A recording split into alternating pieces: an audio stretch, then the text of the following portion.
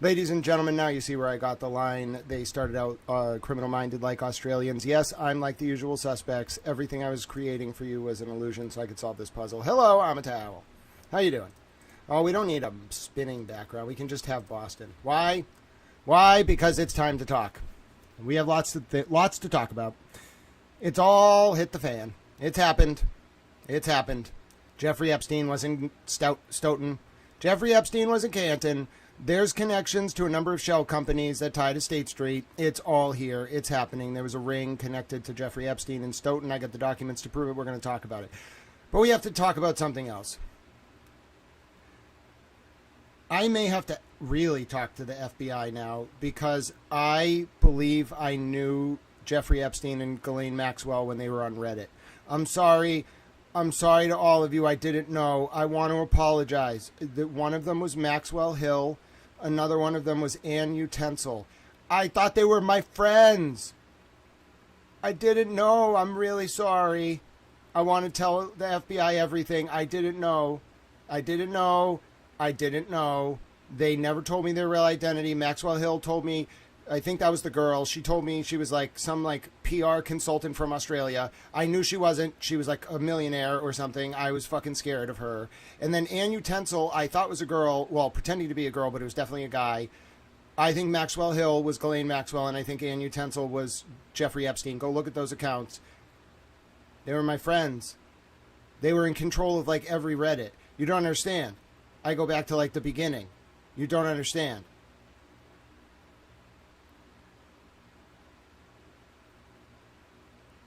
Holy fuck. So before we can even get into the Jeffrey Epstein thing, because, you know, I was just a little towel. You know, I'm a little towel. I don't know what's going on all the time. But I'm telling you right now, Ann Utensil and Maxwell Hill were hidden friends. They both stopped posting at the same time in 2019 and 2020. The FBI got a tip that Maxwell Hill might have been Ghislaine Maxwell. I'm telling you all right now, nobody knows Ann Utensil was probably Epstein. Go look at that account. What the fuck? Bro, I definitely got to call the FBI now. Oh, no. Oh, no. You don't understand. You don't understand. Oh, no. This is very bad. This is really, really, really bad. I just realized this before we started streaming. I was just going to come on here and talk about what I think is a bigger deal, or thought was the biggest deal possible, which was that Jeffrey Epstein was visiting Stoughton, and it's clearly connected to the Birchmore case, and the biggest network you can possibly imagine of brothels and underage girls and pressure tactics and victims being like used for their entire life and owned as slaves, but allowed to live semi-independently and then killed if they stepped out of line or tried to report it. That's a pretty big fucking deal. This is a bigger deal. Because like 10 minutes ago, somebody overnight posted about this Reddit user, Maxwell Hill. And like, I was like, dude, I remember Maxwell Hill, like way back in the day, bro. Way back in the day. And then I was like, wait a minute. I think that dude knew Ann Utensil. And I was like, wait a minute. They both talked to me. Oh my God. Oh no. You don't understand how much power they had. Epstein died in 2019, and then Maxwell went off the grid like a little bit later. Listen, you don't understand. When was Maxwell arrested?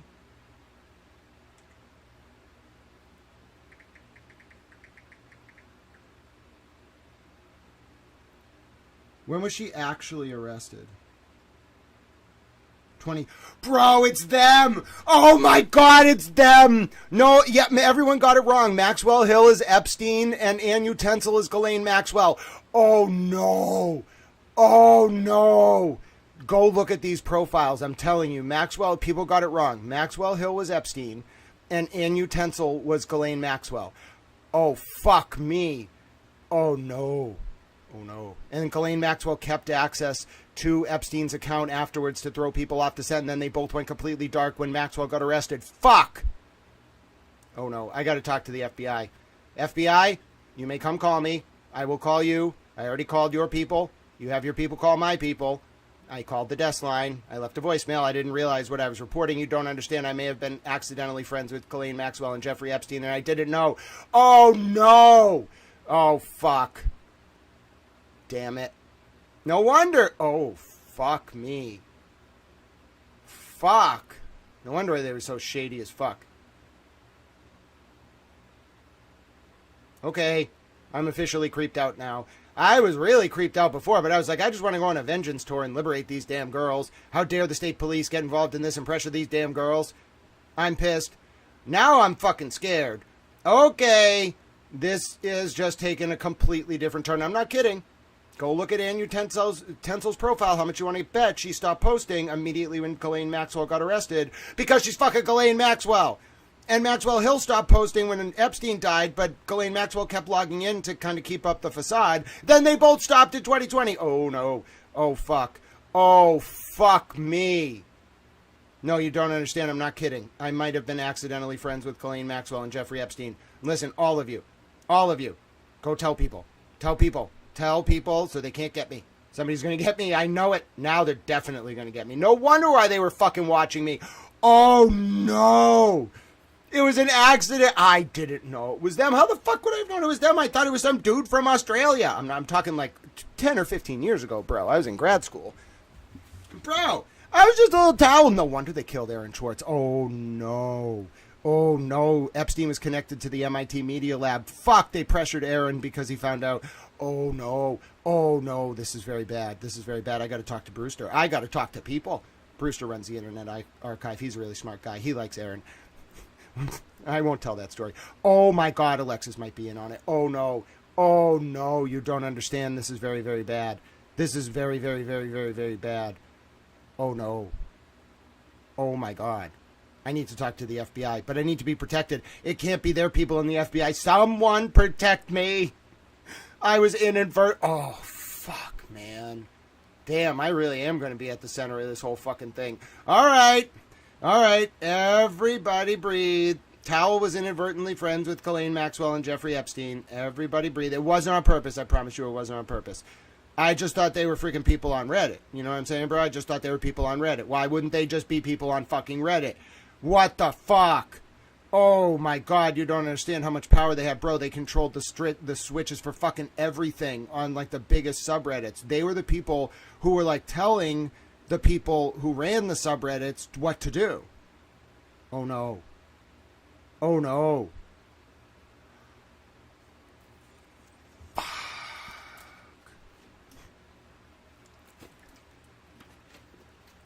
No, go look at Ann Utensil.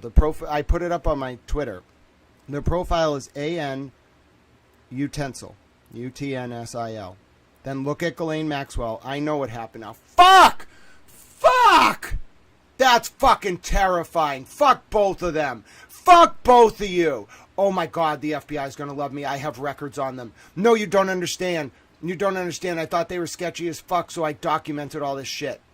Bro. Oh my God. All right. Oh my God. No. Fuck you calling me right now. I'm not taking any calls right now. Fuck. Dude, it was... Bro, I bet I have this shit on... Oh my God. Oh my God. Oh my God. I can't believe this is happening right now. Literally, I did not mean for this to happen. It's just that, like, overnight... just randomly 20 minutes before the stream, someone posted about Maxwell Hill, and I was like, wait a minute, bro. Maxwell Hill? Like, that brings up memory, but I'm talking like when I was in grad school. This was a long time ago. And I was like, wait a minute. Oh, no, I knew him.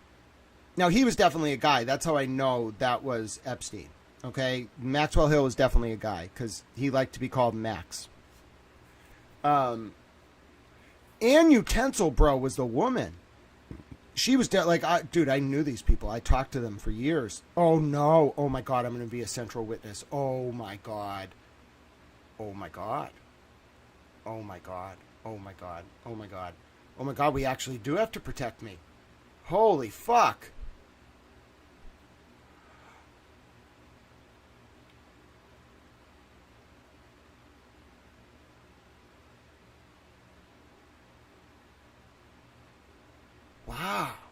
I was not expecting that, man. Oh, no.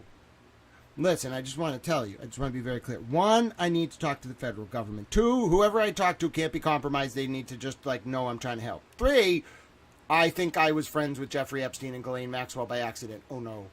How is this possible? How is it possible? It can't be possible. Oh, my God, it's actually possible. Oh, my God, oh, my God, oh, my God, oh, my God, oh, my God. This can't be possible. It's actually possible. I can't believe this is happening.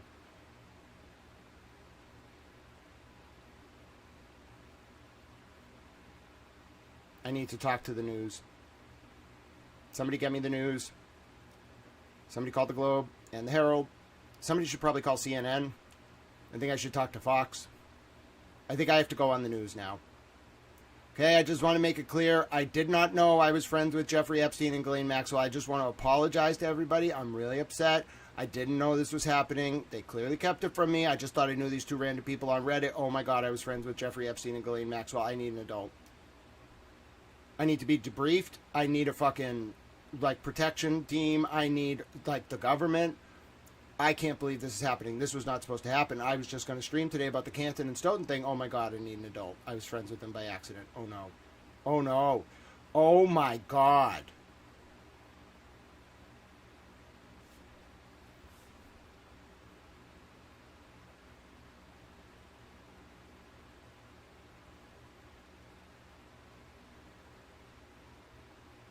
All right, let's go. Just come to me. I'm ready. Just debrief me. I'll give you everything I have. I have so much on these people you don't understand.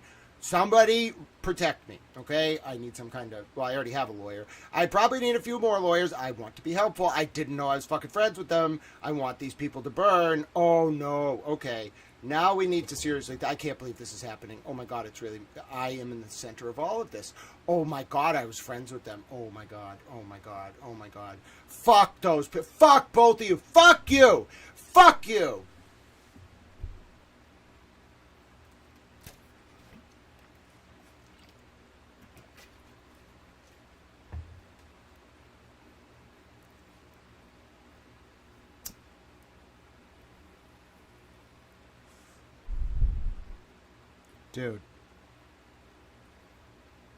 Dude, I don't even know what to say. I want to cooperate. I want them to go down. I am so upset. Oh my God. I talked to them for years. Oh my God. Dude, no wonder so much shit in my life was so weird.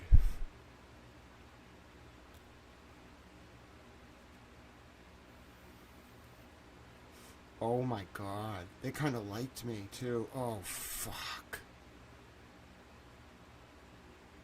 Listen, I knew nothing. I want them to burn. They tricked me. I'll give you everything.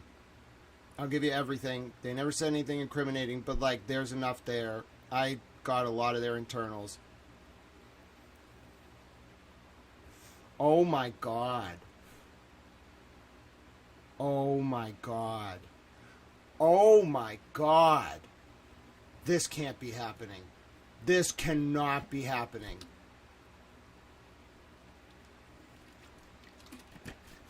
Fuck it. I was born to do it. No wonder it felt like fucking fate. Oh no. Well, oh yes and oh no. Oh my God.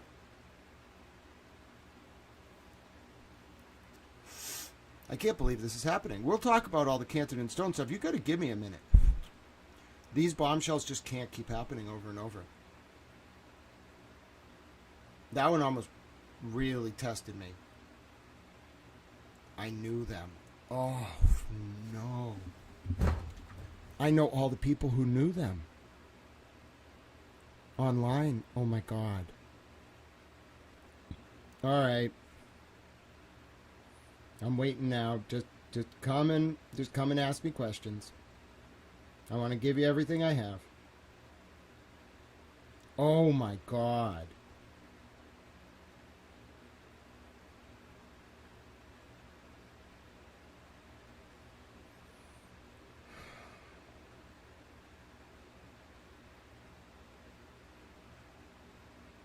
I need a minute. Why me? There's 7 fucking billion people in the world. Why me?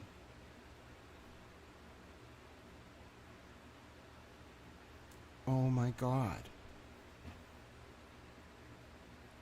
Oh my God.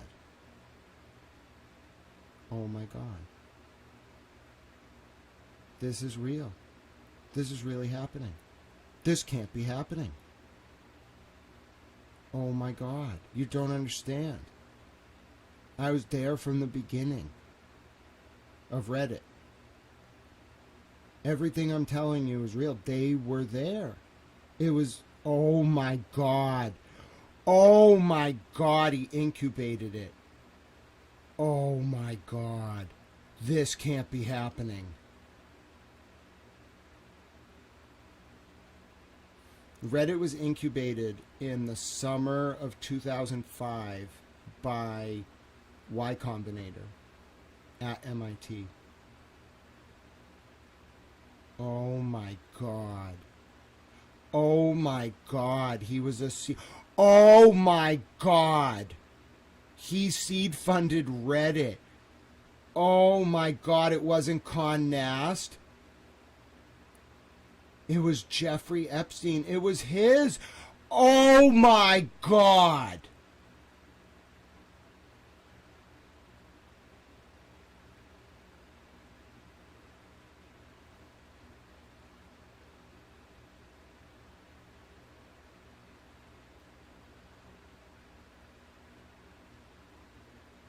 You don't understand. Maxwell Hill. Go look at this profile on Reddit. Okay, it's a social networking site. Just go look at it. Okay. Maxwell Hill was Jeffrey Epstein. When Jeffrey Epstein died, Ghislaine Maxwell took it over. Maxwell Hill's best friend on Reddit, and the only person in the fucking world who would know this is me. Because I knew them both. You don't understand. Was Ann Utensil. Anuntensil. She was a girl. I knew her for years. She stopped posting as soon as Ghislaine Maxwell got arrested. Like, Maxwell Hill stopped posting in 2019, and then Ghislaine Maxwell stopped posting in 2020.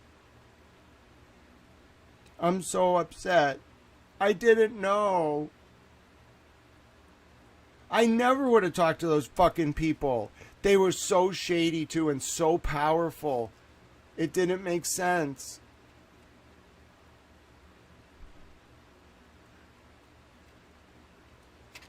Oh no.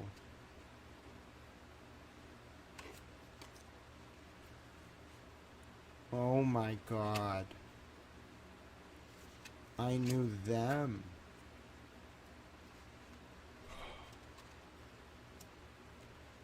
Well, my life's never going to be the same again. Fuck.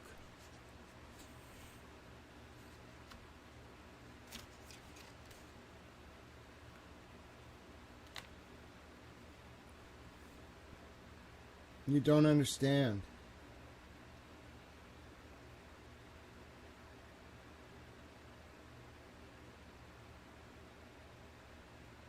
There is one human being, one, in the entire world who would have known that Ann Utensil and Maxwell Hill were really good friends. Like, maybe a few people from England, like a few, like, random people, like, very, whatever. They were their people, though.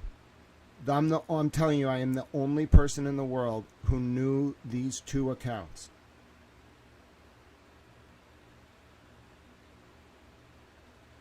Oh my God, they were good. Oh my God. Oh my God. Oh my God. Oh my God.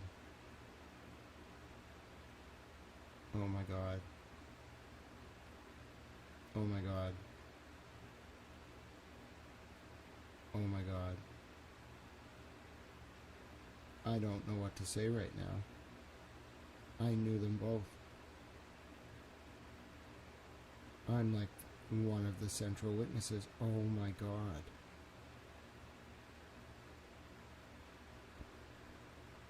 Oh my God.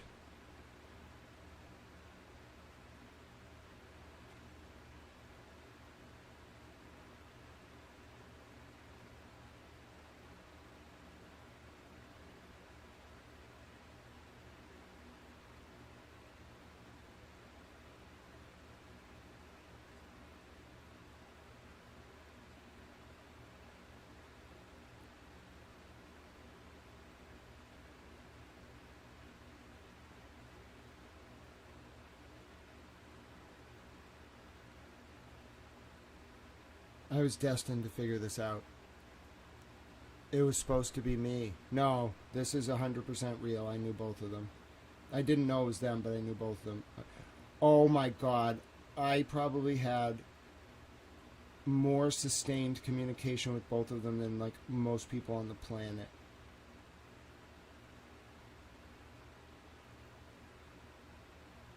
Oh my God.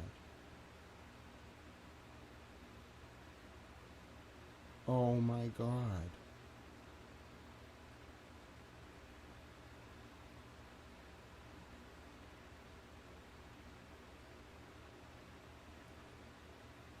This is not okay. I don't... Oh my God.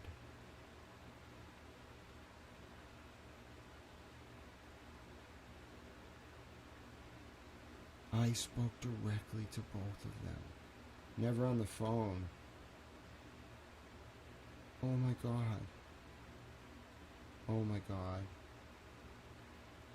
Oh my God.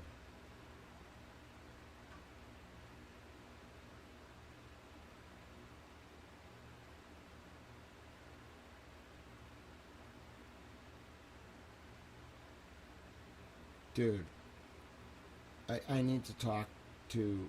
I don't know what... I need to be debriefed about this. I'm saying it publicly because I want to keep myself protected and safe and I don't want anyone to hurt me, but I'm pretty sure I had multiple years of contact with Jeffrey Epstein and Ghislaine Maxwell via their Reddit accounts. They weren't saying who they were. One of them was Maxwell Hill and the other one was Ann Utensil. Oh my God.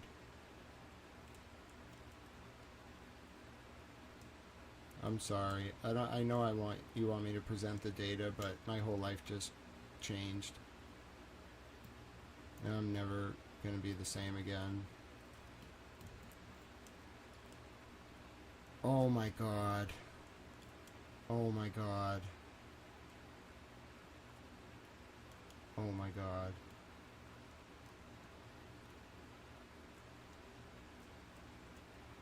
No wonder why I felt like I had the angels walking with me. No wonder why I felt so compelled to like do something about this. I felt the fucking evil on them. I was called to do this because I knew them. They talked to me. Oh my God, they must have watched me for years. Oh my God, I'm really scared right now and also upset. And I also lived. I'm very upset. Oh my God.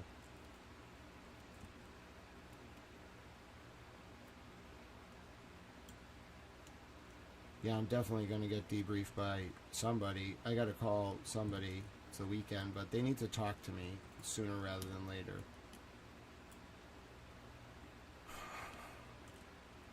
I'm glad I realized this live.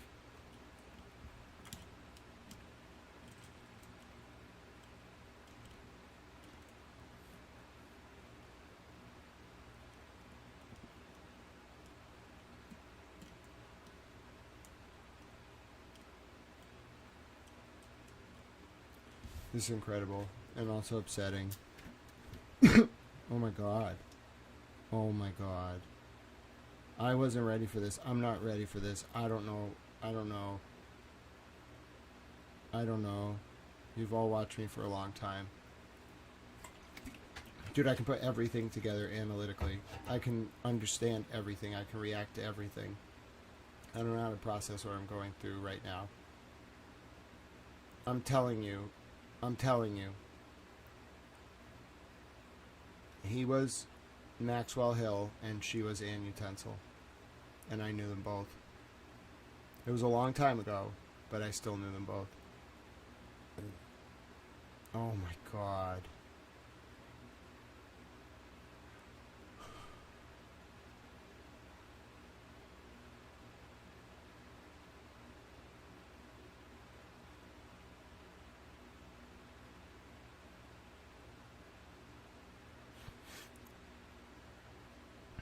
Yeah, I think I might actually be in shock.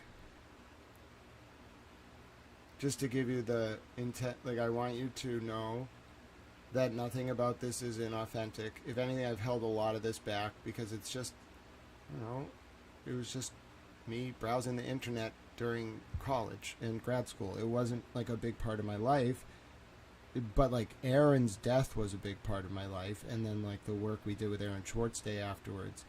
Like, I don't think you understand how intermeshed my life is with Reddit. Not like the site, but like the corporation of Reddit.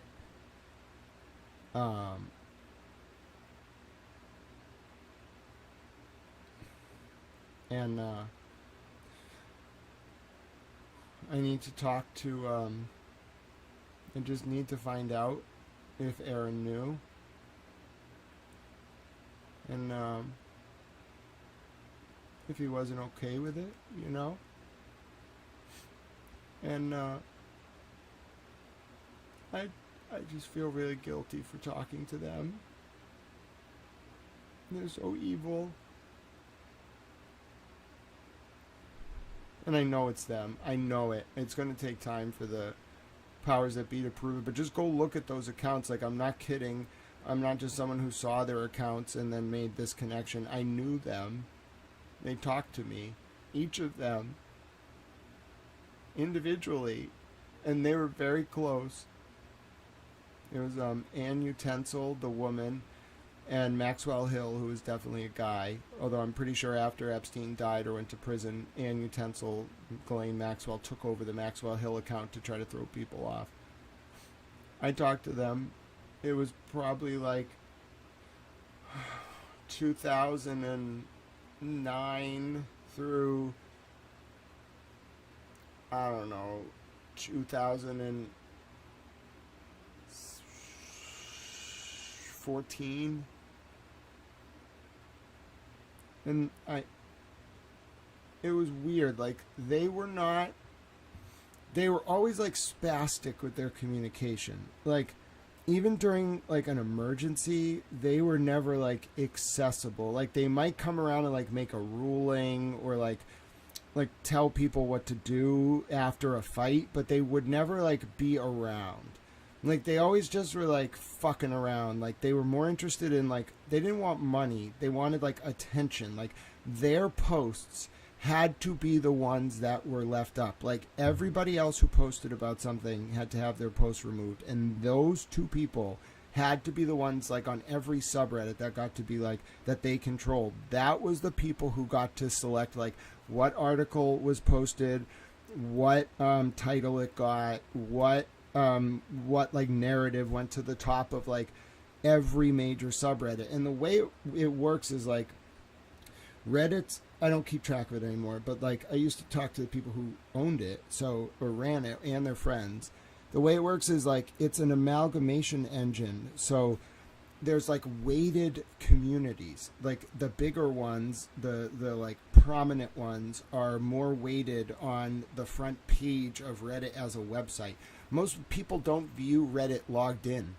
They don't like have a Reddit account. They just go to reddit.com and look at the fucking thing. So the only shit that gets populated on that page is from certain communities. If you control those communities, you control like a fuck ton of traffic. I'm telling you, Ghislaine Maxwell and Jeffrey Epstein were central. They were like doing it for fucking fun.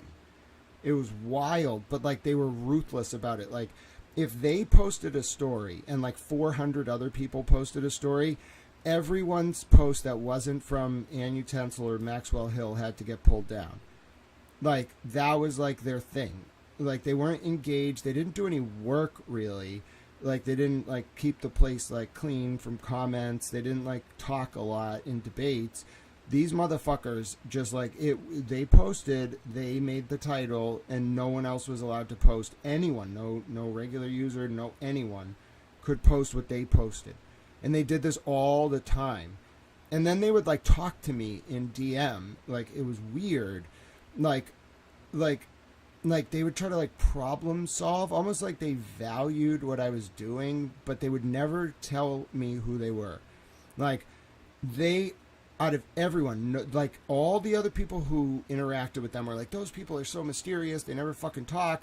They just like make fucking rules and they're dicks about it and like fuck them. And I was like, wait a minute. Like, I talked to them. And they were like, great, you're the only person who they talked to, like, whatever. Oh, all of this in hindsight, like, oh my God.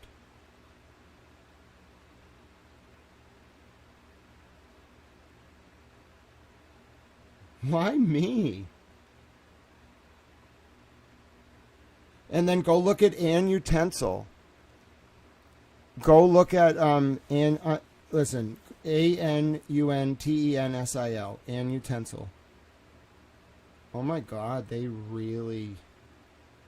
I knew them. Oh my God, I got to talk to Julie Brown. I got to talk to call. Oh my God, tell these journalists. I don't know what to do. Tell the government. I have information on these people. I know what they were doing. Oh my God. Oh my God. They may have been silent owners of Reddit. I always got a weird vibe from Alexis. Then I kind of took it out on his wife, Serena, for no reason. So sorry about that, Serena. I think a lot of you are now being like, oh my God, who the fuck is Grant? Oh no.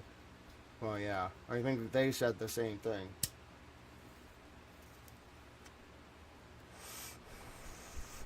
This is real. If you're just tuning in, it's very possible Towell spoke to Ghislaine Maxwell and Jeffrey Epstein without knowing it was them. It's very possible they ran two Reddit accounts called Maxwell Hill. That was Jeffrey Epstein until he died. And then and the big one that no one knows about but me, and this proves I'm the only person, I'm telling you, I wouldn't say this if I couldn't prove it. I talked to these two people. I'm the only one who knows Maxwell Hill and Ann Utensil. It's reddit.com/u/Ann, A-N, Utensil, Utensil. That was Ghislaine Maxwell. I talked to them for like 5 years. Oh my God. I didn't know it was them. I promise you, right now, I did not know it was them. Fuck. They've been in my life forever. Oh my God. Oh my God. They were the ones who were just like letting me I mean, they fucked with me a little bit, but they were the ones who were just letting me do whatever I want. Oh my God. They told people to back off. Wow. Dude, I had some powerful fucking friends, I guess. Oh my God. Should ask them for a fucking country or something, I guess. I don't know, bro. Oh my God. Oh my God. I'm in shock right now. We're going to do our work, but you need to give me a minute. We have all day. I'm sorry, first of all. Okay, now you want to know where that commitment came from? I guess without knowing it, I was inadvertently friends with these two fuck faces, and I want to now, fuck all of them who hurt these girls. Oh my God. Oh my God, I communicated with Jeffrey Epstein and Maxwell. Oh my God. Oh my God. I don't feel like a human right now. I feel very upset. Oh my God. Oh my God. Oh my God. Why? Why? Why? Why me? Why me? Why did they talk to me? Why did I talk to them? Why did this happen? There are 7 billion people on the planet. Why the fuck did I talk to Jeffrey Epstein and Ghislaine Maxwell? Oh my God.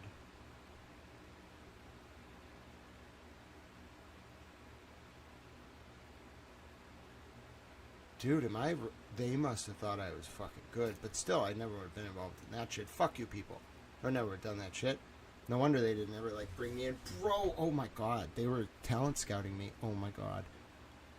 Oh my God. They talked to me for 5 fucking years. Dude, they must have thought I was fucking brilliant. Am I really a player on that level? Dude, I did not know this. Dude, I did not know this. I think very little of myself. Oh my God.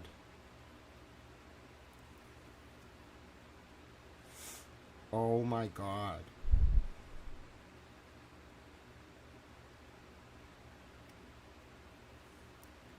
Dude, they totally recognized the brilliance. I was like this back then too. And I was reading way more philosophy, so I was a fucking baller. I could talk about anything.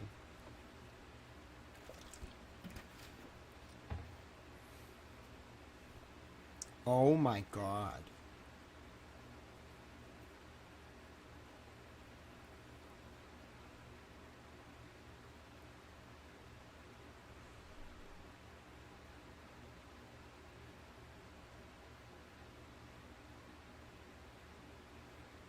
I was so smart I attracted the attention of Ghislaine Maxwell and Jeffrey Epstein.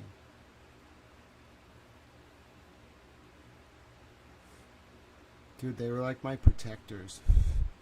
I was fucking militant about, like, my beliefs. Oh my God. You're gonna see me in front of a fucking hearing.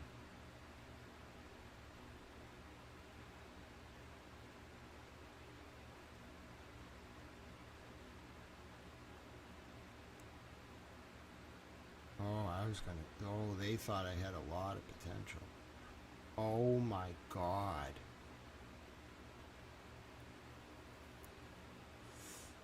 Dude, and then I heard the call to be a priest and just was like, they knew and they cut me off. Oh my God. Oh my God, they were gonna bring me into a... Oh my God, I was gonna be their friend. This can't be happening. This cannot be happening to me right now. I'm just sitting here waiting for them to knock on my door. I'm ready to talk to them. I'm not hiding anything. I really didn't know it was them. I had suspicions. They weren't who they said they were, but I did not know it was Ghislaine Maxwell and Jeffrey Epstein. I want to help. I want to give you everything I have. I have meticulous documentation. Keep me safe. Folks, I'm really not safe anymore. At this point, I'm not safe anymore. Sorry. Like, I need external people to protect me. I'm sorry. It's the reality. I was inadvertently friends with them. I know it. And I have records. I have copies. I've already given them to my lawyer. I have serious fucking records on these people. Because I was a fucking... Dude, I archive everything. And I keep it forever.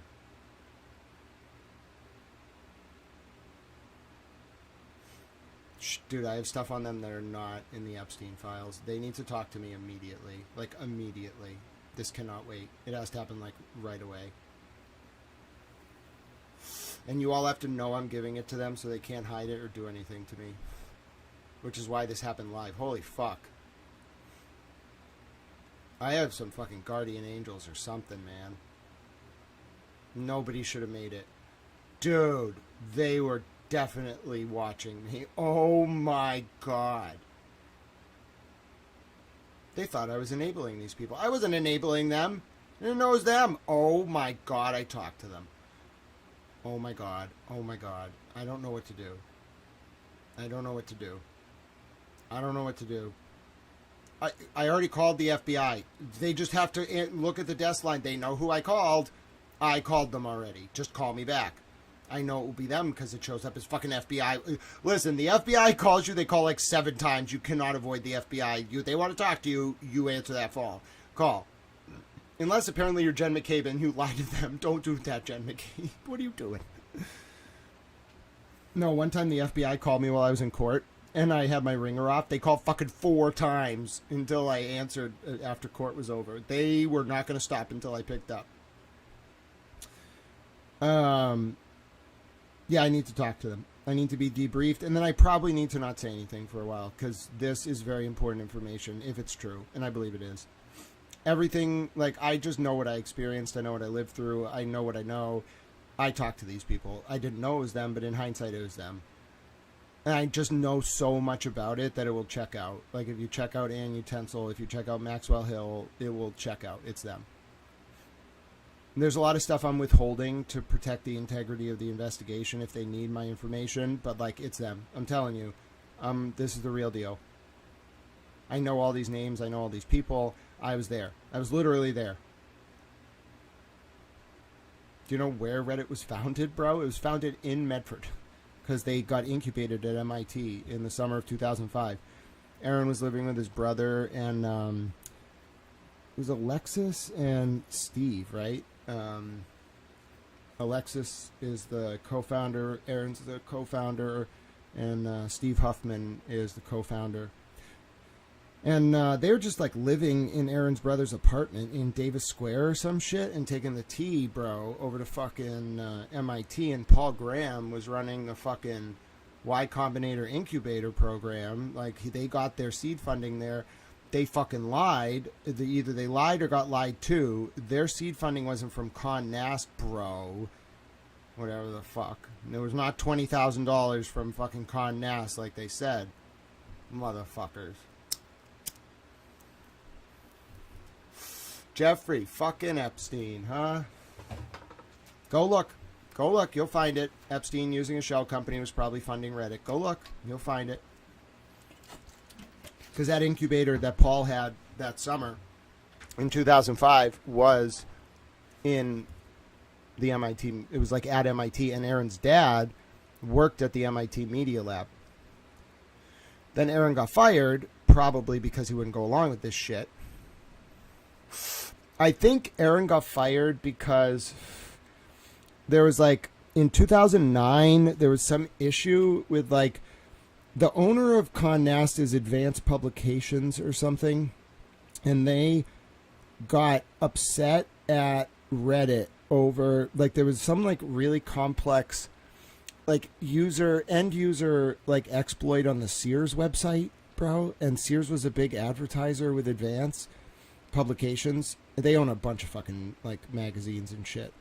And so I only recall like what this like people in the orbit of this were telling me, but like from what I recall, like Advanced Publications got really mad at Reddit because Reddit left a post up that was like, here's how you manipulate the like URL so it doesn't like change anything on the server side, but you manipulate the URL so you can make the Sears website show ridiculous shit and take pictures of it, like screenshots. And for some reason, this really fucking pissed Sears off. I don't understand why, bro. Like, old world mentality. Bro, just patch your fucking website and be like, haha, that's funny, make a joke of it. But this was like 2009. And these dudes write like fucking faxes, okay? They don't know what the fucking internet is. So they send a fucking fax, and Reddit just ignores it, all right? Like, Aaron was very militant. Steve and Alexis, they're kind of more like spooks. Like, their first company was called Red Brick Solutions. I think their actual first company was called Triple M Inc. And then the second one was called Red Brick Solutions. And it's because Charlottesville, Virginia, where they went to school at UVA, has a lot of like red brick roofs or something, bro. I don't fucking know. Anyway, they were more like money men. Like Alexis like wanted to pitch like an early version of DoorDash before he created Reddit, if I recall. And like Steve and Alexis got paired up with Aaron because Aaron was working on something called Infogami, and Infogami was like a Wikipedia kind of like clone. And what happened was Infogami was like Wikipedia with like voting, which is what Reddit is. But Aaron was just like a fucking star child, like a brilliant fucking mind, bro. He didn't give a fuck about money. And so Paul Graham linked up Alexis Ohanian and Steve Huffman with Aaron in 2005 that summer. That's how Reddit became Reddit, bruh.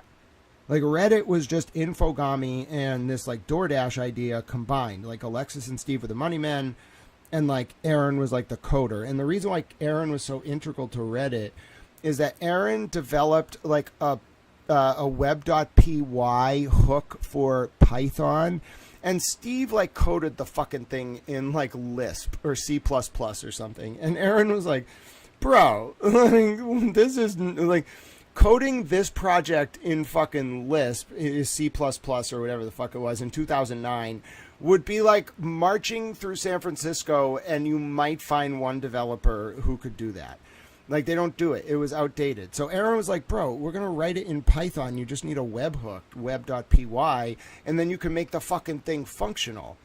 And that's why Reddit was written in fucking Python. And that's why the whole code base, it took them forever to fucking update it because Aaron wrote it in this, like, genius level webhook that, like, every developer relied on for, like, 20 years. It was really fucking funny. Aaron was trolling them from beyond the grave. I love that beautiful boy. Anyway, so you got to understand like what Reddit was. It was incubated by by fucking Paul Graham of Y Combinator in that summer. All right, so like the very first people around were the people tied to Maxwell and Ghislaine, and now I realize, dude, QGYGH2 or whatever the fuck his name is, go look him up too. Bro, he was never depressed, motherfuckers. They told me he was depressed. Dude, that was just Maxwell and Ghislaine and fucking, what's their face? Epstein parking an account at the top of the subreddit so they could run it forever. Oh my God, they owned it. And I knew them. I'm telling you right now. I'm telling you right now. So there you go. Now we can talk about the news from overnight. That's how long it took me to get out of shock. I actually lost, like, color in my face. I was in a state of shock. I'm pretty sure I've never said the word "oh my God" that many times in a row in my life. Couldn't even believe that. I really, really, really should not have read that. I don't want to talk about Aaron. I'll talk about Aaron Schwartz Day, but I don't want to talk about anything from before the bad thing. If you have questions about that, you can read Larry Lessig's blog. Oh, no wonder why Larry Lessig just talked to me as a random fucking grad student when I emailed him in like 2000 and whatever the fuck. Dude, oh my God. People know about me and just don't tell me. Oh my God, this is scary. Why do you all not tell me? I don't understand. Do you all like think I'm some specimen? Oh, we just won't tell him we're so in awe of him. But if he reaches out, we'll talk to him. What? What the fuck is that? Why does everyone patronize me? Anyway, the point is, if you want to learn more about Aaron, go to Aaron Schwartz Day, the website, or read Larry Lessig's essay from his blog. I think it got published in the HuffPost. Aaron Schwartz, a beautiful boy. Because, like, I don't mind talking about it, but like I'd rather either Lisa talk about it or Larry Lessig talk about it. Like it's not my place and I don't want to. One, because I'll say it wrong. And two, like I understand what happened a little bit. And like I understand a little bit of the FOIA that Jason did. What's his last name? A really good FOIA researcher. I understand the FOIA he did on Aaron's FBI file. I understand the way that the code got on the file because of Aaron's email to the University of Pennsylvania. Like, I know a lot about it, but I don't want to immediately say, oh, and because of all of that, I believe that Aaron was targeted because of X. One, because I don't think he was targeted. I think he was pressured without realizing it, but he was the one who made the choice. Whether that was the result of a campaign or not, I don't know.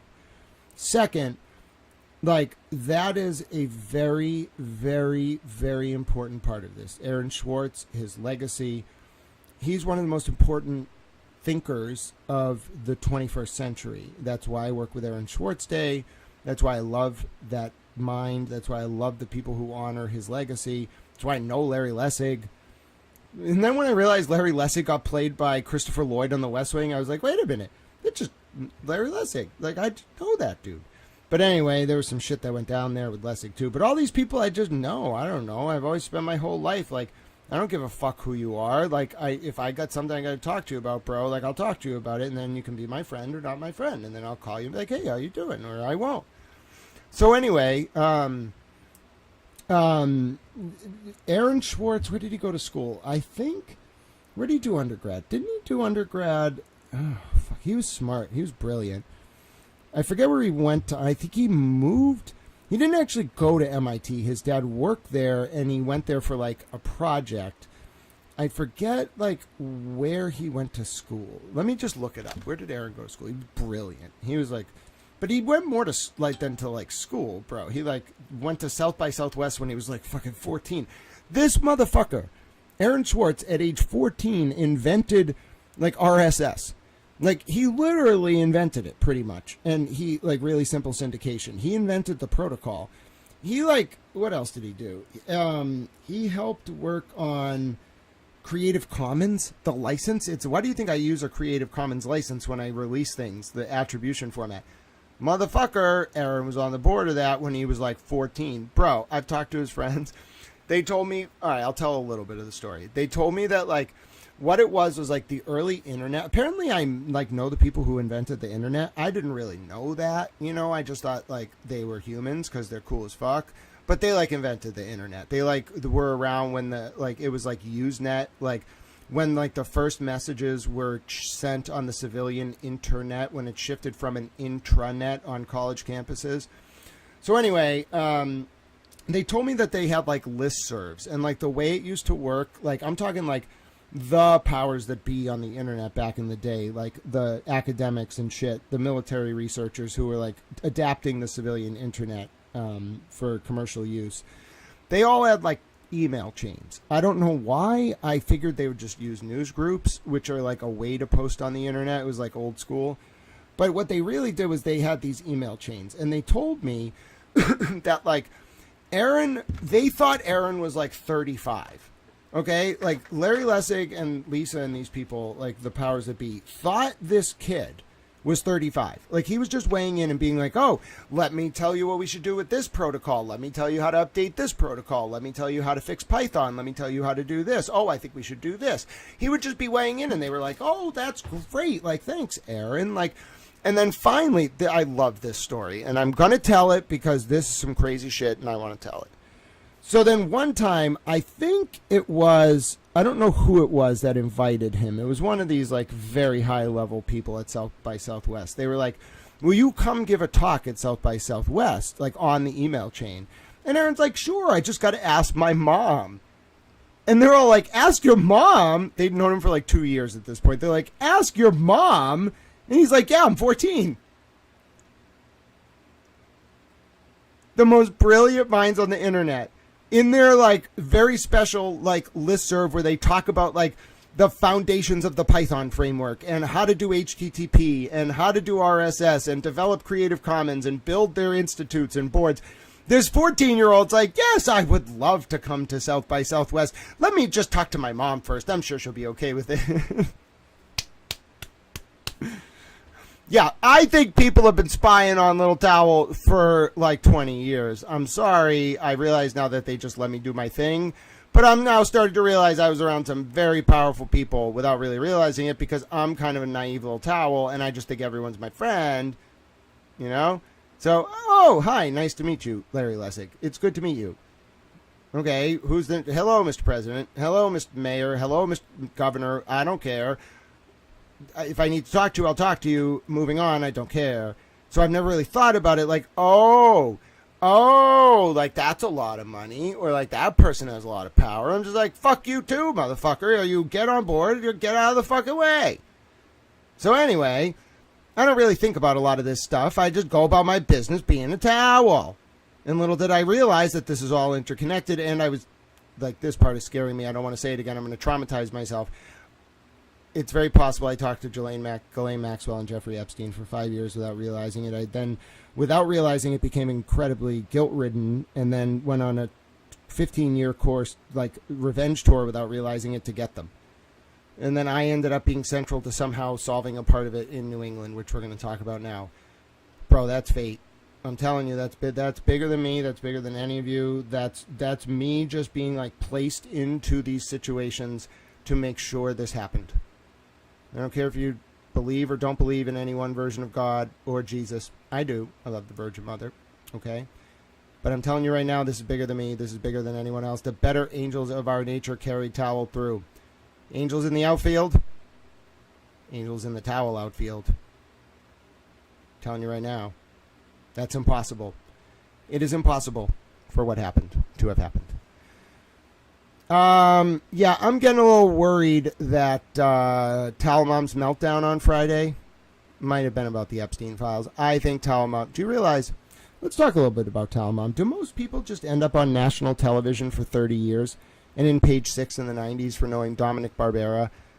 Like, bro, she was in on this shit. I'm telling you, it scares the fuck out... You know, my whole life I've been scared of her. Not because of who she is or what she says. I just got a dark vibe from my own mother. Now I know why. She was either she was either a headhunter for these people, complicit in what they were doing, or like their lawyer. Or she caught killed stuff. Or she kept victims quiet. Whatever the fuck. She's dark, bro. I'm telling you, I called her weird the other day, but it's not dark. Let me just tell you straight up. My whole life I've gotten a dark fucking vibe from her. Scary dark. Like, don't cross her. She will hurt you. Not directly, indirectly. It's my own mother. I've been scared of her my whole life. She would go to hug me. I would recoil. Because I'm a very pure person. She's always hated me for it because she knows I see it.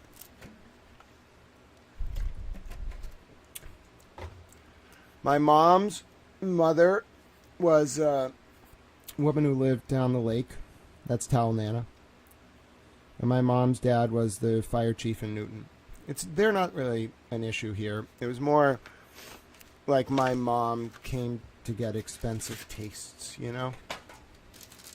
Like, she liked expensive things. They got her hooks in. They got their hooks into her early. She liked being famous. She liked the glitz, the glamour. Like, she was very Donald Trump-like. She's like Mr. President, but, like, less in command, you know? Like, and that's scary.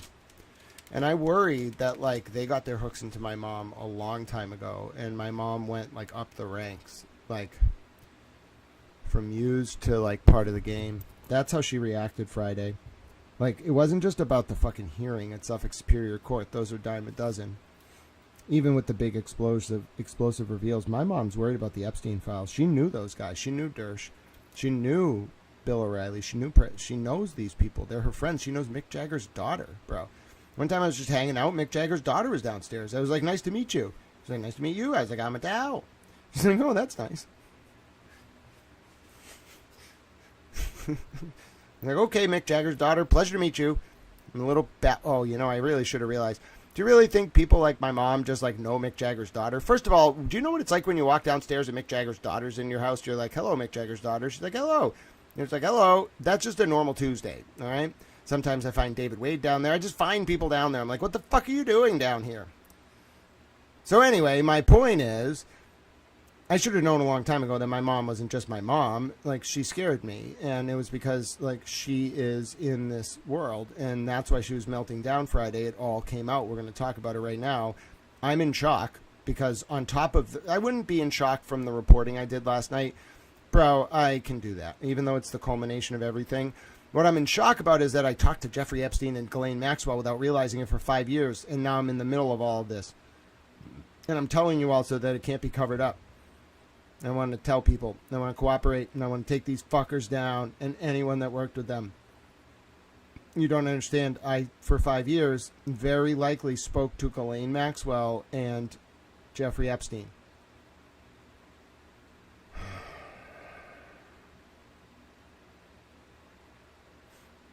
I'm really sad. I feel very guilty. It feels like an incredible amount of guilt. Like my whole body feels like it weighs 1,000 pounds.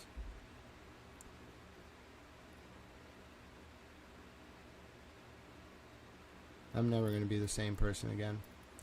My life's never going to be the same again. I don't think I should go to work. I don't think I should be in public. I'll keep streaming, but yeah, now I need... Wow. Yeah, I need your help. It's going to be hard to stay safe because they bankrupted me, so... And then, McMuffin, God bless you for your support. I love your little doggo. Check out Ann Utensil as well. ANUNTENSIL. Reddit.com, user Ann Utensil. No, I'm not going to let it go. I'm going to talk about this. I talked to them. I feel very upset. You don't understand the guilt. You don't understand. It's an incredible amount of guilt. I should have known. I knew something was wrong. Like, but everybody on Reddit is weird as fuck. So it's like, Oh, you're doing PR. Like, what the fuck? The dude with the beard who's in the UK. Like, you're just doing PR, you know? Why wouldn't it just be PR?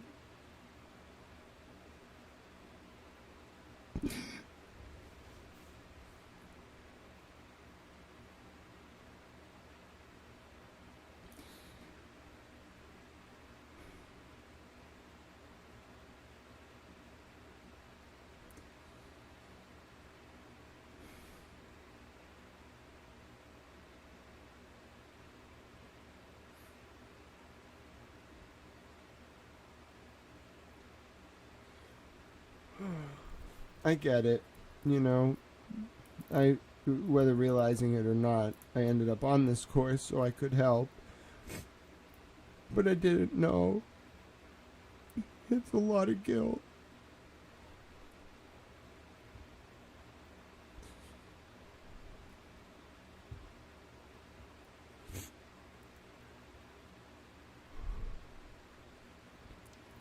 It's okay. If you missed earlier, you can ask in the chat. I'll try to talk about it. I think I'm probably going to go through periods of shock. I'll try to tell you about what I learned last night about Epstein and Stoughton and Canton, but right before we went on, so there's long been rumors that this Reddit guy, Maxwell Hill, was either Ghislaine Maxwell or Jeffrey Epstein. And people started talking about it overnight. And I was like, wait a minute, I remember that name, like from way back in the day. And, you know, I remembered he had a friend. I used to call him Max. And Max had a friend named Ann Utensil. Reddit.com user Ann Utensil. ANUNTENSIL. And like Max and Utensil were like oddly aligned.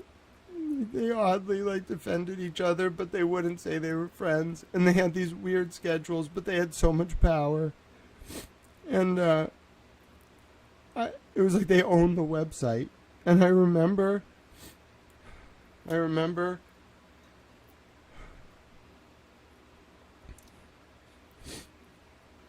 right before the stream started, I said to myself, you know, I never believed those rumors about Maxwell Hill. He couldn't have been Epstein because Ann Utensil was still around, right? And I don't keep up with Reddit. Like, it's painful because of Aaron. So I don't go there. And I know, even when people send me links, like, I don't want to go to Reddit. I don't like Reddit. So I never looked at, I'm talking like for 10 years. Like, I didn't look into this. I didn't think about it. I was just like, oh, it might have been 5 to 10. I don't remember. I was just like, oh, Maxwell Hill being Jeffrey Epstein, that can't be true. And then for the first time at like 12 o'clock today, I said, okay, I'm just going to look at Ann Utensil's profile. And it had been years. I'm talking like it might have been the past decade when I last looked at her profile. And I knew she was a girl. Max was the guy and Utensil was the girl. And I looked at it and I said, I looked up Ghislaine Maxwell's arrest date. And I said, there's no way she stopped posting at the same time. And she did. And my whole life kind of live on this stream unraveled because I talked to them for 5 years. I didn't know it was them. I really didn't.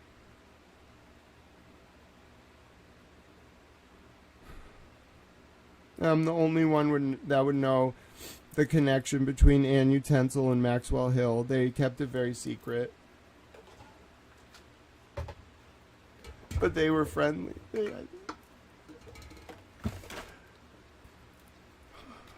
I'm petrified.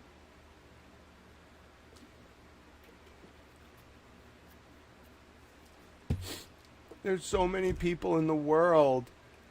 There's just so many. This is impossible.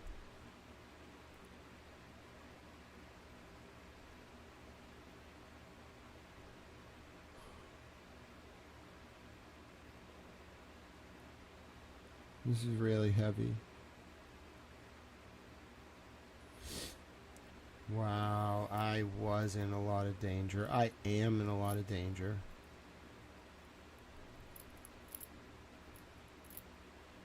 Oh my God.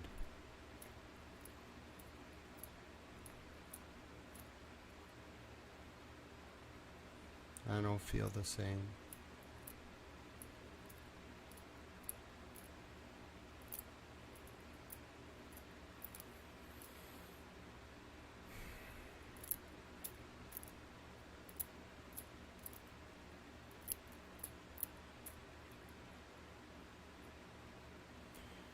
Yeah, I'm gonna need your help. The best way to keep me safe is for me to like just switch rental cars constantly right now, and to talk to the government, and then also some newspapers, and then like be very delicate about all this because I do need to. I need to talk to like Nancy Mace and Lauren Boebert and Marjorie Taylor Greene. She might have resigned already, and then I need to talk to like whatever unit in the FBI actually cares about this. And then I need to talk to the HPSCI, probably Mr. Jim Jordan. I need to talk to the staff of the HPSCI almost immediately. Like, I need someone to make sure that this doesn't... Like, this is going to be very bad. There are people who are not going to want me to talk about this, and I have to. And then you have to protect me, all of you. So I need, like, some donations for rental cars and food, and then I should be very careful. I shouldn't leave the house a lot, and if I do leave, it should be like with 3 people who know where I'm going, all independent from each other, and I need to continue telling my lawyer everything, because my lawyer has a lot of information that can be released if anything happens to me, and he is going to actively coordinate a lot of this. Fuck, bro. This is bigger than Watergate. Oh my God, and I am in the middle of it. I did not want this. It was like it was meant to happen. Oh my God. Oh my God. I think I'm having a Cosgrove moment. Except I didn't do anything wrong.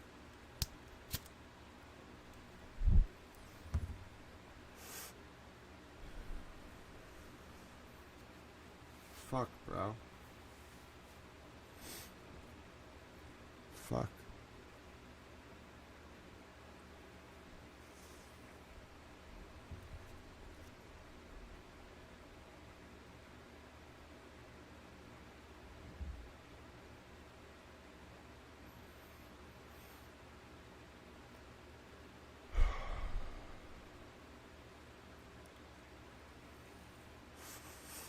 Alright, let's talk about last night. I know. I have been through a lot these past few years. There was a lot of stress. I lost a lot of weight. Never resorted to drugs or drinking, though. I was just driven by adrenaline. Like, too much passion. I care so much about the vulnerable. And I thought they were I know this network was pressuring young girls and older girls. Like, they were enslaving them for life with cops as the, like, pimps. And you don't understand. I'll go to the ends of the earth. I would have gone to the ends of the earth for people I've never met who were in that situation. Let's just say it hit a little closer to home than that. I wasn't kidding. I literally would have done whatever it took. I did not know it was going to be Jeffrey Epstein, but I knew there was some monster here that was dark because I couldn't get anywhere. Bro, I can get anywhere with anything. Like, I want something solved, I can get anywhere. I can get any door, any office, anywhere with anything. This was like the fucking ultimate boss. Everything I tried didn't work. Bro, I'm not even going to tell you who I called. Like, I called some very powerful people. I couldn't get anything done. People were afraid of this shit. And I'm talking, like, the people that I call when I want to, like, fuck up powerful people because they've done bad things, they were afraid of this. Really afraid. And they couldn't understand why I was, like, so hell-bent. Even, like, family members of former Supreme Court justices were like, Grant, Grant, do you know what you're doing? And I was like, I know I love. Isn't that good enough?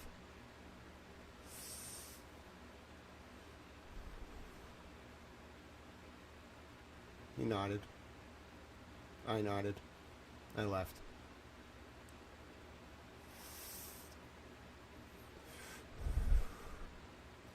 This society's either going to change or I'm going to end up dead on a cross for trying to make it better.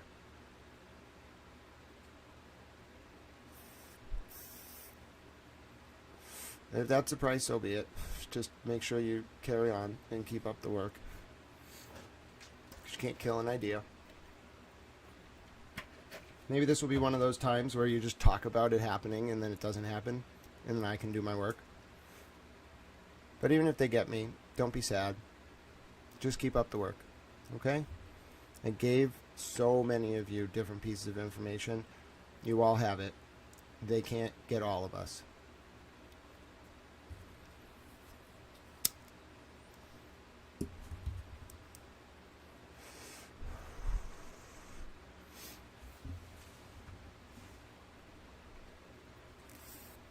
Yeah, I'm just waiting for the knock.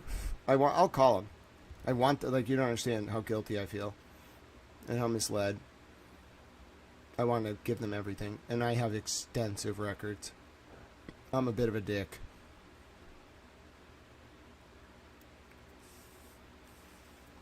I have records that aren't even on Reddit's server anymore. You all have to protect me. I have records that go back decades. Extensive records. On everyone. I'm a little overboard. Sorry. A lot of you have said, I'm a one-man intelligence shop. Yeah, I don't know if you actually understood. I was doing all of this 15 years ago. I screenshot everything. You make a post, I see it, I screenshot it within 4 seconds, and then even if you delete it later, I just have the original version. Then I check whether you edited it for spelling, or you never posted it again, or you changed something in it, and then I use those context clues to tell me what you're up to, and I do that for all of you. If you're on my radar, I'm tracking. Probably with route memorization, but if it's really important, I'll document it. Some people have folders. Motherfucker, I have an entire fucking database. On everyone that's ever been in my life. For any reason.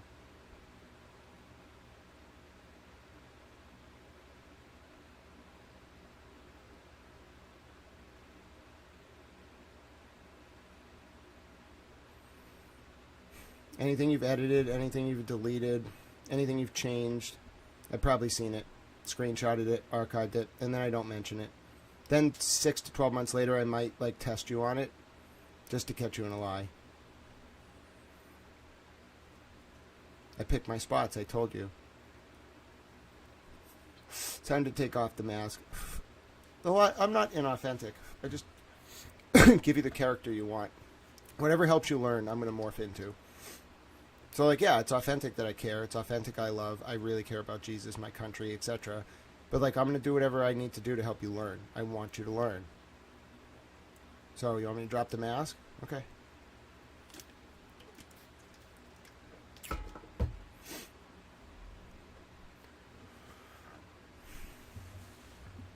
Nanya, you pissed me off when you tried to get me to play cartoons and talk about weed because I thought you were trying to get my channel banned. So, yeah, you got on my radar. I still like you, though. I wasn't kidding. I remember everything.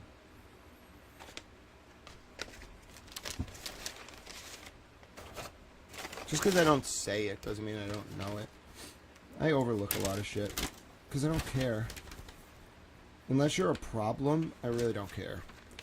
If you're not, a problem, meh. If you're a problem, I got a problem. Most of the time, I just let you lie to me. I don't mind letting people lie to me. If I am interrogating you and I'm, calling you on a lie, you probably should not continue lying because I'm going to fuck you.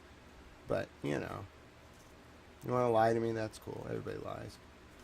But it earns you a strike or whatever, and you can only get so many strikes before I just don't take you seriously anymore. So you're not there, Nanya.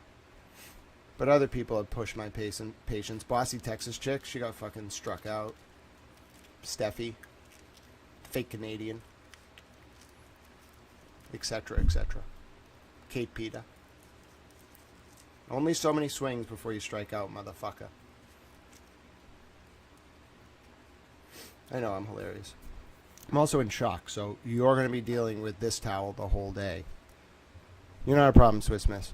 What's your intel on me? Day 48089, I don't know who you are yet, so I don't know if you want to ask that question, but I'll figure it out if I need to. Peggy's like, dinosaurs are a hoax. Well, you make me laugh, Peggy. All right, let's do our work. You ready to talk about what I found out last night? It's all fucking marginal now, though, because I'm going to end up fucking central witness and all this fuck them. Fuck them. Fuck them. Talking to me, motherfucker. I wouldn't say hello to those motherfuckers. I'd tell them to the thing, I want to just go start sending them fucking messages like, you fucking motherfucker, fuck you. I just want to fucking yell at them.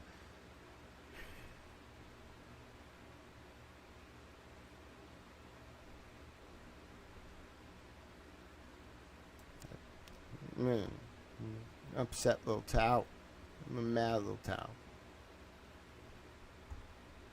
I don't even know what to say. Me? Yeah, I knew Karen Reed was an intelligence asset. I said it like 2 years ago. So, yeah. Then I came to respect her, so all love there. I don't have a problem with her. Unless I found out she hurt kids, but I don't think she did. I don't get the sense she would ever do that. In fact, I think she doesn't like people who do that. So, you know, her and I, all good. It's if you hurt kids, I got a problem. Like, if somebody lies about you hurting kids or whatever the fuck to blackmail you, fine, just tell me. But if you hurt kids, yeah, like, you're fucked. Sorry, you're fucked. I'm never going to forgive you. Sorry. And Karen has never hurt kids. I've looked in her eye. I know the type. Nope, she's just a gangster. Not a criminal. She is a G. I have my initials on the back of my fucking skull tatted. I also have the word "fuck the haters" on my fucking back because I was in Bath, England in 2009 and thought it would be funny. The position juxtaposition, like Jane Austen's hometown. She hated the fucking like socioeconomic aristocracy. Towel did too. Fuck the haters. They tried to get me to work for the government in the UK. I was like, fuck you. I'm going to go hang out with the people experiencing homelessness who sell the big issue. They were fucking mortified. I was like, fuck your social hierarchy, motherfuckers. Anyway, the point is, Karen's a gangster. Like me. She could put the letter G on the back of her head and she'd be totally cool. Like, I'd be like, yeah, you're chill, bro. Like, you want to go to Colombia and fuck some people up, you know, overthrow the country, help American, like, hegemony, you know, set aside the partisan divide, you know, reassert the hegemony, reassert the primacy of the petrodollar, fuck with Putin a little bit, overthrow the Communist Party in China. I got big plans, Karen, you know, she'd be down. I'm telling you. I saw she was an asset from the beginning. And then it turned out she was. You know what I'm saying? Can't hide from me, motherfuckers. I might be a little blinded when I get propagandized because, you know, emotional intelligence not so high, analytical intelligence very high. But once I get through that, oh, yes, I see you for exactly what you are. And even when I was mad at Karen, I still was like, oh, game recognized game, huh, motherfucker? And then she was like, what the fuck are you? And I was like, good luck figuring that one out. I'm an enigma. All right? Anyway. Oh, yeah, I have 3 tattoos. I have a knife. On my 18th birthday, I got a... Bro, you want to see how I knew my mom was bad news? Like, I couldn't, as a kid, figure out why. I just thought she was evil as fuck. And I couldn't figure out why I thought she was so fucking evil. But on my 18th birthday... Oh, this is going to be annoying because I have a fucking long-sleeve shirt on. It's cold. All right, hold on. Let me see if I can do this for you. I'm not making any promises. I'm not very, like, what's the word? I'm not very dexterous. Dexterous? I don't have good dexterity, so this isn't happening. But the point is, on my right shoulder, you can see it on Twitter, it's a tattoo I got the day I turned 18. Got it at Redemption on Mass Ave. Took forever to get the appointment because they're really good. It's a sun with the word mom above it and then a knife, like, cutting through the fucking sun. It's really epic. And I got that when I was 18. Then a few years later, I think like in 2009, so probably like 2 years later, I had shaved my head or something, and I wanted to go down Stingray in Lower Alston, and I was like, fuck it, like I know I'm going to go on to like fuck the world up, so I'm going to get my initials on the back of my head. So I got a G on the back of my head, and like that was cool, getting your skull tatted. Bro, you want to talk about getting a tattoo? You think like an arm tattoo with color hurts like a motherfucker. A back tattoo hurts, but like a skull tattoo, dude, it's like your skull getting fucking vibrated for like 2 hours. It was the coolest thing I've ever done in my entire life. I was having a ball. You don't understand.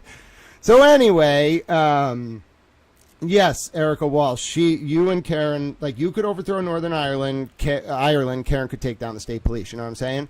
Game recognized game. Hoes do too. That's just how it is. So anyway, yeah, I'm in my mid-30s. But so, yeah, I got that tattoo on the back of my head. And then maybe like a year or two later, I went to Bath, England. And I was in this program that was definitely connected to the government. Because all my classmates, bro, worked at like the Parliament or the district office or the fucking Labour Party or the fucking like MI5. My professors were from fucking Sandhurst. And we spent time at Univ at Oxford. The dorm was built in like 1274. I was like outside, like the walls smoking weed. The porter was having the time of his life with me.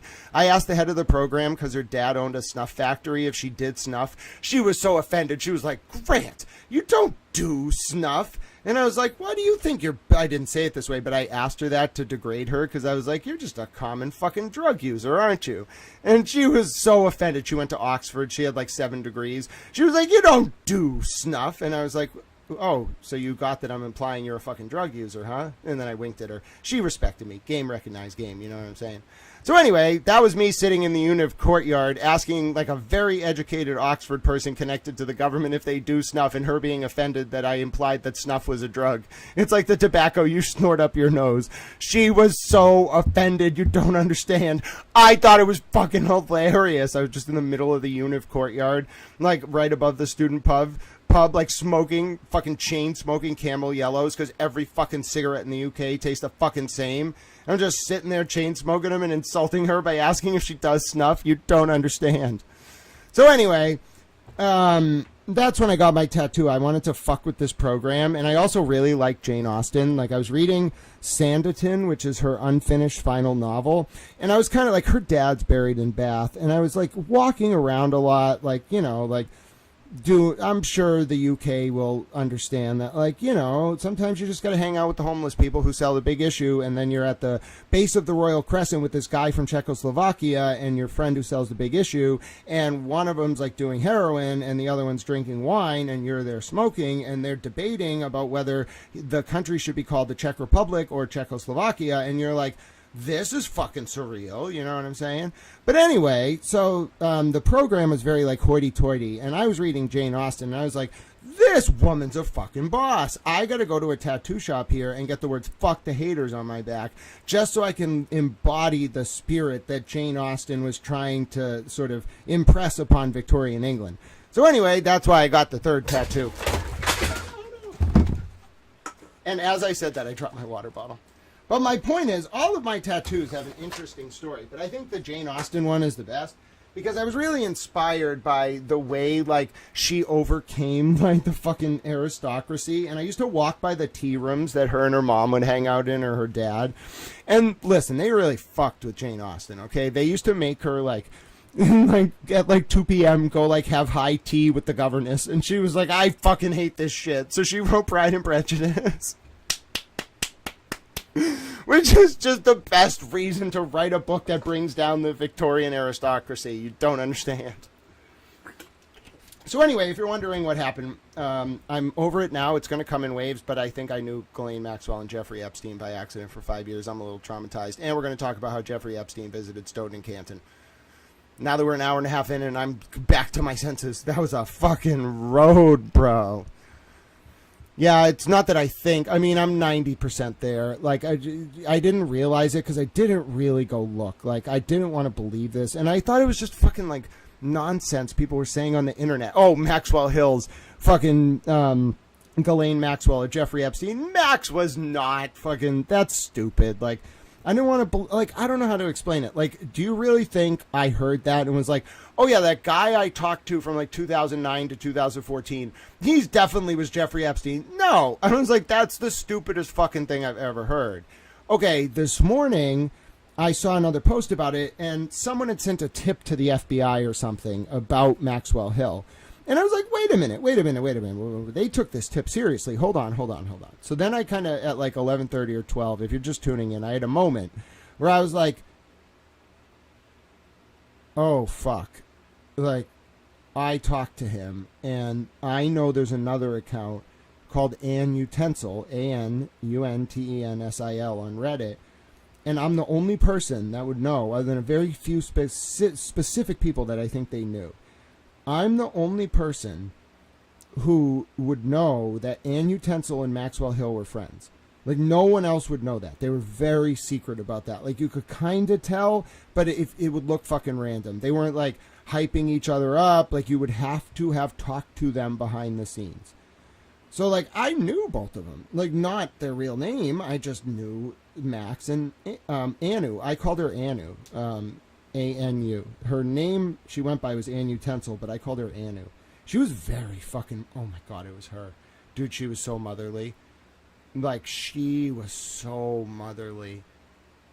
Oh my god, it really was her.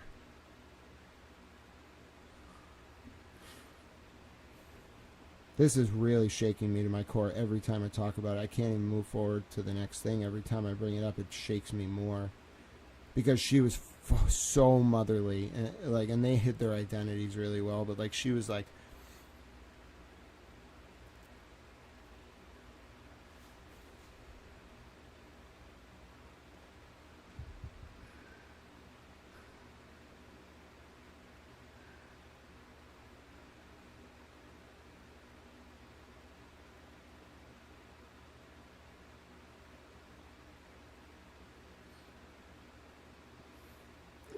her for help.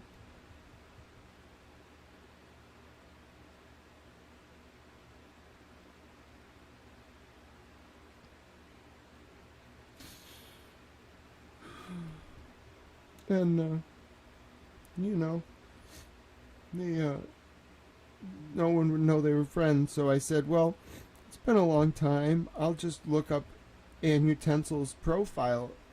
I'll just look, right? Like, she's definitely been posting. That's all just crazy shit. Like, there's no way. And then she stopped right in 2020.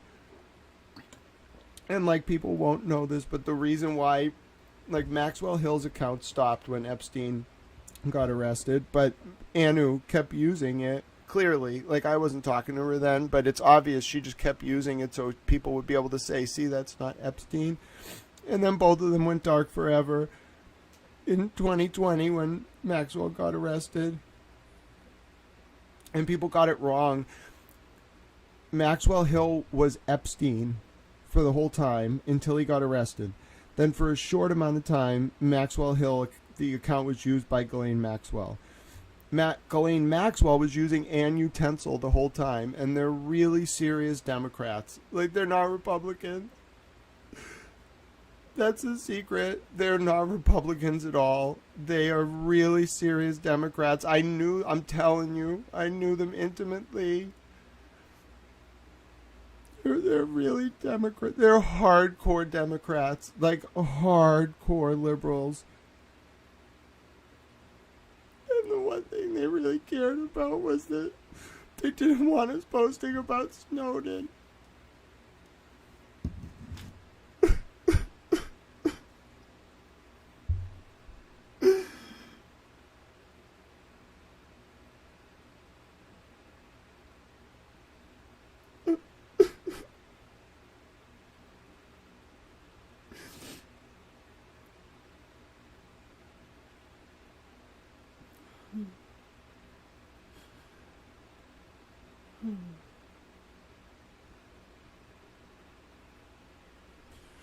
I can't believe this is happening.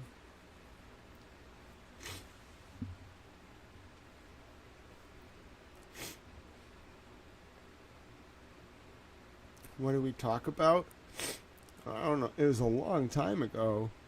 I mean, like,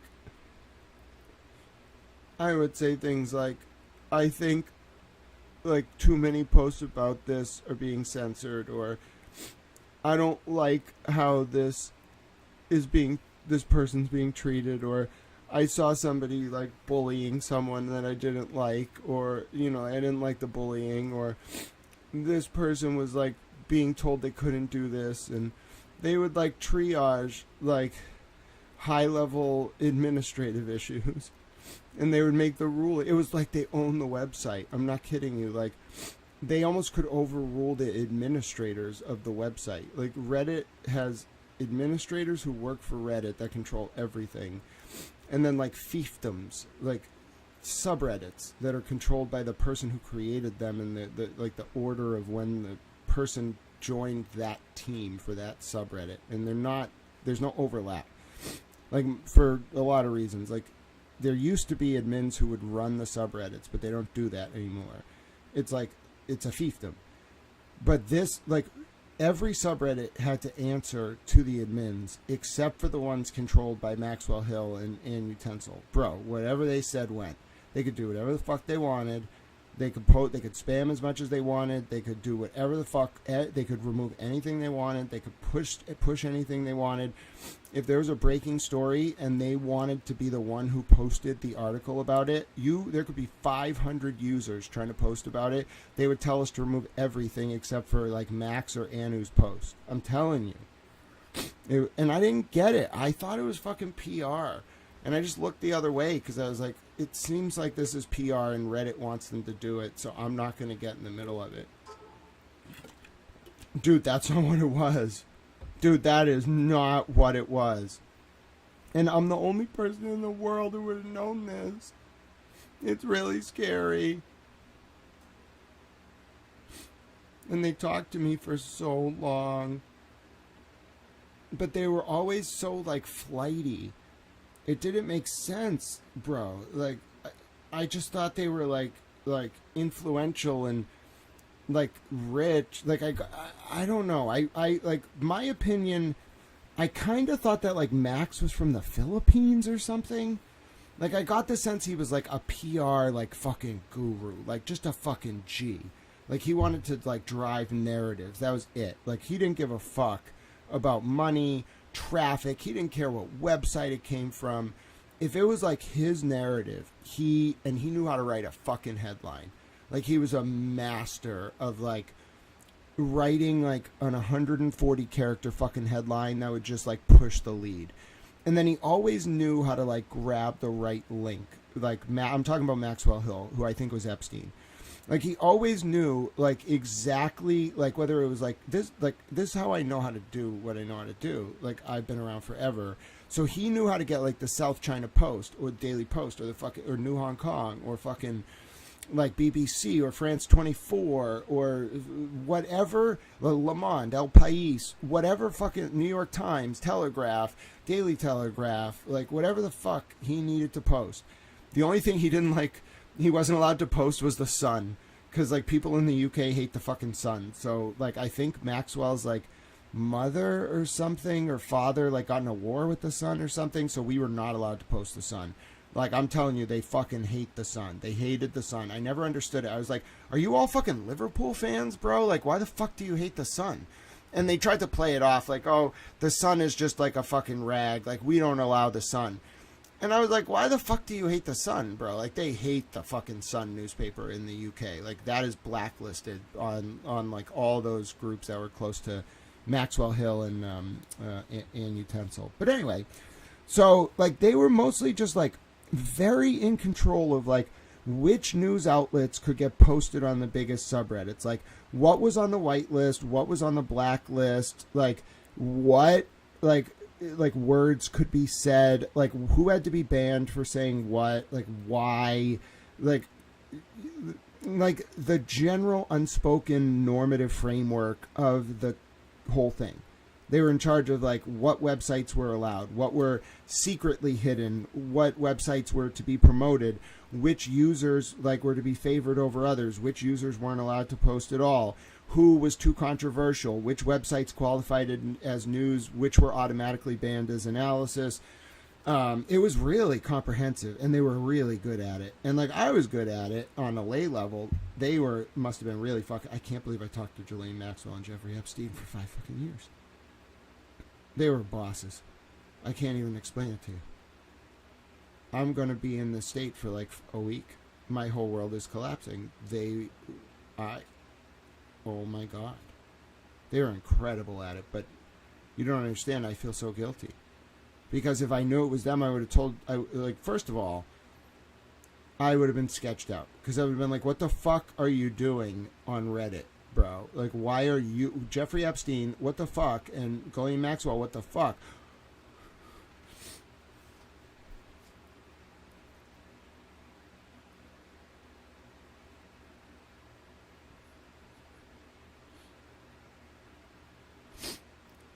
And I would have said, fuck you.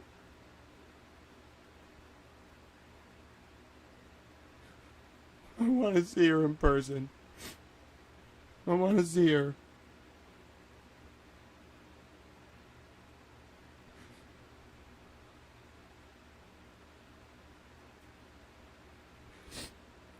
I want to ask her why.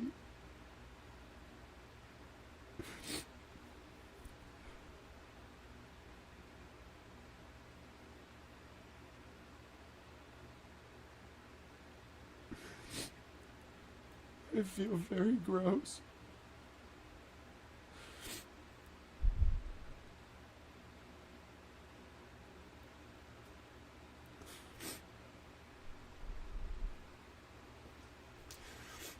No, my life will never be the same. I have to be protected now. And I have to talk to some people and probably debrief a lot of people. And I can't work anymore, and I can't really be around people.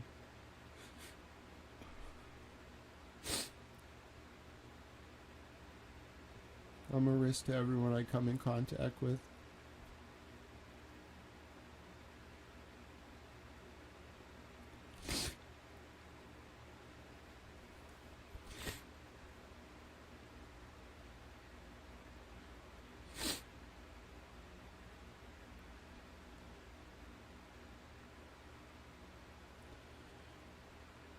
This is so heavy.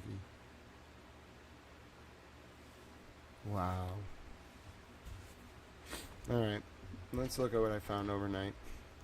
No, I wish I could say it's cool and everything will be alright, but it's not. Probably the last stream I can do. Just like to preserve the investigatory integrity of it all.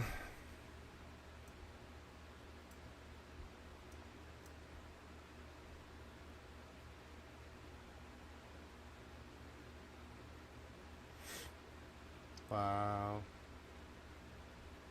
Wow. I feel so shocked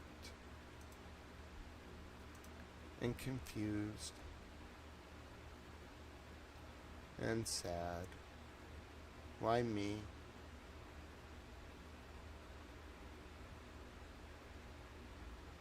I guess because the girls didn't have that choice.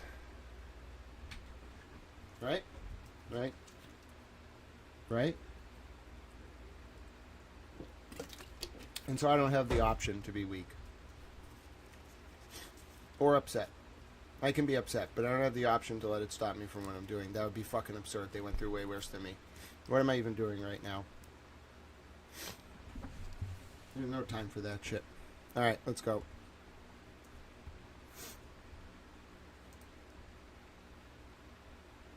Alright, so this is what happened last night. Boozy Beauty, I love that gift that you used. Throw it right back in the bastards' faces who trolled Little Towel. All right, so let's start at the beginning yesterday, all right? I'm just going to take you through how it all played out, all right? Started with a bunch of tips, and then just went and went and went and went and went. So what was the first one that I posted? I forget how this even started yesterday.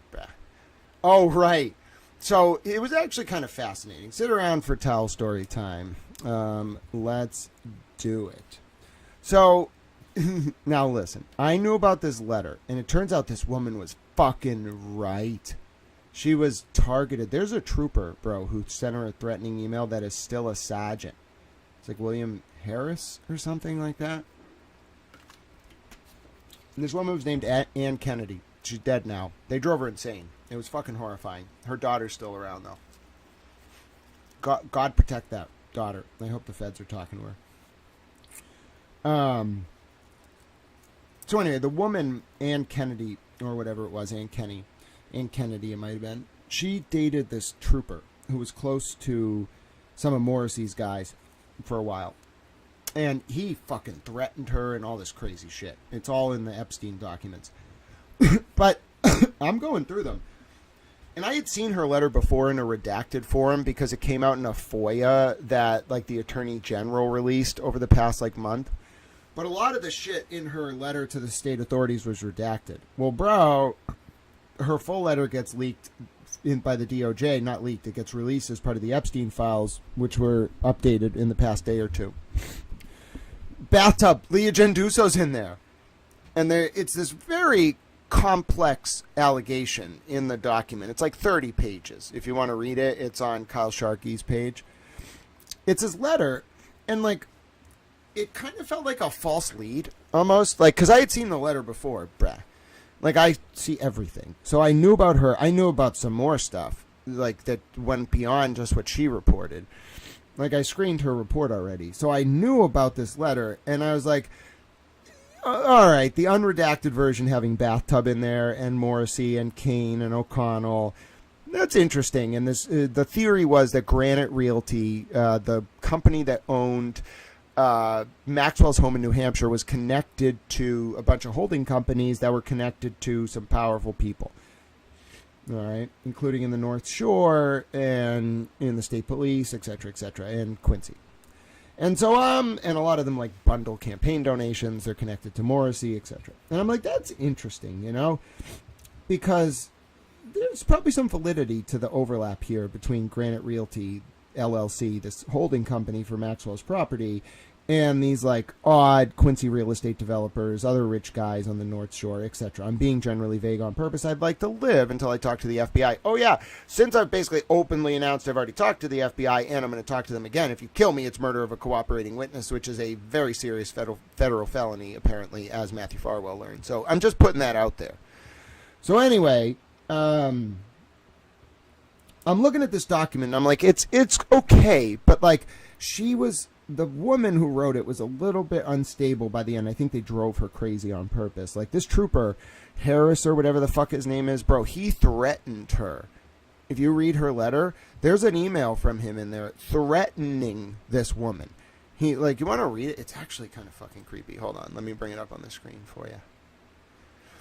Like, it makes me very fucking uncomfortable to talk about this shit, but you know what? There's no choice now, because apparently I talked to Jeffrey Epstein and fucking Ghislaine Maxwell for 5 years, and now I don't even want to, like, I couldn't take enough, I could shower every day, every hour, every minute for the rest of my life. I'm never going to be able to apologize enough. I'm never going to feel okay. I'm never going to feel clean. I'm never going to be the same person ever again. I'm so upset. I don't know if you understand how upset I am. I feel so gross. I feel so disgusted. I feel so ashamed. And I didn't even do anything. I just talked to them for 5 years. And I feel like I did it. Like I'm responsible because I didn't catch them.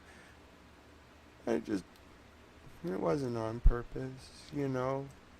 It wasn't on purpose. Let me get the threat from that trooper. Just give me 1 second here. I want to find out who sent it or where I have it. I need a second, please. We're going to be very patient with Little Towel today. Little Towel's got some things to do, so give me 1 second. Trooper, I think is the word the person used. Where is it? Where is it? No, I want the actual screenshot of him threatening her. Hold on, no, I think they tried to spell the word sergeant, but I don't know how to spell the word sergeant. Sergeant's such a fucking hard word to spell. Like, who uses the word sergeant? I hate that word. Yeah, Dave Manning is the motherfucker's name. I got you, Dave Manning. Let's take a look at this shit. If you actually sent this email, motherfucker, dude, this dude needs to be immediately removed from duty. He's apparently still a fucking trooper. I don't understand that at all, motherfucker. Sorry, I just don't. Alright, so let me show you this, okay? Ready? 1 second. Alright, there we go. I got the fucking image I want to show you. Alright, so this Dave Manning guy, first of all, the only thing other than the Granite Realty connection with Maxwell's apartment in the initial letter was this Dave Manning thing. And I was like, I'm uncomfortable. But it's not a smoking gun. It's more like a false lead. Like, it's interesting, but if you don't know what you're looking at, it's a modified limited hangout. Like, if you don't know exactly what that letter means, like, you wouldn't understand what it's saying. Now, I knew about it already, so I was like way the fuck ahead of the game, and I was ready to like deal with it.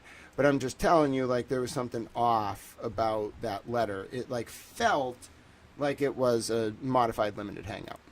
So, all right, where's this damn thing? Hold on. All right, let me show in folder. Thank you. All right, just grabbing the image I just downloaded for you all. I got it. Thank you very much. All right, here it is. The only thing in the letter, other than the Granite Realty connection, that was valuable was this. This is a threat from Dave Manning to the woman who wrote the letter. Now, ostensibly, it's attributed to him. He's still a trooper, a sergeant. Sorry, I am busy hiding something, like the fact that I have hacked your bank and email accounts, made copies of your house and truck keys, and already banged Kimbo. Now, I think that might be the daughter. Like, I don't know who the fuck Kimbo is. Maybe that's her daughter. Like, if he was fucking her daughter to punish her, we got some serious fucking problems in this, I just want to tell you.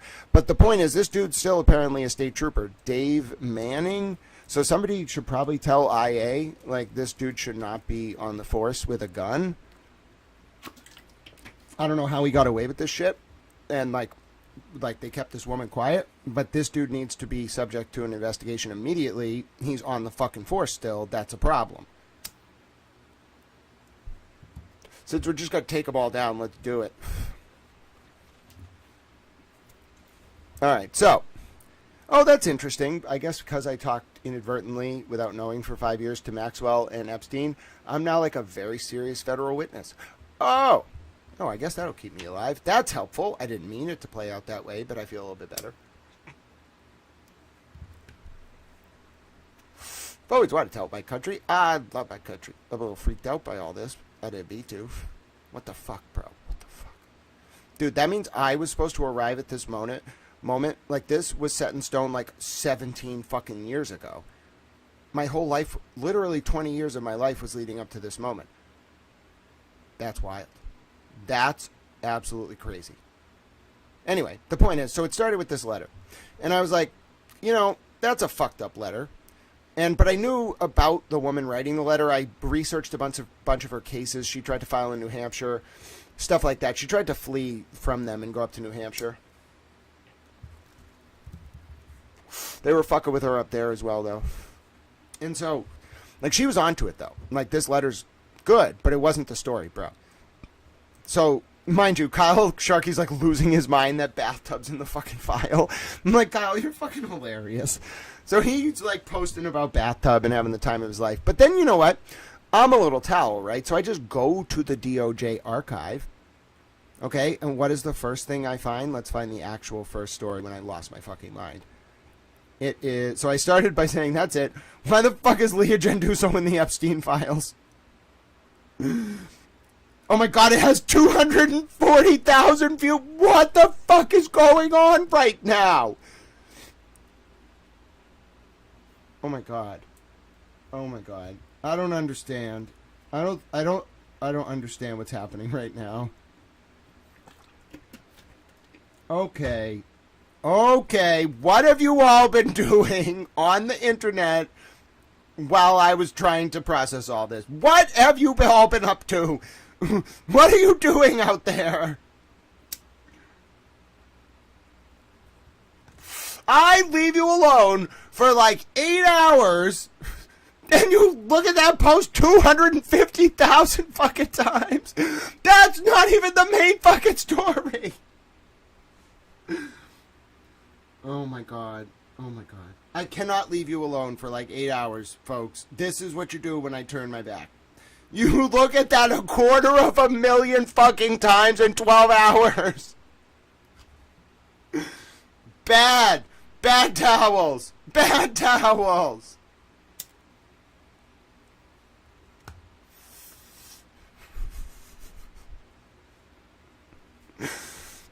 Oh my god. What? I'm scolding all of you. No, you...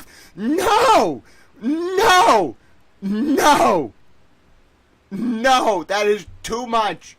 That is...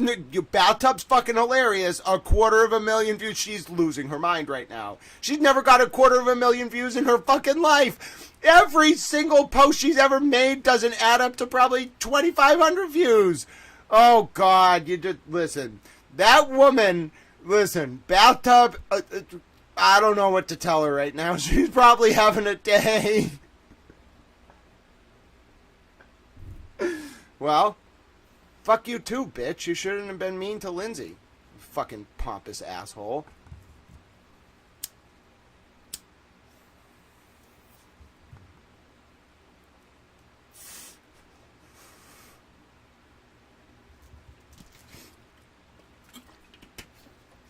So anyway, now that I'm done with that, all right, so then, oh my god, you looked at the next one 250,000 times? That's it. What the fuck? Why didn't you tell me? What the fuck is going on out there? I need a minute.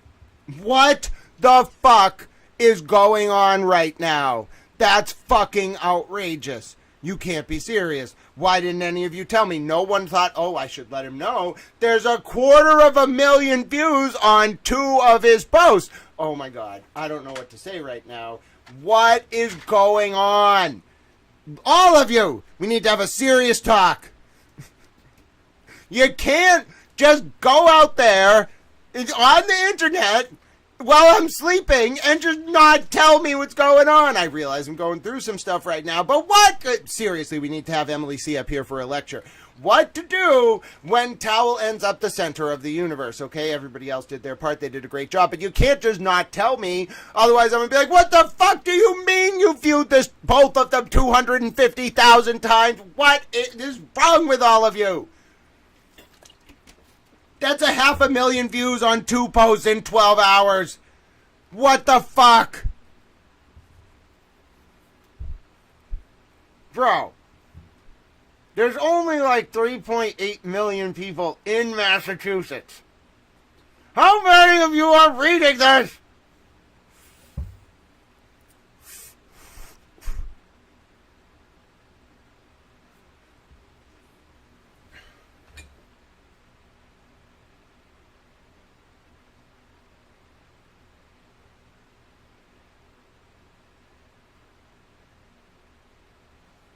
What have I done?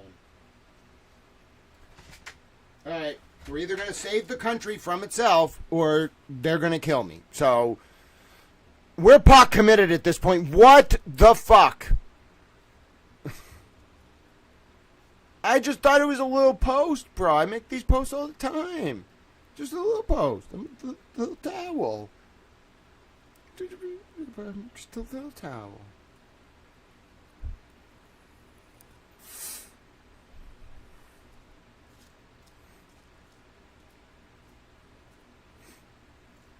All right. I'm putting my donation links in the chat. You know what? Fuck it. I don't know what to say anymore. If you want to, apparently, I don't know how to comprehend this. I don't know what to make of this. I don't know what to say. I don't know what to do. Okay? I'm just going to post my donation links. Okay? If you all really read this 500,000 times, 500,000 in 24 hours, then fine. I guess I'm actually doing work that's important. You want to donate to my work, please do. There's a Cash App, money sign at Grant Smith Ellis. There's a Venmo at Grant-E1. There's a PayPal, paypal.me/Grant Ellis. Nobody paid me. I promise you. They tried to bankrupt me. They tried to literally cut my brake lines and kill me. I don't know how I'm alive. They put me under so much pressure, and I know my mom's in on it. They tried to evict me. They did everything they could. Because they did it for no money. I wouldn't take the bribe. And they couldn't blackmail me because I don't do anything. I want to be a priest, bro. I live by the categorical imperative. Fuck me. Listen. I didn't realize you all read that shit 500,000 times in 12 hours. What am I? I don't understand the scope of my own work. I don't understand the scope of my own abilities. I don't understand the scope of my own reach. I just walk around like I'm a regular person. This has got to stop. That has to stop, today. I can't do that anymore. They're going to, that was a huge fucking risk. I was being way too naive.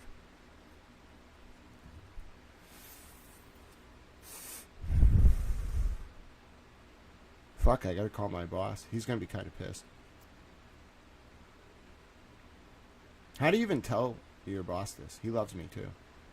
Boss, I accidentally talked to Ghislaine Maxwell and Jeffrey Epstein for 5 years. Sorry. I think I have to not work anymore. Grant? I'm like, no, seriously. I can't. I loved that guy, too. Fuck.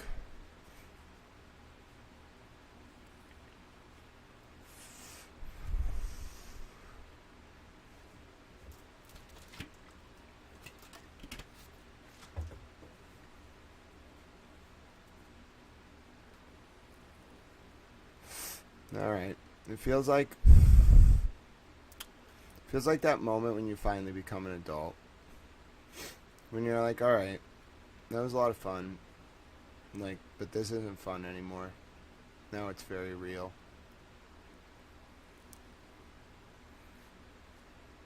So I gotta think a lot more about the platform I built, what I've accomplished,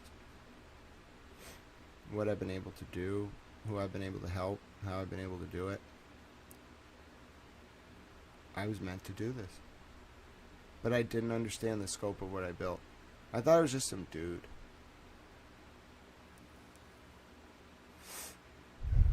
I thought everyone could do this, they just didn't because they didn't want people to think they were smart.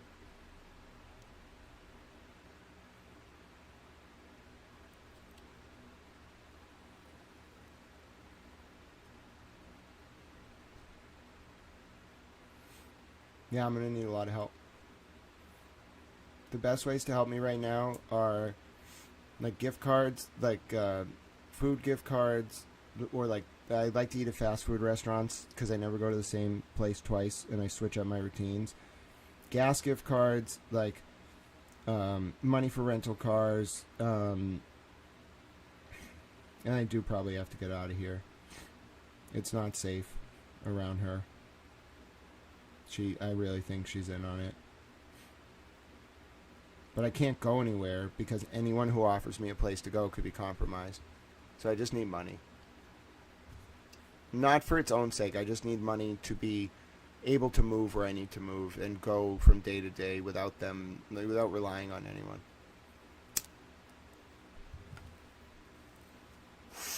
And I can't be around people. I could talk to them, but... Dude, I was a walking risk to everyone I was around. Oh my God, it was me.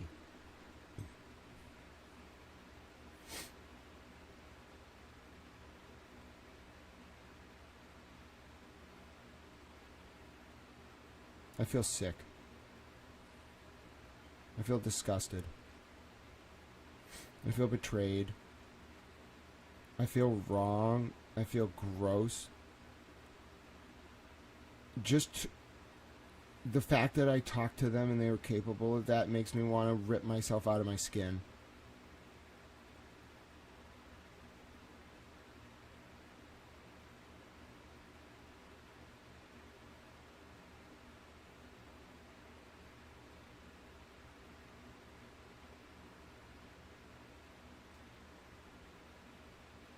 I could have stopped them.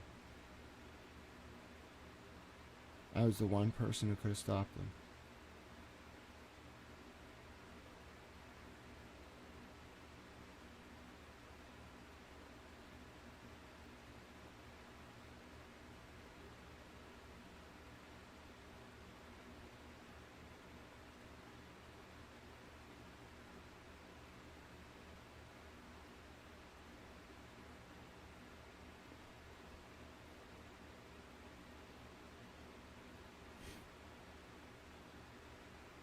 I'm ashamed.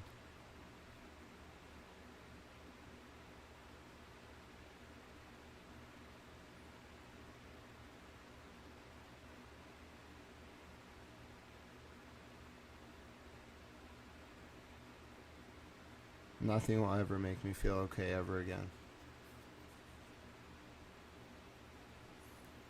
I'll spend my life in service. I'll never be able to make it up to you all. I was trying this whole time without knowing why I was doing it. Nothing will ever make me feel okay ever again. I'll never be able to make up for this. I'm going to feel so guilty. I already do. I already did. I didn't know why.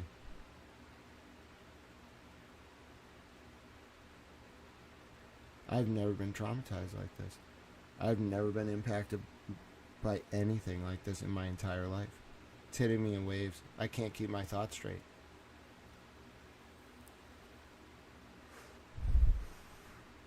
I think I'm actually in shock. I didn't know what shock was. I thought shock was like getting in a car crash. I thought that was shock. Oh, God bless you to the person who sent a donation. And yes, that is me. I'll accept your friend request if you want to confirm. But yes, that is me. I need to just talk. I'm not reading your comments. I need to just talk. Because it's going to... I knew it. I knew you. Like, I was going to have to stop. Like, I'll keep doing streams, but you'll have to understand. Like, this is not about me anymore. Oh, God bless you. Oh my God, thank you so much for your donation. That was very kind. This is not about me. Like, if I have information, I'm telling you, it's fake. No one would have this. No one would meticulously document it. It was just because I'm compulsive. And when I say document, I mean, like, I don't know if you understand. I don't want to. I'm not going to show any of it. I'm not going to go get it. I have the files. Like, bro, 16, 17 years ago or whatever, and then like 12 years ago, I was still like this. So like, I just documented everything. Everything they did. All of it. I didn't know why.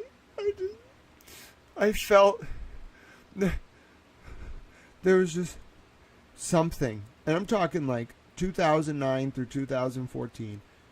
There was just something that told me, listen, archive fucking everything.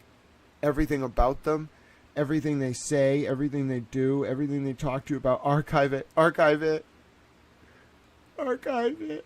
I didn't know why. I have it all.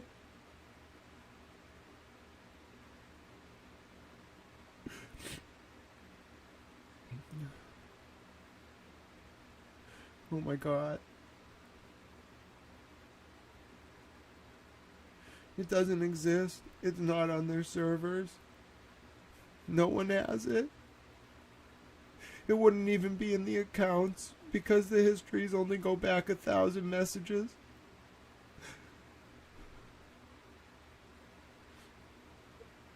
I'm the only person that has it. That was the big secret. Oh my God.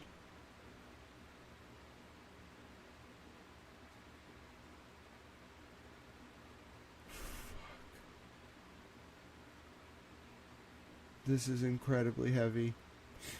Somebody should tell, the journalist, please tell Julie Brown. Tell her, I'll message her. But please just tell her, Grant, he's a journalist from up in Massachusetts, and he's been covering this. And Julie, he talked to Ann Utensil and Maxwell Hill, and he's very sure they were Jeffrey Epstein and Ghislaine Maxwell, and he talked to them for 5 years.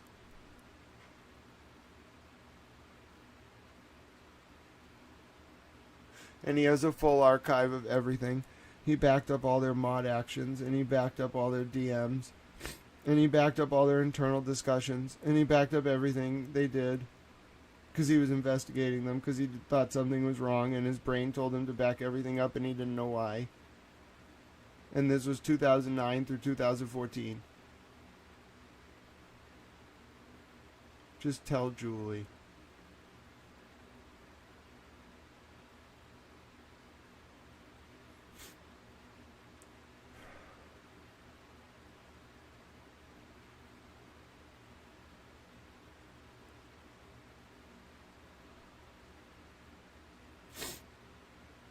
Yeah, I need to be protected. This is a problem.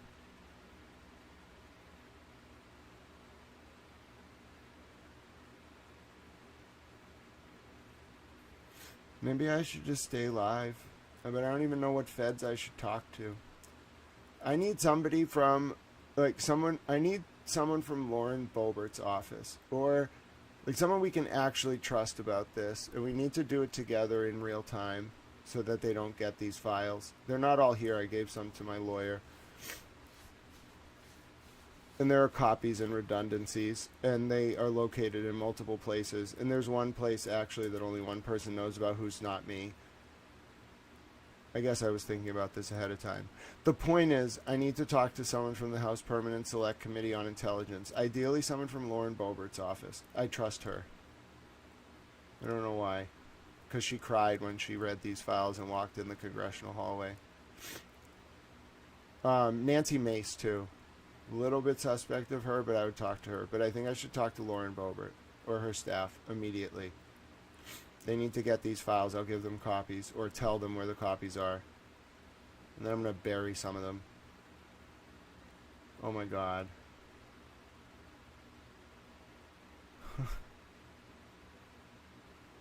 I can't believe I did this.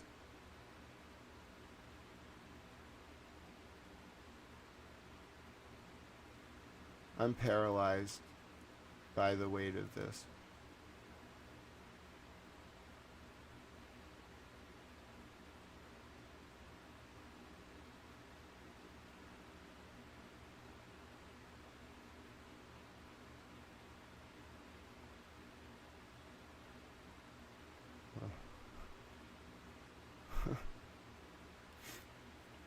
It's just little old me, huh? Just little old me.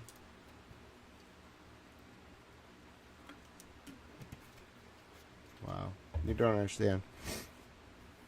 No one else would have done this, bro. It's compulsive. It's abnormal. It was over a decade ago. Almost 20 years ago. No one would have done it. Not to mention save that shit.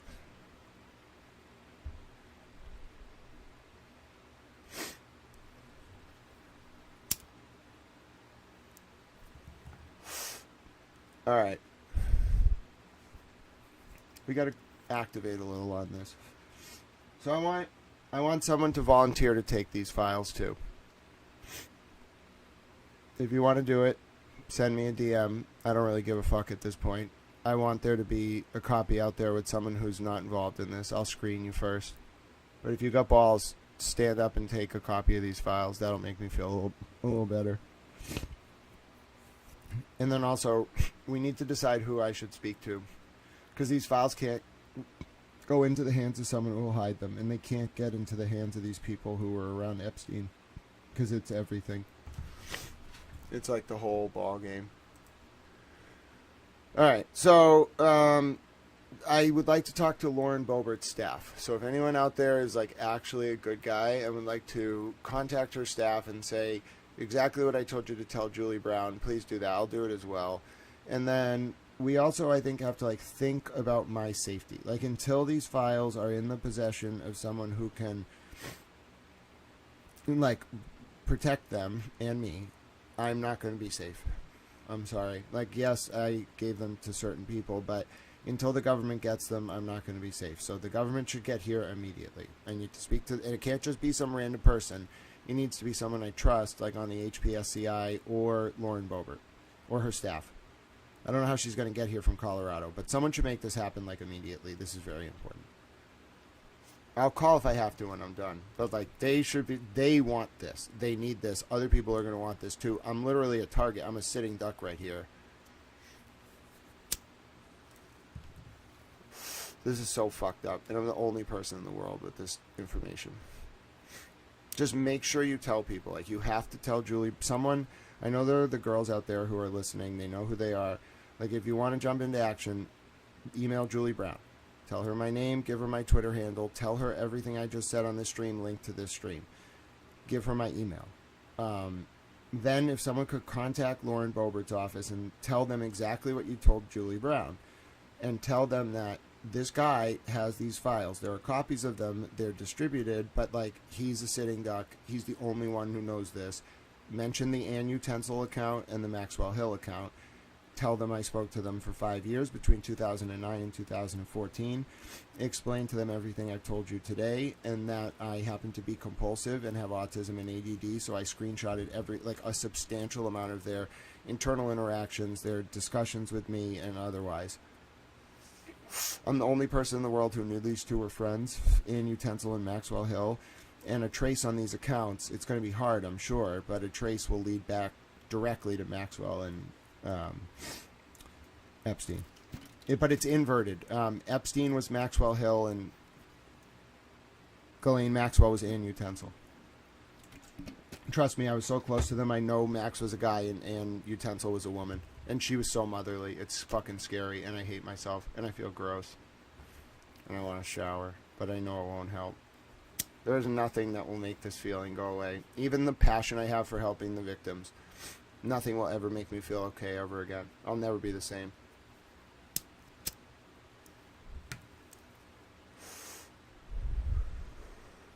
I know. I had the intuition to screenshot it. I'm the only person. I have the records. It's incredibly important. I realize that's important.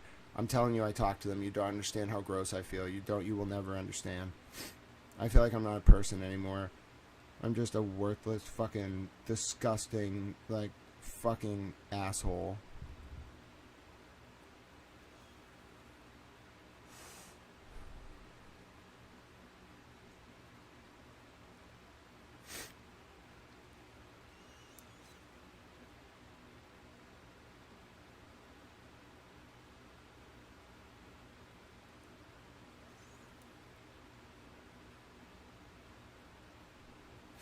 I've been through thick and thin, thousands of hours of streaming, broken heart stories, broken human interest stories, learned about myself, I thought, learned about others, been inspired, been upset.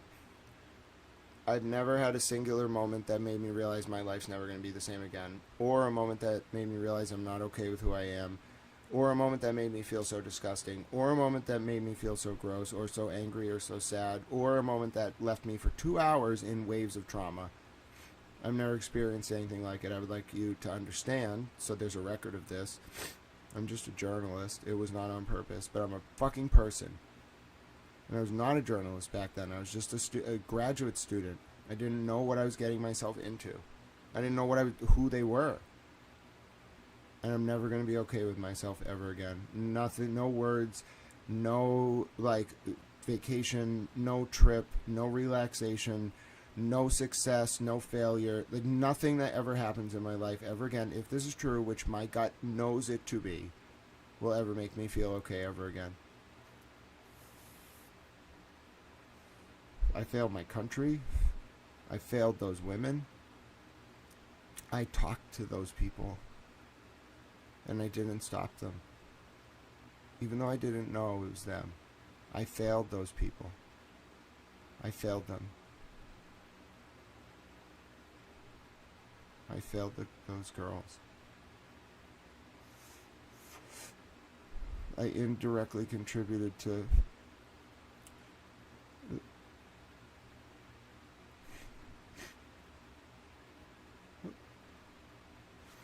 a level of depravity that I can't explain. And I talked to them. I know I did. I just know. Because over 5 years, they can hide, but you still pick up stuff that others don't. And I know it was them. But I didn't stop them.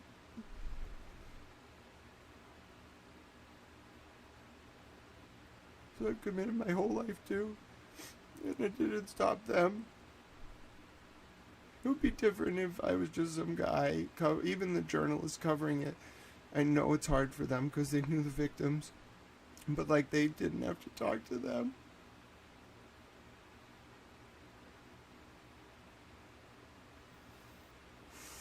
It's incredibly traumatizing.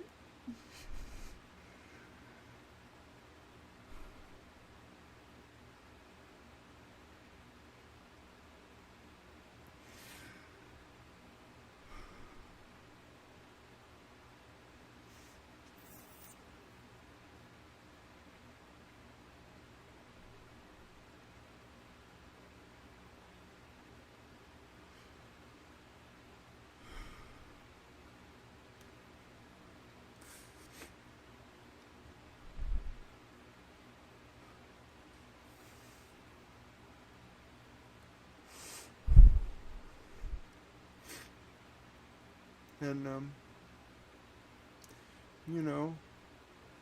I think I want to give you all a space to just, chat about this. And I'm not we'll get through this today, but we're going to go slow. I think I actually feel dizzy.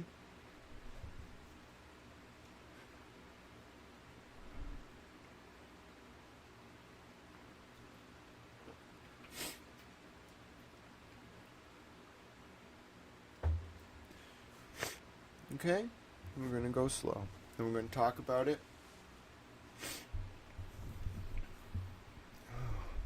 And I won't stop fighting, but, it's the ex post facto analysis. It really hurts. It doesn't just hurt. I took you through the complex suite of emotions. It's like being gutted.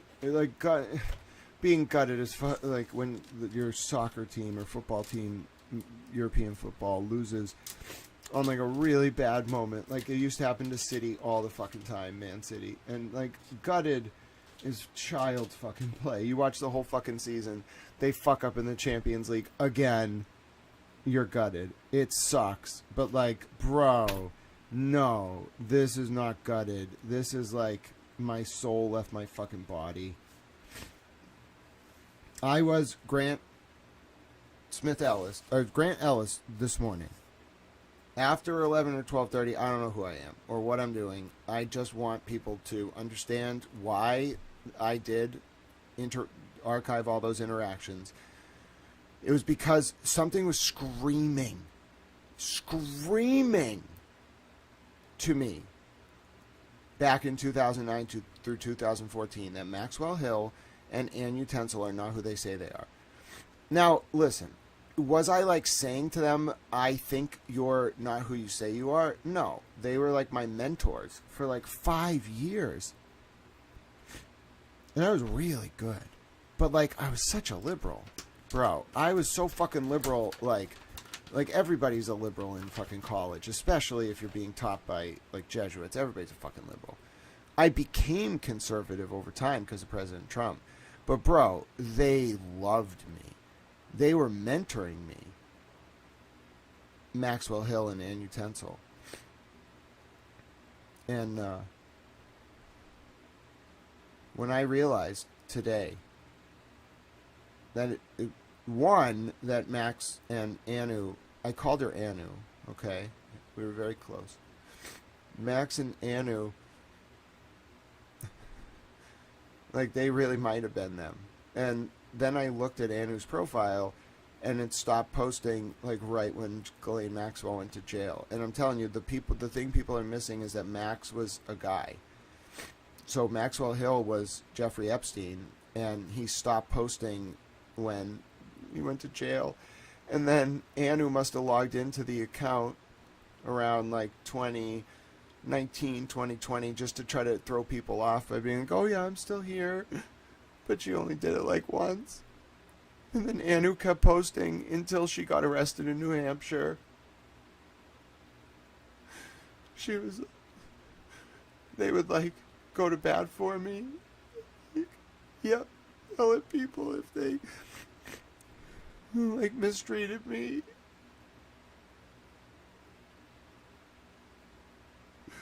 I'm so ashamed.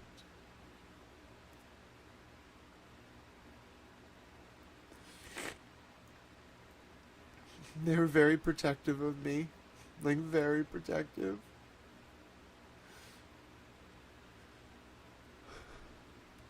I never would have accepted it.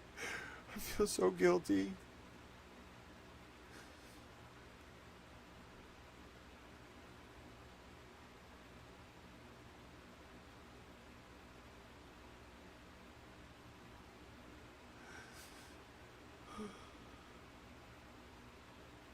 I just thought it was weird they never talked to anyone else. They were smarter people than me. I just thought it was so weird they never talked to anyone else. And why they would do things for me. It didn't make sense. I thought they just thought I was a little towel. You know, a little pep in my step. He's got a good heart.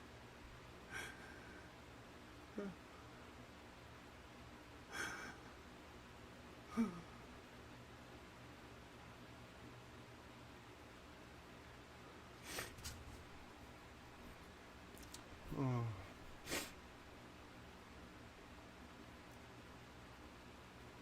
I don't think I'm torturing myself. I think it's that I feel the weight of the guilt.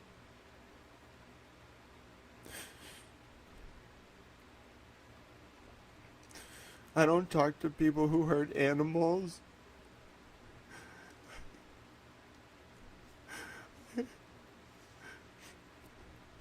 I have to control myself around people who hurt kids. I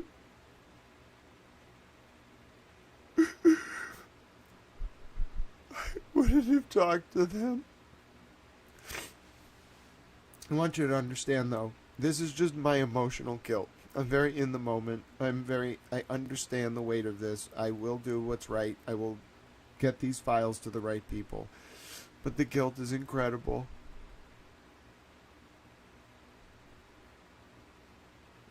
And I want people to know.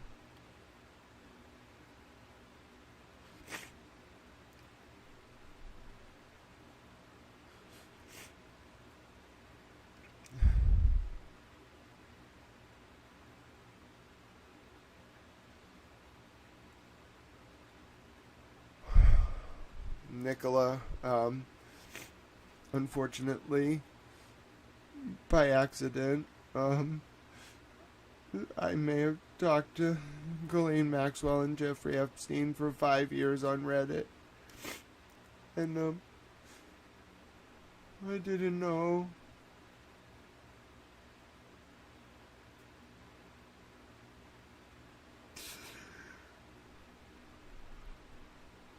Didn't know.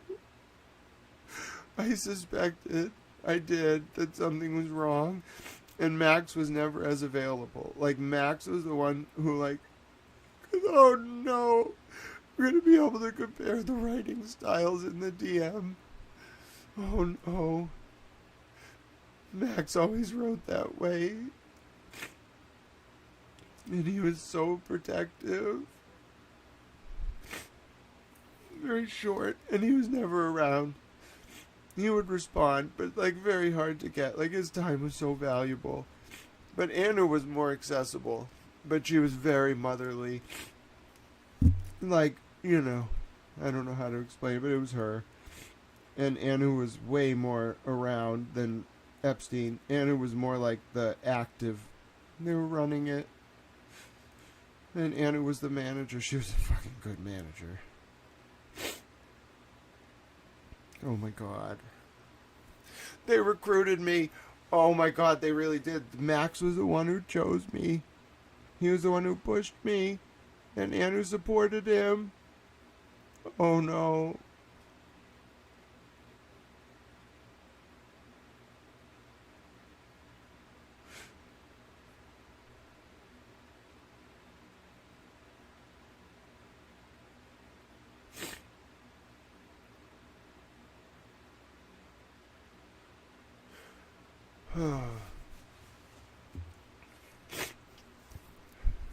I will say, I'm thinking about it all back in context now, like it was weird. There was no reason. I'm feisty, you know. Like I was very fucking liberal. Very fucking liberal. Like to a fault. And a troll. But liberal to a fault. And, you know, I remember my friends and I used to mess around on Reddit all the time. Like, I'd let them, like, post funny jokes and, like, we would just fuck around. And, like, you know, things used to go overboard back in the day, but I tried to, like, roll with the punches. I remember one of my buddies on the Patriots used to troll sometimes. He couldn't post on his own, so I'd be like, go ahead, buddy. And he... Anyway... That was fun. But, no, so... So I never understood why. Like, Max, who I'm pretty sure was Jeff Epstein, like, literally pushed me to do it. To, like, get more involved, like, have more power on that website, like, be in control. And Anu was right. Like, she wasn't the one pushing it, but she was like, because he wanted it, she was going along with it. Like, he was so powerful. It was incredible. It didn't make sense. It did not make sense. Like, anything he said went. Like, if he said it, it was law. Like, he was diplomatic. Like, oh my God, it's incredible now that I think about it. Like, Maxwell Hill was so diplomatic. He'd be, like, he would get what he wanted, like, but he would never, like use threats, and he would never openly, like, do it. He would just say, like, I want it this way, and then it would happen. And Anu Tensel, was more like whatever Max said, like, Anu would come in and echo it, and then they'd have a supermajority immediately. Like, they were in charge. And so if both of them said something, like, they never fought, they always agreed, and it was always like Maxwell Hill would set the tone, and then Anu Tensel would come in and, like, do things. Now, why I now know it was them two is because, like, sometimes Max wouldn't be around and Anu would just be like, fuck it, I'm in charge. And she was a fucking boss. Dude, don't cross that. I'm telling you, I need to meet her in person. I don't want to. And I just need to be like, hi, remember me? We never met in person, but I'm sure you knew my name. Because you are you fucks would have looked it up. Fucking fucks. Well, it's me. Funny how history works that way, Miss Maxwell. Now, tell me, what did you really talk about when you were talking about little old me? And why did you spend 5 years talking to me? You never paid me. You never told me what you were doing. Why was I so valuable to you? Why would you spend any... You're multi-billionaires. Why would you spend any time talking to me on Reddit? Grooming me to do this. Why? I want to know why. What is it that you saw in me? certainly would not have gone along with anything you were doing. So what did you see in me?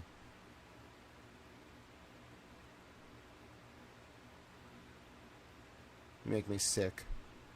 That's what I'd say to the bitch. I'm not proud of you. I'm not proud of what you accomplished. You make me sick. Hurting one child is too much. One hurt child is a travesty. Multiple hurt children is not a statistic. It is a Holocaust. You committed a modern Holocaust. You enslaved people. You disgust me. I feel nothing for you. If you were electrocuted in front of me, I would feel nothing. I wouldn't flip the switch, but I would feel nothing. I would watch. I wouldn't blink. Might flip you off on the way out. I might give you the sign of the cross. No, I don't think you deserve that. Because he had bail in his fucking bank account. So no, I think you're a fucking devil worshiper too. That's what I'd say to her. I'd say, fuck you. How dare you have spoken to me? Fuck you. Fuck you. I want to go back to all those DMs and just write fuck you in response to every one of them. Fuck you. Fuck you. Fuck you. Fuck you. Over and over and over again. And if I had known at the time, first of all, I would have made sure you got arrested. Yes, I get there's a reason it took until now. I get it. I get it. All right, I wasn't that powerful back then. I got a lot of friends now. I got a lot of friends in a lot of places in government. I get it. Oh, that's a good idea. I think I'll give this to a few state lawmakers and a few other constitutional officers. Not in the Democratic Party. Well, maybe one or two of them. Fuck the Democratic Party right now. Fuck all of you. I know they were liberals. I was a fucking liberal. I know they were liberals. They loved me. They hunted me. These people weren't Republicans. They donated to Republicans. Epstein hated President Trump. They're just trying to smear President Trump. These people were hyper liberal. They were so liberal they may as well have been sucking off Marx. How about that? Colleen? You want to torture someone? No. You have to sleep with Karl Marx's, grotesque corpse. Fucking liberal.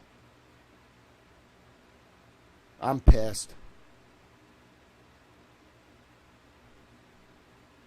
I know it all now. Yeah, I don't think Epstein can hear me right now, but Miss Maxwell and I need to be put in a room. I'm not going to touch her. She was very motherly to me. I just have some questions. She has to be shackled. I probably won't cry. I think I can just be numb through the whole thing. But I have a lot of questions. I have a lot of stuff saved. And it's on so many different drives in so many different locations. Oh my God, they really thought I was on their level. Maybe I was, but I never was going to work with you. Ever. Ever. I found out about one child being hurt, I would have railed you. Put you in jail in Panama if we have to.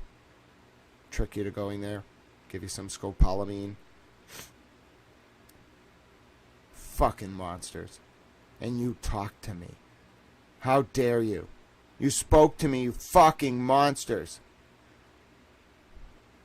Fucking sick fucks. You spoke to me.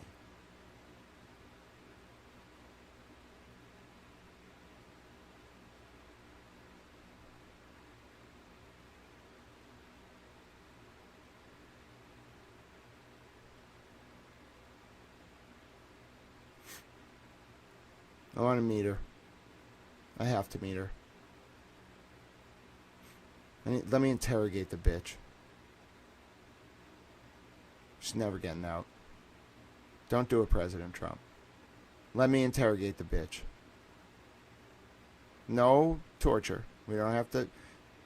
She might like that. No torture. Me, her, in a room. 5 days. No sleep. She can have water. Maybe a little bread. Let me interrogate the bitch.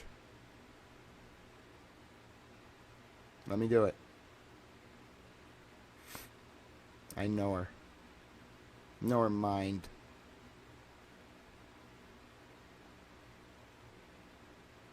I want her. I earned it. Let me interrogate the bitch.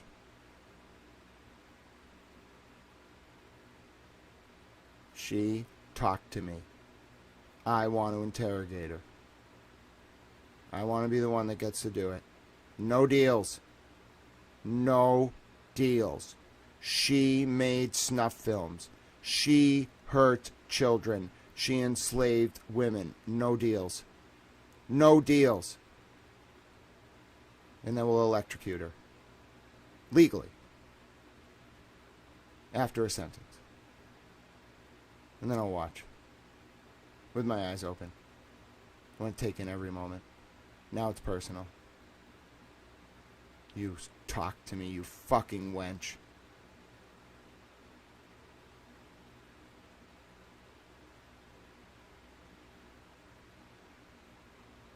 I want you to feel like those girls. 5 days, no sleep. With me in the room. We might listen to some music. I listen to the same song over and over and over again. I hope you like it. I think I'm going to use the theme from the Boondock Saints. That flute music. Give me that bitch in a room 5 days now. You can brief me on all the victims. I'll talk to every assistant U.S. attorney. Give me 5 days, no sleep, with that bitch right now. I want her. No deals. She's going to go in knowing there's no deals. She goes in knowing the electric chair is the end result, and she still gives me what I want. No deals. No clemency. No pardons. We got to invent a new method of dealing with her. She has to watch some of those videos again. She made them. How many children did you kill, Miss Maxwell? How many? How many did you sexually abuse? How many girls were enslaved in the ring? You know what? Actually, that's what we'll do. We'll make her sit in the electric chair without actually turning it on, and then we'll bring every single one of them in front of her. Let me do it. I have to be the one to do this. Let me interrogate the bitch. I deserve it. Todd Blanche, I know you had a job to do. I hate the fucking commies. I hate the liberals. Let me interrogate the bitch. She went to Stoughton. She went to Canton. I'll mind fuck her. Get her out of that No. Get her out of that minimum security prison camp. Put her in ADX Florence. Disorientate the fuck out of her for a few months. And then give me 5 days with her in a room. You can camera it. I don't care. I'm not going to hurt her. 5 days. Let me interrogate the bitch. I want her. I want her soul.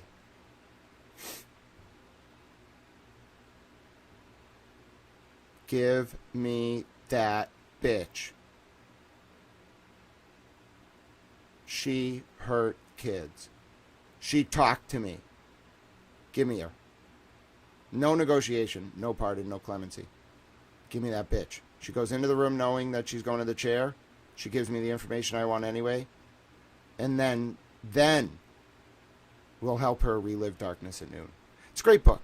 Arthur Kessler really nailed it. We're not going to become commies. This is just for a limited purpose. We'll call it Maxwell at noon. You talk to me, you fucking bitch.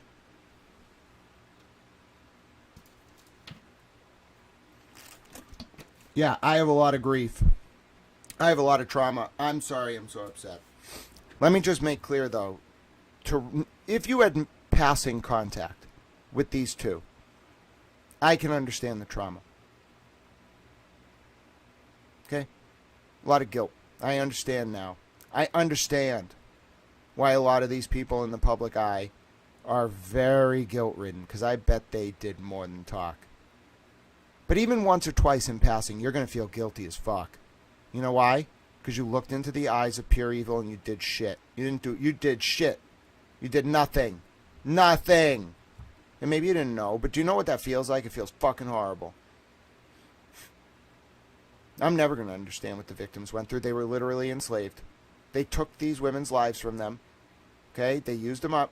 And then they kept them on the fucking string their whole life with threats. Murder, police pressure, informants, pimps. I'll never understand that.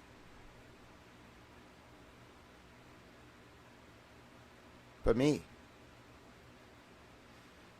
5 years. I'm 99.8% sure now that I think about it all. I talked to those two. Both of them. 5 years. They found me. They selected me. They encouraged me.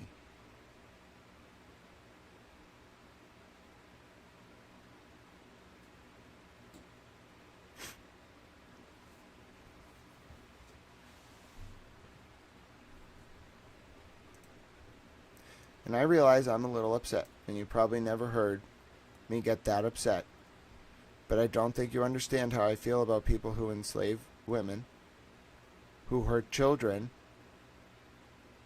and who murder babies and take pictures of it and videos and send it to each other.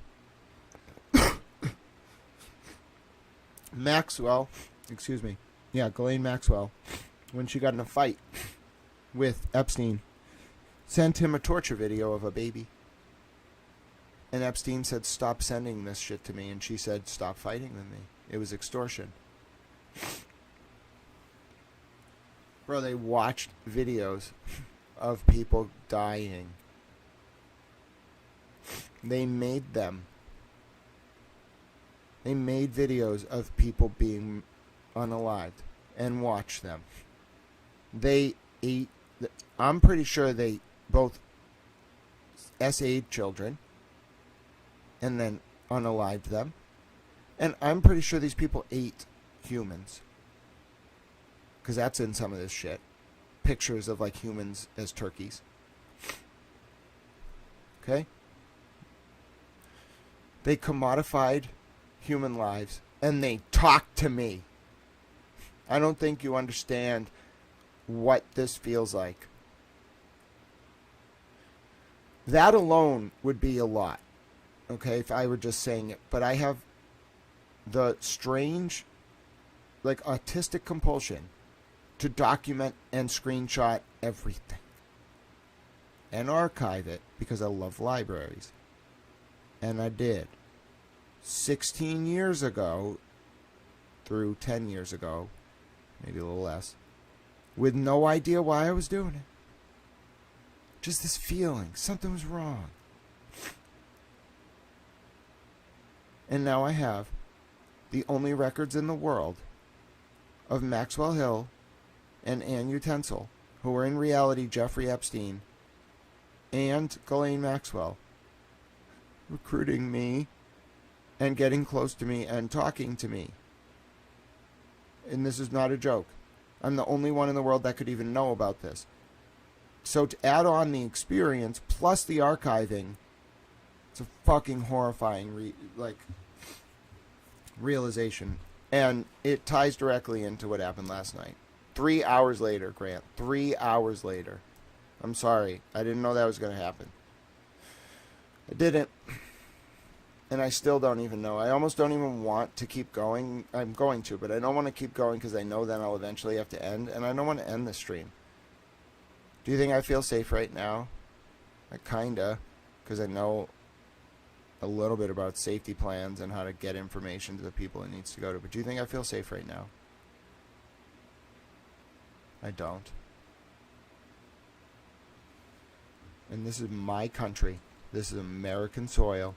I am supposed to feel safe here at all times. I'm a journalist.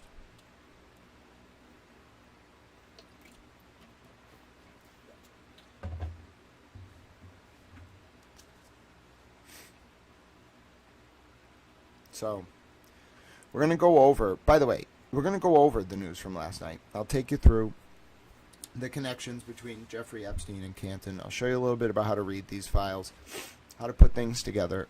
There's a lot of good open source researchers. It's called OSINT right now, doing good work. But you need to realize this is way bigger now.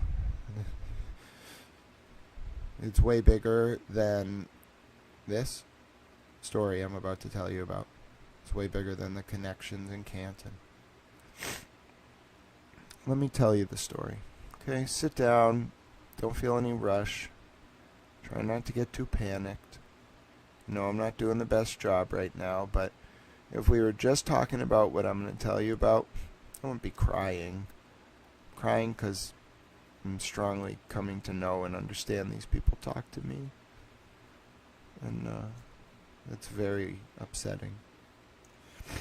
But last night I'm looking at that letter.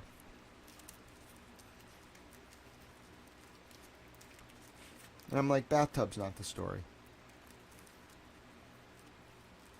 She's not. And the story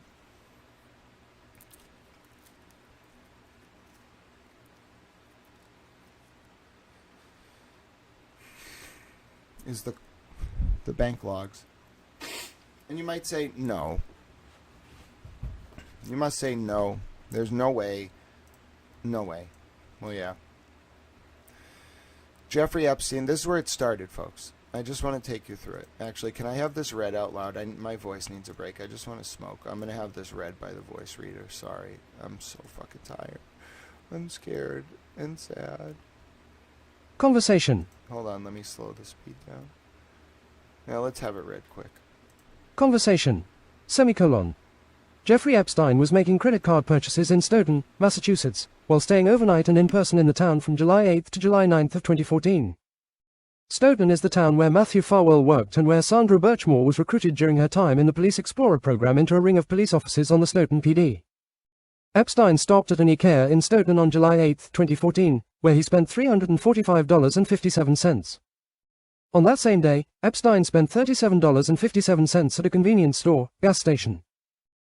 Then, the next morning, indicating Epstein stayed the night in the area, on July 9th, Epstein spent $2.35 at a Dunkies number 330331. It is very important that someone help identify this Dunkies location, and its location, at the time in question in 2014.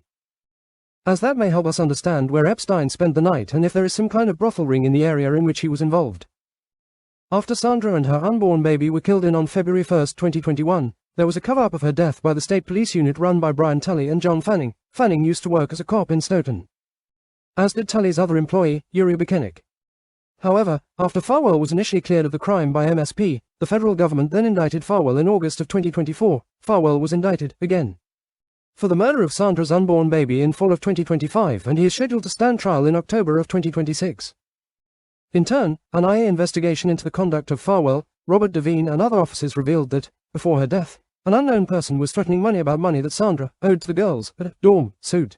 However, Sandra lived alone in an apartment, and had for some time. Thus, if Epstein attended a brothel tied to cops in the Stoughton area, and if this ring of cops were also involved with Sandra's death, we may have smoking gun here that opens this entire Pandora's box. Fuck. Fuck. Those poor girls. We will all avenge them.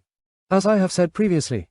No one wants to talk about it, but the Sandra Birchmore cover-up potentially touches on a ring of connected cops abusing children, grooming them and then seeding them into a cop brothel somewhere in Stoughton. Some questions. Who is the father of Sandra Birchmore's unborn baby? Why did the MSP ignore so much evidence confirming Farwell killed Sandra, including video evidence of Farwell at the scene at the time of Sandra's death? Years of phone records confirming Farwell abused Sandra since she was a child. And evidence that Farwell said he would take care of the problem himself if Sandra insisted on carrying her unborn baby boy to term, when John Fanning wrote his report clearing Farwell in 2021. Who was the unknown person threatening Sandra, in the months before her death, about the money Sandra owed to the girls, who Sandra knew from a dorm suite? Sandra lived alone in an apartment in Canton. Why did John Fanning and Yuri Buchanek, both members of Tully's MSP unit, used to work in Stoughton as police officers, the same police department where Matthew Farwell, Billy Farwell and Robert Devine, all men who abused Sandra, used to work? Why did Michael Morrissey send Tully and Fanning an email, on the day of Farwell's arrest by the DOJ, asking if this is true? Stoughton Epstein expenses confirmation. That's it. Why the fuck is Leah Genduso in the Epstein files? And Michael Morrissey? And multiple members of... All right, so let me take you through this, all right? Let me show you how I found this out. So if you go into the Epstein file here, okay, you got to make sure you're over 18. This material is very disturbing. Viewer discretion. Not this specific thing, but it's just generally disturbing. Here's a Chase Bank record from the Epstein files, okay? And take a look right here, and you're going to see some purchases coming down from New Hampshire. And then on July 8th, 2014, you're going to see a purchase. This is what tipped me off. I was like, no, it can't be possible. No, but it is. This motherfucker stops at the IKEA in Stoughton, which is right off 128, okay? And he purchases $345 worth of shit. How much you want to bet he bought a fucking massage table? We got to get this receipt, okay? Then he goes to a gas station. Vere Enterprises is like a gas station convenience store, okay? Also in Stoughton. Then he doesn't make any purchases. I wonder if he used all cash, because he stays overnight in Stoughton. You know, those millionaires who vacation in Stoughton. Bro, it is a beautiful industrial town. It's got views of fucking parking lots, McDonald's, like an office building. Listen, you want like to experience the life, bro. You want to live it up. Like, it's basically the Four Seasons in Monaco. You go to Stoughton. I mean, I'm telling you, there's yachts. No, there's fucking not. It's fucking Stoughton. So tell me about these millionaires, like billionaires, okay, who spend their time in Turks and Cacao and fucking like Switzerland and London and their own islands. Why exactly are they hanging out in the beautiful seaside resort of Stoughton, Massachusetts? Nope. So I'm going to continue, okay? He's there. The Epstein card until the next day, at which point he makes an early morning purchase for $2.35. Sounds like, so it's 2014. Sounds like the prick got a fucking like large hut or something from Dunkies. Stay the fuck away from our Dunkies, motherfucker. You can't go to Dunkies. You nor Ghislaine Maxwell. Stay out of fucking Dunkies, motherfuckers. You go to Starbucks or some other fucking shit. Stay the fuck out of Dunkies. That's not for you. So by the way, you know who worked at a Dunkin' Donuts? Sandra Birchmore. Wonder if Sandra Birchmore worked at Dunkin' Donuts store 330331 at one point. Anyway, I don't want to speculate, but something someone should look into. I'm like, this motherfucker stayed overnight, bro. Epstein came to Stoughton and stayed overnight. Why? So, I was already onto this shit, right? But look what happens next. When you're reporting, you're getting disparate pieces of information across 5.1 million files. So what do I find next? I want to take you through my process. You might be saying, Grant, I saw this shit happen. I think I've had people explain it to me, but I want to hear you tell me what you found yesterday. And if you're trying to get caught up in this morning, I cannot keep going back to it, or I'm gonna keep crying. I'm very traumatized. Watch the DVR. That's a separate topic. It happened right before I went live. This is my process from last night. Okay, this happened rapidly, very quickly, from the new Epstein files.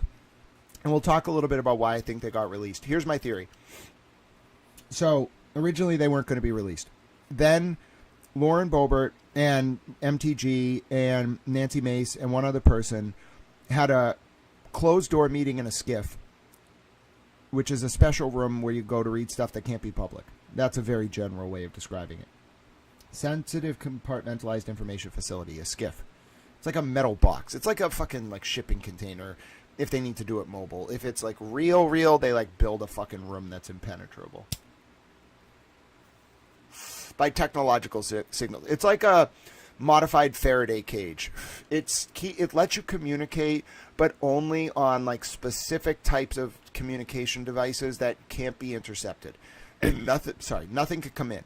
Nothing. It's like a Faraday cage, but it like, permits certain information to come in and out in a controlled environment. Does that make sense? That's a skiff. So they all go to a skiff in sometime like in November, September, whatever of 2025. Bro, they came out crying. Look at the video. I don't want to show it to you because it's traumatizing. Let's just look at it. Fuck it. Fuck it. If I'm going to make the point, let's look at it. I just want to show you how yesterday came about because it was not random. Yesterday was the result of 4 very brave women in Congress forcing the administration to do this. They were going to arrest Pam Bondi or someone. They were going to arrest someone. All right, let me show. Hold on. Boebert and Mace leave. Hold on. Mace leave congressional briefing Epstein documents. I got to show you this video. You would not believe it if you didn't see it.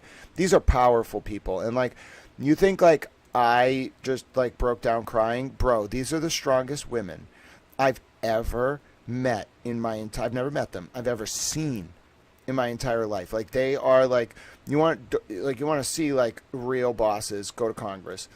These women are amazing. Let me just show you what it was like when Nancy Mace left that hearing, because they were crying. They're actually crying. All right, here it is. I got it. I want you to listen to Nancy Mace, and I want you to tell me right now. She left it mid-hearing. I want you to tell me right now whether you think this impacted how we got to yesterday. Hold on. Ads playing. This is from The Hill, by the way. I'm going to turn it on your screen this sec. Hold on. Congress back in session. All right, hold on. So we're going to watch this. Just Nancy Mace speaking. I don't want to actually see I want the raw clip. Hold on. Did you really clip it? No, I don't want your analysis, bro. I just want the clip. Come on. How can you do that to her? Give her the fucking press conference, bro. All right, here it is. I think I found it. 1 second. No, is this it? Why do they do this? Why do they do these, like, weird like I just want the actual press conference. I don't need like to see other people. I just need to see her walking out of the briefing, and they just won't show it. All right, hold on one more time. Let's see if this will do it. I'm gonna find it. You don't understand. There's a reason that I have to show it. Okay, hold on. I think this it might just be a quick one, which is why it's so hard to see it. Okay, here it is. I got it. All right, so look at her. Hold on. I found it on TikTok of all places. All right, 1 second. I'm going to bring it back to the beginning. TikTok is such an odd platform, but this video was hard to find because it wasn't... Oh, wait. I didn't know I have a fucking TikTok. Stop liking it. I don't understand. I just want to pause the video. All right, here it is. Now tell me whether you think Nancy Mace was upset. That was her after leaving the briefing. When was it? September 3rd, 2025. Look at her. That's about, first of all, she didn't even know these fucks. She just read the document. I knew them. I couldn't control myself when I realized they talked to me. She read these documents back in September of 2025 and broke down crying. She's the strongest woman I know in Congress. She's a boss. She broke down crying. She's Nancy Mace. She's a boss. She worked on cannabis stuff, so I knew of her before. She really knows who I am. That's what I'm saying. If you call their staff, like, Grant needs to talk to you, she would. Look at her. Tell me that did not impact her. It did. It absolutely did impact her. So my point with that is, going back to our document read, the way this happened is back in September, like these women, Congresswomen from the GOP, remember, the way Congress works is you got to have the majority to get anything done in each house. The Republicans have control of the House right now. The Republicans have control of the Senate and the presidency. It's called a trifecta, legislative trifecta. They don't have a veto-proof majority, so if President Trump vetoes something, the Congress needs Democrats' help to override the veto. So it's actually a really strong position for President Trump as a unitary executive. But anyway, so in September, the members of Congress get briefed on these files, but they're not public, okay? And they break down crying. The women. Those 4 women are in the GOP. Nancy Mace, Lauren Boebert, MTG, and one other woman. They literally pressure Mike Johnson. Like, they fuck with him, bro. They fuck with him. They, like, do not stop. They get Justin Amash on their side, who's like a fucking cowboy. You don't want to fuck with Justin Amash, bro. He's straight up like, you're the intel community. You fuck with the, like, Congress. You're going to meet Jim Jordan. You're going to meet Justin Amash. You're going to get fucked with. So anyway, Justin Amash starts like really pushing this shit.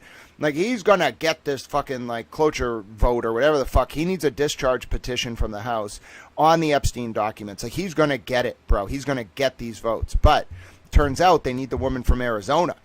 All right, they only have like 4 Republican defectors. They need like 5 votes. They need the woman from Arizona who had like a mid-term, like right in September or October of 2025 election. She wins to fill a vacancy. The Dems get that vote, but Johnson's like, oh, I'm not going to accept your papers. There's some, like, I'm just waiting. You know, there's some issues or something. He knows when she comes in and is sworn in, and Johnson, the Speaker of the House, on the federal level, has to swear this woman from Arizona in, or he keeps the majority as is. Like, he knows he swears her in. They got 218 on the discharge petition for the Epstein docs. So he plays fucking political football for a while. Eventually, she gets sworn in. Boom. Immediately, Amash's discharge petition passes. Now, they did this. You don't want to fuck with the Congress. You really don't. Because they did this ingenuitive maneuver where they basically passed a law, like a real law, for like a strong law, forcing disclosure of the Epstein docs. All right. Now, as a result, the Attorney General had a deadline of I'm talking about the Attorneys General of the United States, Pam Bondi, had a deadline imposed on her by statute to release this shit. They just didn't do it. They were like, there's too much stuff in there. So over the past, that was at the end of December 2025, over the past 3 weeks, the Republican Congress was like revolting. There were people saying from the GOP that they were going to impeach, first they were going to hold Pam Bondi in contempt, which is almost unheard of within the party. They were going to hold her in contempt for not doing what the law said that they just passed. Then, because all you can really do when you hold someone in contempt is refer them to the DOJ for criminal charges if you're Congress. You think Pam Bondi's going to charge herself? No, bro. Okay? And there's no special prosecutor anymore. So, and Congress can't prosecute anything. Technically, they can, I heard. There's this thing called, like, direct contempt of Congress where they can have the sergeant at arms bring you before the Congress and yell at you. I don't think they're going to do that to Pam Bondi. I think it's more like a censure. Like, getting held in contempt doesn't mean the sergeant at arms is going to go grab you. Imagine this battle, like this epic battle between the House Sergeant at Arms and Pam Bondi. Miss Attorney General, you are coming to Congress. No, I'm not. Ma'am, we have to arrest you. No, you don't. That's quite a stalemate. Like, it's happened before in the American Republic, but not in like 150 years. So anyway, they were going to hold her in contempt during January 2026. And then what was really happening was like the midterms are going to come down to like 6 states and like specific House of Rep races in those states. I think it's like the southern part of New Mexico, part of Arizona, California's middle districts, like near San Diego, south of Los Angeles, then like Michigan's a big one, eastern part of Pennsylvania, parts of Delaware, and then that's it. Like a little bit of Idaho or Iowa or something. That's the swing states for the House of Representatives. What happened was the GOP started like defecting against itself as a threat. They weren't just going to hold Pam Bondi in contempt. They were going to sabotage the party in the midterms. And right now, the Democrats have a 78% chance of winning the 218 seats needed to take control of the House, and then they'll impeach President Trump to fuck with him, which I'm mad about because really they're trying to cover up their involvement in Epstein. So anyway, I want the Republicans to control the House. So I was pissed off at these Republicans for using this as a threat. Little did I fucking know what was coming. So anyway, eventually at the end of January, they were also going to impeach the Attorney General, and they might have done it. Like, the Democrats only need like 6 Republicans right now to impeach someone. They pissed off a lot of the Republican women by not releasing these documents. I'm telling you, I know politics. These women were pissed. They were like, motherfuckers, release these fucking documents or we're going to impeach you. Okay, I just want to tell you, that means Friday was not just a huge day with Robert Cosgrove basically admitting crimes. By the way, I think they all got stung. I think the reason the DOJ was pushing to not release these is the investigations were active, and it caused a little bit been a problem. I'm sorry. I'm a little towel. I'm just a little towel. I don't do these things on purpose. I'm just a little towel. Clearly, I did not mean to talk to Ghislaine Maxwell and fucking Jeffrey Epstein. Well, little towel stumbles on to a very well-funded outsourced federal investigation that almost seems like it might be looking into Epstein. Uh-oh. I fucked up a little bit. But it worked out politically because the DOJ clearly was ready to release all this shit. Clearly. Because they just, out of nowhere, they gave up on their argument for processing 5.1 million pages and redacting it. Bro, they just dropped it all. They dropped some shit unredacted. Bro, I found phone numbers. There's a 2,523-page document that is completely unredacted. We're going to go through it today. You can find out who Jeffrey Epstein was calling. He called Stonehearth Pizza in Belmont in 2004. You know who loves fucking Stonehearth Pizza? Towel Mom. You know who's lived in Belmont her whole life? Towel Mom. Well, since 1991. Towel Mom. Fuck, bro. She knew Epstein. I know she did. I can feel it in my fucking bones. I can feel it in my fucking bones. She knew him. She hung out with him. I can tell. Bro, I can tell. I'm telling you, I can tell.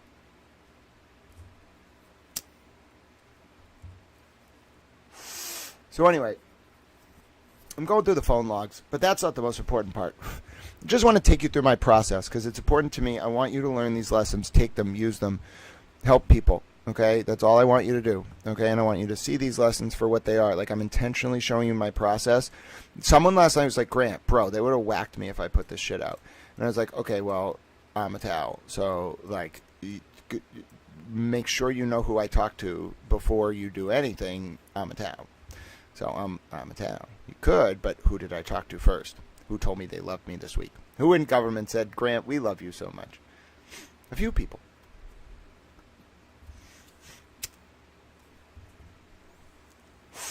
Anyway, so I want you to understand my process. I go to this one, right? I find this document about Quincy, Massachusetts. And it's Epstein emailing with a woman that's Italian. How do I know? Because down here it says, Il Giovidi 14 Gennaio 201, Jeffrey E. Ascrito. Now, Ascrito, S-C-R-I-T-T-O, is Italian. Jeffrey Epstein has written, okay? So he's talking to an Italian woman. And he's saying to her, like, what's the weather like in Paris? You have money. I'm not sure why your stories are so inaccurate. Ayo, what is Quincy, Massachusetts on the bank statement? What are your plans regarding school? Oh, no. Oh, no. Oh, no, I dropped my energy drink, which is probably for the best. I did not need to be drinking that whole thing. But half of it spilled, and it was like this really nice orange energy drink. And I think, like, I don't like that I dropped it. Sorry, I'm a towel. You have to deal with this today, all right? You're lucky I'm still going, oh, God bless you. Who sent a super chat? Hey, has Sean on the Gulf had anything to say about your suspicions? I sent him a text and said, I'm sorry about the other day. Let me make it up to you by taking you to San Diego, and he never got back to me. I think he was investigating the Epstein shit. Bro, this shit is so wild. It spans multiple states. People are going to make their careers on this. It's the craziest thing in the entire world. Shaw was just one part of it, bro. He was just looking into Epstein's network in Massachusetts, I'm pretty sure. Now, I didn't mean to blow it, but like, bro. Like, I'm sorry. I'm a towel. I just push and push until I get the story, all right? And I also love way too hard. So, like, I love. You threaten me. He threatened me. Don't threaten me. What do you think's going to happen if you threaten me? Do you think I react well to threats? No. How do you I don't react emotionally, motherfucker. I just burn it all down. Threaten me once, I burn it all down. He threatened me once, I burned it all down. And then the DOJ was somehow still pleased. So anyway, I didn't know what the fuck I was burning down, though. And then eventually the DOJ just released the files, okay? I think Sean's proud. A little pissed that they had to end it early, but proud. Like, he's a smart kid. And also, he's now going to be freaked out once he finds out that I talked to Epstein and Maxwell. He's going to probably want to help me. If he's a good guy. If he was working with them, that's a problem. Now, I got to figure out, and we'll get to this, okay? We're going to get to this. Builds and builds. We're only like 1/10 into this, by the way, what happened last night. Prepare yourself. I will have more answers about Sean on the golf. Thank you for the super chat. I'm a little towel. All right. Now, so whose name comes up? Hold on. Who? Day, whose name comes up? Search what? Oh, yeah, my mother was in there because she was on TV with allies of Epstein, which makes me think this is real, that my mother was actually involved with Epstein, and that's why she lost her mind Friday, because some of the stuff in the files made her realize that, like, her friends were just exposed. She's going to go down. I think my mom's in trouble. Like, the Belmont police were really worried about her the last weekend. Like, and I'm autistic, so they don't always tell me things. I think they're just like, he's, like, kind of infantilize me, so it's like I don't know what's going on, but they're worried about her.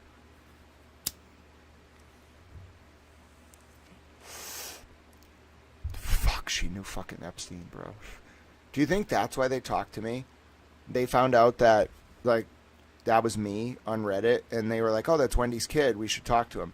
Fuck! I'm cooperating. Nope, it's not a question. I'm cooperating. It's not a question. Nope.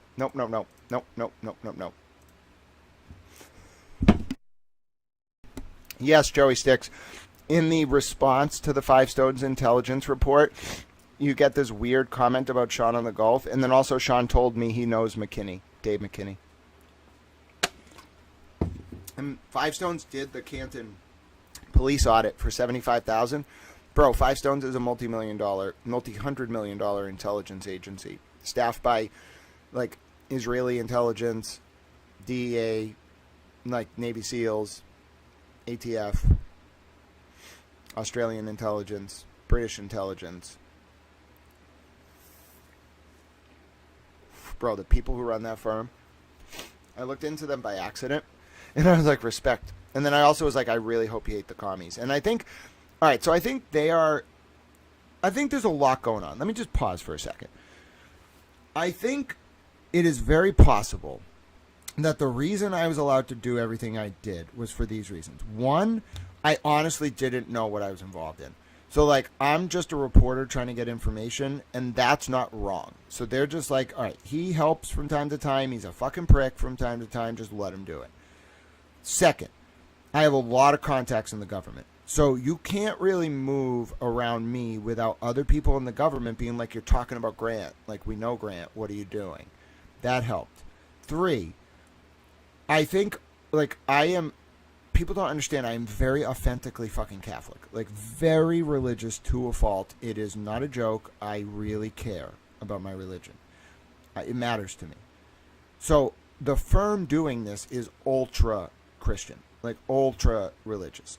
Like, loves Jesus. I literally wear the Virgin Mother pin, okay? I think that was another reason they were like, we don't like this, that he's around, but, like, we are not going to do anything about it. Like, I think, like, setting aside the money, the investigatory integrity, everything, they were just like, no, like, hands off. However, there were people who were willing to go hands on towards the end, like state police, definitely. That's how I know that they were involved with Epstein, and my mom was involved. As soon as they started using those tactics, bro, like, and then I realized maybe, and I'll talk you through it. It's possible that Five Stones was under the impression that I was literally working with the state police and my mother and Epstein and all them, because it looks like it if you don't talk to me.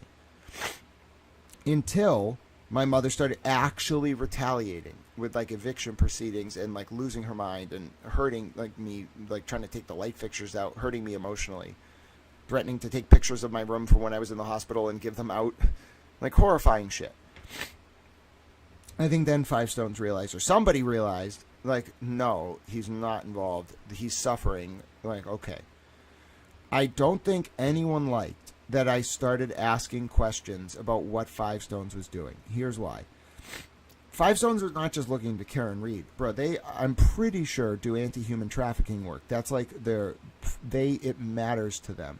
don't fuck with kids. Like, that's why I have to know, though. Like, I find out at all that Five Stones catch and kills shit. That means, like, finds stories and covers them up about kids. Bro, we have a problem. Okay, just an ideological problem. But I see what they were doing. They were contracted. Like, the state police might contract a local PI firm. I think Five Stones was contracted to help the DOJ look into Epstein's networks.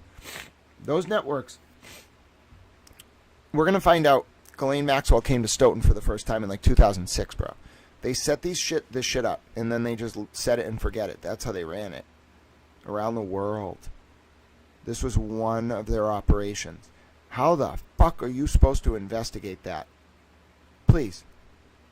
Oh, hold on. I'll turn the volume on my mic up. I turn the gain up a little bit, and then I can also do this. So I should be a little louder. How are you supposed to investigate a network that goes around the world, in the U.S. and elsewhere, sets up brothels, in Massachusetts at least, has cops running them as pimps, and for decades entraps women, like enslaves them, uses them up. This is disgusting that they do this. They bring them into the brothel at underage. They let the cops have at him first. I'm not fucking kidding you. I have to be just ruthless about describing this or I'm going to cry. They let the cops have them first. Then they put them into the brothel with the cops as the pimp. Let the girls work there until they get pregnant or whatever. If the girls cause no fuss, they get an apartment. They get public funding for their kid. They get paid in cash. Whatever. But their whole life after they're done, they're still in the system and they do what they're told. Now, the girls who don't play ball, killed. And everyone knows it. So everyone played ball. How do you investigate that?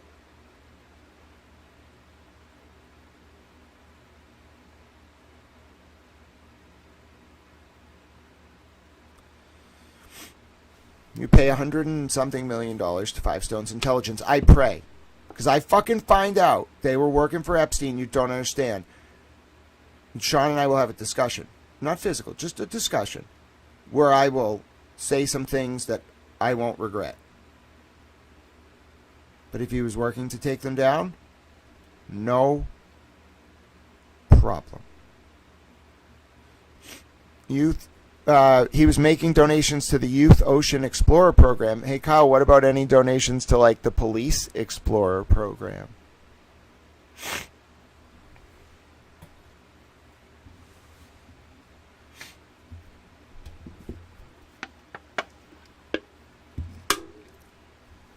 All right, what was I just saying? Hold on. We're going to listen to the DVR.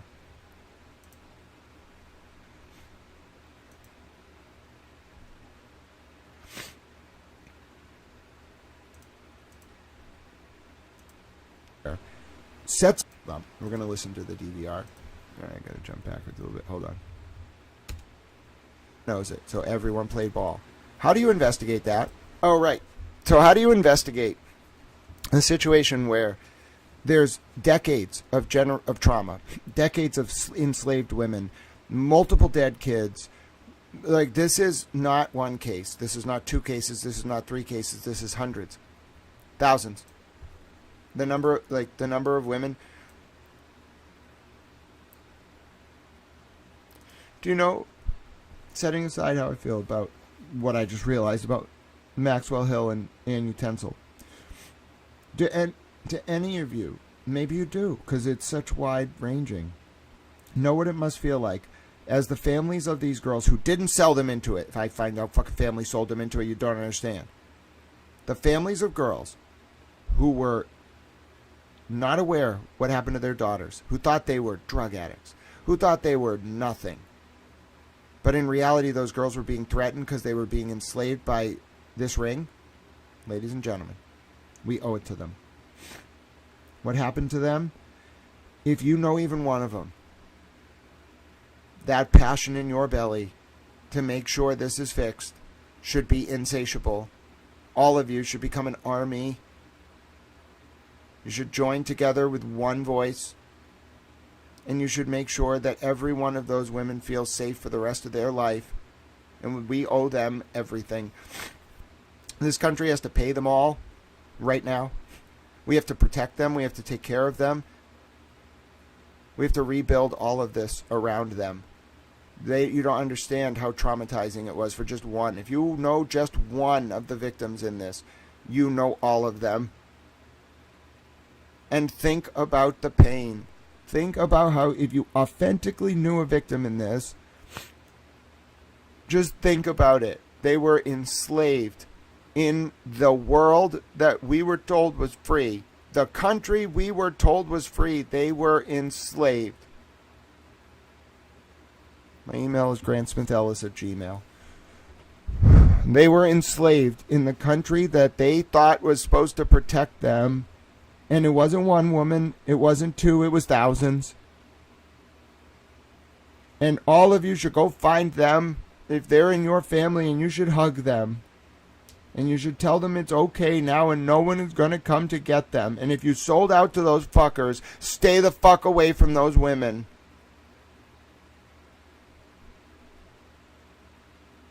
Or you're going to meet me, rhetorically.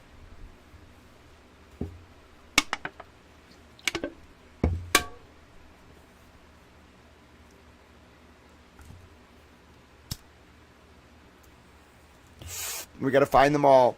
And we got to protect them. And we got to help them. And we got to give them how much. It's going to take hundreds of millions of dollars. It's going to take a collective effort the size of which we've never seen. It's going to take a fundamental public agency. We're going to have to build an agency to undo the damage that was done here. And we need to start right now, immediately. All these women.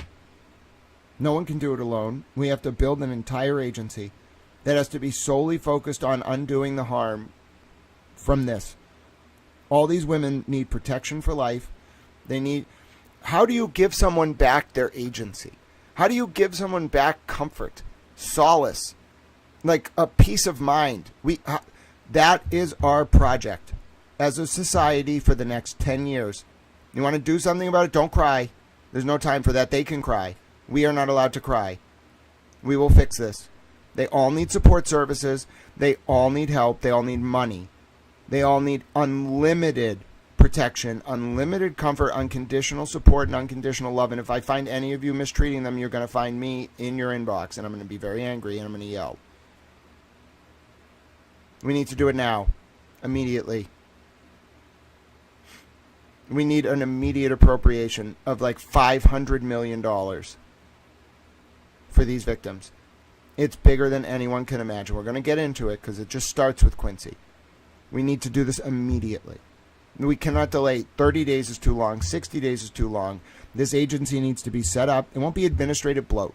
It will be functional and efficient. I'll fucking run it if you want me to. We need an agency that will efficiently streamline processing of every one of these victims in a confidential manner. It's going to be WITSEC on fucking steroids. We owe it to them. They can't all sue. They're not going to. No sovereign immunity, no bullshit. Cut the bullshit. Give them a fine. You can give... Listen, we'll put off a few F-35s or whatever the fuck it's at now for like 3 years. Just a few years. $500 million immediately. Independent institute run by the government, overseen by me. I'm the only one I trust to do it. That processes and deals with all this. And if you step out of line, I get to yell at you. And if you do a good job, I'll give you a challenge pin. Immediately. That we cannot... This is not a joke. We have to do this. There's no other way to process all of these victims. There's no other way to help them. We can't rely on their family. We can't rely on mutual aid or churches. Does that sound reasonable to you? No. This is not people who fell on hard times. We have to actually apologize. $500 million is a drop in the bucket. It's nothing. We could make it $1 billion. Let's start at $1 billion so I get $500 million. Nobody tell them that's my negotiation strategy. Fine. Fuck it. $1 billion. Actually, let's start at $2 billion. That way, if I get $1 billion, I'll be extra happy, and they can give me $500 million and be fucking happy about it. $500 million immediately. 60 days. We need an emergency appropriation from the Congress who should be the ones leading the charge on this, President Trump, you can get on board. It was the damn Democrats. I'm telling you, they were liberal. Immediately. $500 million needs to be used for specific purposes. Someone get working on the legislation. I'll write the fucking legislation if I have to. I've never written a federal bill. I'll figure it the fuck out. $500 million. Institute, government run, independent. We'll deal with the appointment later. Just give it to me. I can be trusted. I hate the fucking commies, and I can do this. I'll manage to do it. We need to support them. Unquestionable. We can make it conditional on them not doing certain things. Fine. But unconditional support, basically. All right? They can't go and reveal information that would expose intelligence ops, etc., etc. But otherwise, we pay them. Now, how many victims? We need to figure out the scale. We need someone to do an analysis of the total number of victims. Let's say there are 50,000. How much would it cost to give 50,000 victims $5 million worth of support? That's probably not enough. Let's make it $10 million. So how much would it cost if we gave 50,000 victims $10 million each? Oh, that's a big number. Fuck it. Who cares? That's how much we need. And then we need more than that because we're going to need to sustain this program. They all are going to need protection. They're going to be at risk for life. We need to pay them. We failed them. This isn't just personal. We all failed them. This went on for decades. Our politicians enabled it. Our police enabled it. We failed them, and we're going to fix it. So we need money from the federal government immediately. That's the first step. Then we will deal with the fallout of the perpetrators. All right, the perpetrators, like victims first, pay them now, and don't just give them money that's gratuitous. Build a support system around them. Let me do it for all of them. Let me build a fucking institution and monitor everyone who's even in the contact with them. I'm fucking ruthless. Let me do that.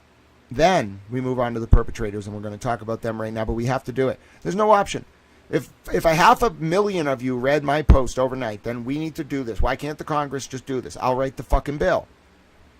500,000, bro, you can get elected to Congress with 40,000 fucking votes.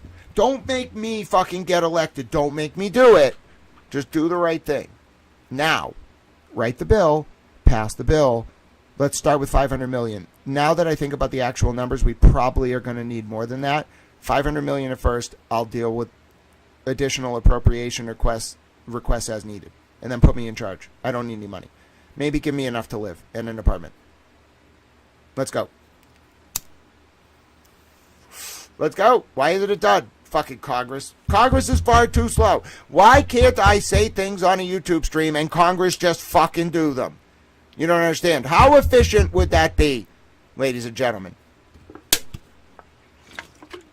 Don't make me fucking get elected. Just do it. You don't understand.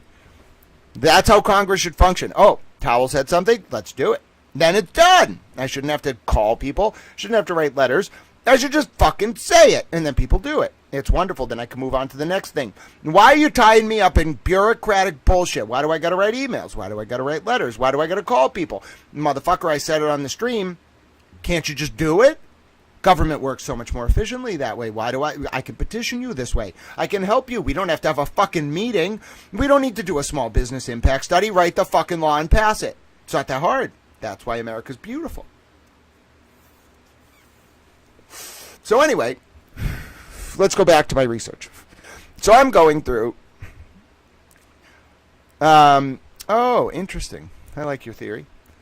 No, we're not giving any money to foreign interests. The damn liberals are commies. We're giving the money to the victims of Epstein. Anybody got a problem with it? Take it out on the communists, not me. I'm a Tao. Don't blame me for the liberals being communists. I'm not a fucking... Don't make me get Pete Bunny Towel. Listen, I'm not a fucking communist. We are not using this for communist purposes. We're literally trying to help America because we failed the victims of Epstein and all his people. All right? No fucking communism. Now, take a look at this. It gets better, okay? So I do my research into Quincy, right? And then I find a connection to Canton. And you might be saying, no, you didn't. Yes, I did. So I'm gonna have it read for you because my voice is tired. Wait till you see how this started building last night. And multiple members of the state... No, stop. We got to restart. Conversation. There it is. The Jeffrey Epstein and Canton, Massachusetts, connection for which you have all been waiting. Epstein was sending checks for a company called Computershare Investor Services, Computershare, Inc. with a headquarters in Canton in November of 2013. In 2014, Epstein was also making credit card purchases in Stoughton, Massachusetts, while staying overnight and in person in the town from July 8 to July 9 of 2014. Stoughton is the town where Matthew Farwell worked and where Sandra Birchmore was recruited during her time in the Police Explorer program into a grooming ring of police officers on the Stoughton PD. Sandra and her unborn 8 to 10-week-old baby boy were killed on February 1, 2021, by Farwell, and her death was then covered up by a group of state and local police with ties to Stoughton. Then, in 2016, Jeffrey Epstein was emailing one of his victims in 2016 about why Quincy, Massachusetts, showed up on bank statements. Quincy, for its part, has also come up in new files released indicating a connection to a real estate developer named William O'Connell and, in turn, O'Connell's connections to the Norfolk DA's office and the state police. Jeffrey Epstein was making credit. Thank you. So, that's the second update, and I'll just show you how I found this. I took a look at this check, right? And it's an inconspicuous check, bro. Like, it's not... You wouldn't look at the fucking check and be like, oh, that's a big deal. Like, no. Like, I'm telling you, if you take a look at this check, it just looks like Jeffrey Epstein sent a check to Canton, Massachusetts, okay? And the exact address is, like, we're zoomed out, but the point is, it's a check to Canton. Now, if you take a look at this form, it looks like it's like Computer Investor Services or something. No, motherfucker. The actual holding company, I found it very fucking quickly, is called, what the fuck is it? Computershare Inc. Now, they're a big company, right? International firm. They do, like, contract acquisitions. We're going to find out, like, you put a stock offering up, they're like a bank for the stock offering. It's more complicated than that. I'm not a financial analyst. That's Karen Reed. She could probably tell you about this shit. I'm a fucking towel. So anyway, I would talk to Karen Reed about this. I bet she would have so many interesting insights, but you can't talk about any of this shit. My point is, I'd be like, Karen, I'm very interested in your thoughts on the nature of complex stock offerings and what the fuck CompuShare does. And she'd be like, Grant, you're hilarious. And I'd be like, Karen, I'm so glad we got to talk. I'm a towel. She'd be like, you know, I always wondered about the towel thing. I'm like, well, you know, let me tell you a story. I can already play this out. Now she's going to be like, fuck, if he interviews me, I can't respond that way or he'll be inside my brain. I know, I already am. Anyway, so... I take a look at this firm. It's CompuShare. It's run by this guy or registered to this guy named Stephen Sesso. I pulled the fucking Secretary of State record. And I take a look and I find the Canton address. But it's got all these fucking like Avenue of the Americas address in New York. Bro, I've been down that motherfucking street. That's billionaire fucking territory. And then it's got this like Chicago address. I'm like, oh no. And then I find like this Stephen Rothblum on the fucking like registration. I'm like, oh no. So I keep looking. And eventually I tie it, as I mentioned, to Epstein's trip to Canton. And then I tie it to the Sandra Birchmore documents. But let's go back a little bit further because that was just the next update. I didn't really fucking know what I found. At this point, it's like... The way I write, by the way, or was doing this, I want you to understand the form of it. I was thinking like I was writing Finnegan's Wake in real time. I was writing each new development, and then I was reposting it, and then adding the new development at the top, and then building in the prior developments to a new story. It was like drafting with new information coming in, and I was trying to mimic the form of Finnegan's Wake by making it recursive historical loops. Like each post you're going to see builds on the prior post, incorporates by reference and directly the information in the prior post, and then adds the new information, almost like a living experiment in how I was figuring this out. It's my magnum opus. I'm a towel. Anyway, I was talking to someone in government, and I was like, I'm a towel. And they were like, yeah, I go around saying I'm a towel now, and people are like, why? And they're like, it's hilarious. They're like, you just say I'm a towel in the middle of conversations? Yep. So anyway, then Kyle finds, hi Kyle Sharkey, you're a towel. You're a wonderful towel. God bless you. Sorry I got a little suspect, you know? My guard's up, you know? You're a towel. He thinks I'm adorable, even though I'm so ornery and very hyper defensive. Kyle's like, he just pets me on the head sometimes. Like, all right, towel. He doesn't take it personally. That's how he knows he's a fucking professional. Even professionals take it personally sometimes. Kyle knows not to take the bait, though. He's too smart. He's a little Kyle. He's a little towel. You know what I'm saying? One time I was interrogating him. He was like, Grant. His reaction was so, like, adorable and disarming, I just let him go. I was like, swim free, little Kyle Sharkey, swim free. So anyway, then I reposted Kyle's post about bathtub because it's fucking hilarious, I gotta say. And Kyle, 250,000 people read about bathtub when I posted about it. You don't understand. I laughed. I cried until I laughed. Well, no, I actually just cried. I was actually baffled. I scolded the audience and then I cried. So anyway, then it gets wilder, okay? So I repost Kyle, and then I'm still perusing through these files like a little towel. And what is this? I pull up this financial record here of Ghislaine Maxwell all the way back in 2006, motherfucker. I go back. When I dive right the fuck in. I'm diving. I'm jumping in like a little towel. Towels don't get that wet. They just dry off so you can dive in all the way. You might be saying, towel, are you sure you should have had that second energy drink? I don't know. I want to get through this. It's my magnum towel opus. I'm a towel. So anyway, I took a look at Ghislaine Maxwell's travel records in 2006, or her credit card statements, and wouldn't you know it, Brett? What is this odd little beautiful seaside town that shows up but Stoughton, Massachusetts? Oh no. I wonder when X&O's, Amelia's / Albert's open for the first time. Oh no, what was she doing at Matt's Inc., a floor covering store in Stoughton, spending $80.60, ladies and gentlemen, on March the 31st, 2006. How much you want to bet if you cross-reference the records of that fucking restaurant down the fucking park? There's no park there, I'm just saying down the park to fucking troll the fuck out of you all. How much you want to bet you cross-reference the records of X&O's, Amelia's, and fucking Albert's? Bro, do you understand Ghislaine Maxwell was a property manager for Epstein? She scouted properties. They built brothels there. They put cop pimps there to run them in some cases, I think in particular in this area. Motherfucker. This motherfucking fuck was in Stoughton March 31st, 2006. Buying flooring. What are you doing in that beautiful town? And then by, what was it, May 1st, she's in fucking Cupertino, California. Where'd you fly out of, bitch? She gets called bitch now. Ghislaine Maxwell, I'm sorry, she gets called bitch. Do you think that, like, am I being too harsh? I'm not. She's a bitch. She talked to me. How dare you? This bitch. I'm mad. I am mad at her. She hurt children.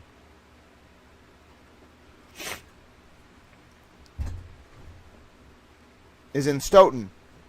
All right. Now, that was the next thing I found. You see how it's all building on itself? See what we're building a picture here. All right. It keeps building. You can call it Towel's historical mosaic. Towel's wake. Not literally. Now, let's take a look at the next thing I found. This is a wealth management firm called NJAA Wealth Management Services. Now, we're going to find out eventually what this fucking firm actually is, but I just want you to remember the address, 1200 Crown Colony Drive. Now, if you don't know what bank records are, they're a little bit complicated, okay? They're not always the easiest thing to read. But you can see here, like, this was Epstein sending a wire to this place with an address in Quincy, all right? He did it in March of 2015.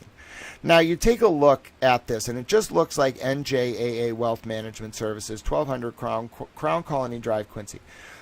Go try to find that firm. I eventually found it. Someone sent me a lot of documents that kind of make clear what this firm is, but try to find that firm in the Secretary of State website.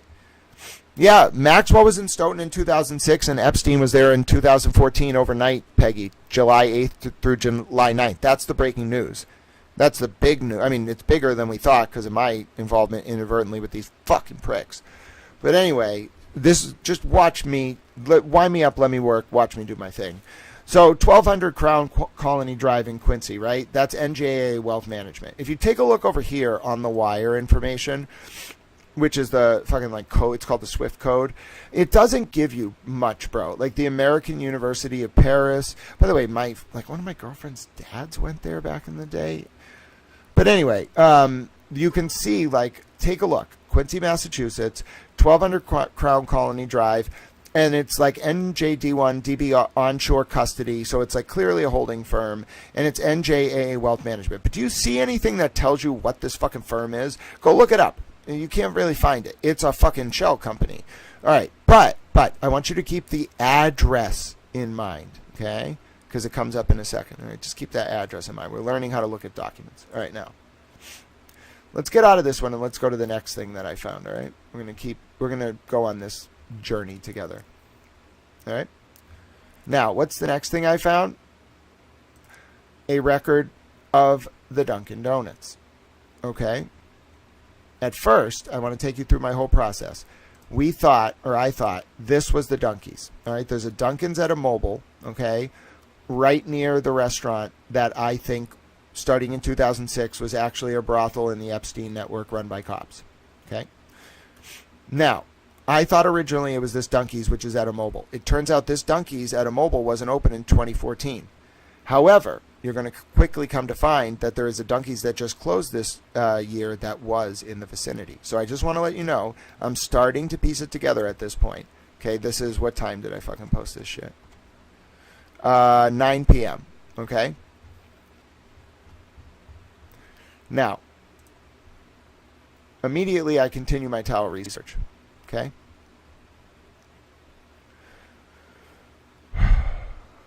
And look what I find. This really freaks me the fuck out. And I'm going to let you listen to this whole post because I want to get some water. Look what I find. What is this? This is a company called Dynagas Liquid Natural Gas LNG Partners LP. Now, remember when I told you that CompuShare is a firm that like handles like the bundle? It's like a bank when you make a stock offering. Okay, it's like a warehouse of stock, kind of a digital repository. I'm not a fucking financial analyst. You want to bring Karen Reed up here and let me interview her about fucking FINRA? She'd have the time of her life. I promise you. She'd be like, Grant, this is the greatest thing ever. I'd be like, welcome to the show, Karen. She's already in the show. She'd be like, welcome to the show, kid. I'd be like, whose show are we at right now? Excuse me, whose world are we living in? I know we like to live in your world, but I like to, well, things like a little snow globe as well, Miss Reed. She'd be like, game, recognized game. I'd be like, hoes do too, motherfucker. She'd be like, you're fucking hilarious. I'd be like, I'm a little vulgar. She'd be like, I know. She's probably listening to this like, oh my God, he's in my fucking head. Well, yeah. You let me look into your soul. You wanted to look into mine. We made a deal. You looked into my soul. I looked into your soul. Now we're inexorably connected, and I can read your fucking thoughts. What do you want from me? Don't let me do that to you. You let me look in your eyes like that. I only need like 5 seconds. I got it. Anyway, the point is, this is the Dynagas LNG offering from July 13th of 2015. So, at the bottom here, all right, now we're going to see some names, like who the fuck's on here, like Morgan Stanley, Credit Suisse, Stifel, DNB Markets. We know these are names tied to this motherfucker. Then we take a look down here. We have appointed CompuShare, this is the bottom right, as the paying agent or paying agent, and the registrar and transfer agent or the registrar and transfer agent for the Series A, which are stock units, preferred units. The address of CompuShare is blank, Royal Street, Canton, Mass. 02021. Okay. Bro. That plus the last document, I'm like, oh, motherfuckers. I'm on to you. I'm on to you. As soon as I see something like this, first of all, I went and looked up Dynagas LNG Partners. Bro, that shit is fucking still active. That's a fucking boss of a company. Second of all, I'm like, bro, this is not normal. This is like what you do when you run the world. Like, I've looked into this kind of stuff before. I've never seen it tied to Canton. So anyway, I have the skills to understand what I'm looking at because I do, like, I analyze when companies go into receivership, and I also like do like my own investigatory oversight of like whether companies were properly licensed by regulatory agencies, just as a form of journalism. And so I'm always looking into like what companies do from the perspective of financial compliance. And then I'm always thinking like a financial like auditor, not really like a financial analyst, more like a forensic accountant. I want to know like not like necessarily how you spent your money. That's important to me. I have people who can find the dollar amount and where you put those dollars and who signed the checks. I can do all that. That's on my fund though. What I want from you is what are the names on the documents? I know that you have to put names on documents. You give me enough names, you give me enough addresses, I'm going to fucking find it, bro. You give me a partial screenshot of a fucking document from a settlement with a state agency. All I need is a fucking partial. Give me the address. I'll take the address. I'll trace it back. Then I got fucking police logs. Then I know what's going on. I find dates. I understand exactly. I put everything together. You don't want to fuck with me. So anyway, I'm looking at this fucking document from a financial sort of like investigatory perspective, and I'm like, I know that like, and by the way, the people who send me documents, they don't even know what they're looking at. They just sometimes know there's a keyword. They rely on me to be able to understand the wider bureaucratic context to interpolate the nature of the data and then take it where it has to go. One document in a silo means nothing. 2 mean nothing. 3 mean nothing. 5 is a puzzle. 10 is a picture. 20 is a mosaic. 50 is a movie. 100 is a towel. So anyway, you start taking a look down here and you understand that CompuShare is our target. Like, we are zoning the fuck in on this company, but not only are we zoning in, we want to know what it is. What is CompuShare? We know CompuShare is a little strange. What's NGAA Wealth Management? What are they doing? Why are they doing it? We see they're offering preferred stock units, but why? Right? So we already got these questions percolating in our towel minds. And then we jump up here, right? Let's take a look. We jump to this document, which was the checks from before. Remember the checks? Don't forget the checks, because the checks are, although they're not to CompuShare, they're to CompuShare's like alternative identity, and it traces back to that same address, okay, in Canton. So we know like CompuShare is now involved with stock offerings for a very complex liquid natural gas company worth billions of dollars that's still operating, which means Epstein probably wasn't actually the person running all this. He was just one component of it. Now, because seriously, who the fuck runs this shit has time to go on Reddit, motherfuckers? Shit. Fuck. Fucking money manager. More than that. He was a fucking weasel. All right, so gets a little more intense with Canton. Sorry for yelling. Now, this is kind of a side alley, but it just shows the established nature of the relationship between Epstein and Canton. I start taking a look at this Lenny's Textiles Inc. because I see that back on July 24th, 2001, Epstein was making payment. Now, it turns out Lenny's, if you look at the like corporate history, what you're going to see is it was old. It was started by a woman in like 87 in the area, and then she brought on someone else in like the late 90s. That woman worked for her and became like a vice president and then bought the company in the past like 10 years. But if you're talking about 2001, my best inductive research that I can do is that Lenny's was operated by its original owner at the time, but had a vice president who was powerful at the time that is now the current owner.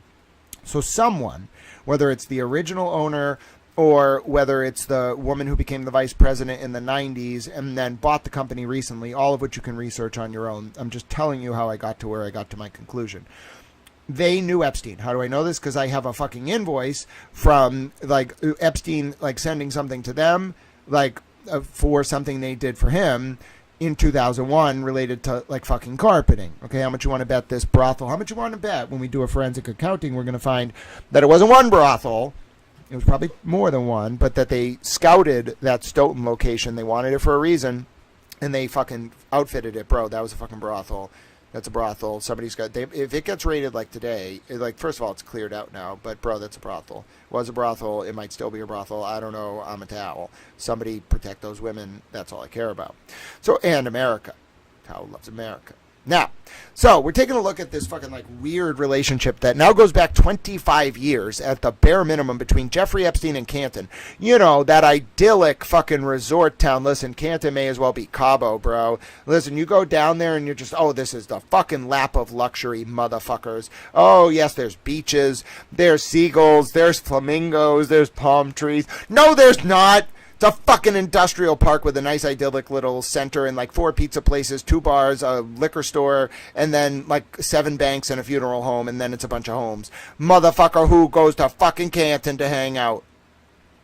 Not people with the hundreds of billions of dollars. Not people who own islands. Not people who are on Wall Street. What the fuck? Alright? I'm sorry. There's no flamingos in Canton. The flamingo was a fucking lie. They told me there were flamingos. I went down there. I was like, bro, This is not Cabo San Lucas. There's no fucking flamingos. There's a fucking industrial park with a nice little idyllic center. What the fuck you talking about? So anyway, then Boozy Beauty. Shout out Boozy Beauty. I'm sorry, I said the B word so many times earlier. Boozy Beauty, I feel like I offended some people. I'm so sorry if I offended some people. I'm just mad at Ghislaine Maxwell. I hope we can all get over that. Boozy Beauty is a super towel. I called Ghislaine Maxwell a bitch like 40 times in the span of like 10 minutes. But you know what? She deserves it. The point is, Boozy Beauty's then like, wait a minute, Grant. Have you considered that there is a Dunkin' Donuts, okay, right here that was open in 2014, and it was at 438 Washington Street. And then someone else follows up and lets me know that is indeed the Dunkin' Donuts with the ID number that Boozy Beauty was talking about. Now, Boozy Beauty's so good, I just want to show you. You want to talk about OSINT, and I do kind of want to have her on for an interview, but I also want you to understand, if you want to come on, Boozy Beauty, you got to understand how serious this is. If you take, I know you were targeted, but if you take on this discussion, which I welcome you to come on, I want you to do it like with informed consent. I want you to know what this is, and if you are comfortable attaching yourself to a discussion of this on camera with me, I'd love to talk to you. However, I want you to always prioritize your own safety and remember that information is important, but you can't do the work you're doing unless you feel safe. So you weigh that all. You can send me a DM on Twitter, whatever you want to come up. I'll set up a Google Hangout. We can do an interview. Maybe we'll limit it to 30 minutes, whatever you want to do. But you found some of this stuff. You want to talk about it, I'd be happy to have you. I just want to give you that disclaimer. It's like the movie V for Vendetta. If you're in it, just know you're taking a risk. Not from me. I want to protect you. But like, this is the Rubicon. You cross this, you're taking it all the way. Where all the way is, I don't know, but I'm protective, you know?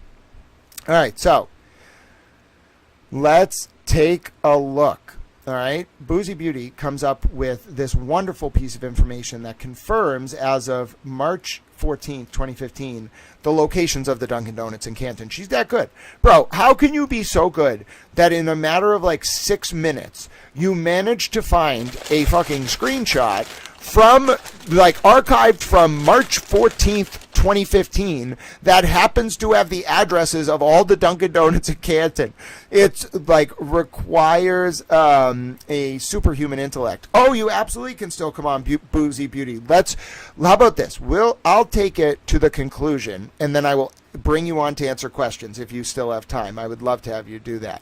Everyone needs naps and energy drinks. Okay, it'll be our prime time moment. That'll be the conclusion. It will culminate with Towel asking Boozy Susie questions about everything we're about to learn, and maybe things we haven't learned yet. What if Boozy Susie is actually going to go with Emily C. and conquer northern France and then give me Australia and Canada?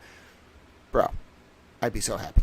That would make me feel a little bit better. I said nothing would make me happy again. Give me Canada and Greenland and Australia and northern France, and I might start to feel a little better. You know, Homer Simpson wanted the Denver Broncos and got he wanted the Dallas Cowboys but got the Denver Broncos from his brother. See, me, I'm a simple man. I don't want the fucking Dallas Cowboys. I don't want the Denver Broncos. I don't want the New England Patriots, but I love them dearly.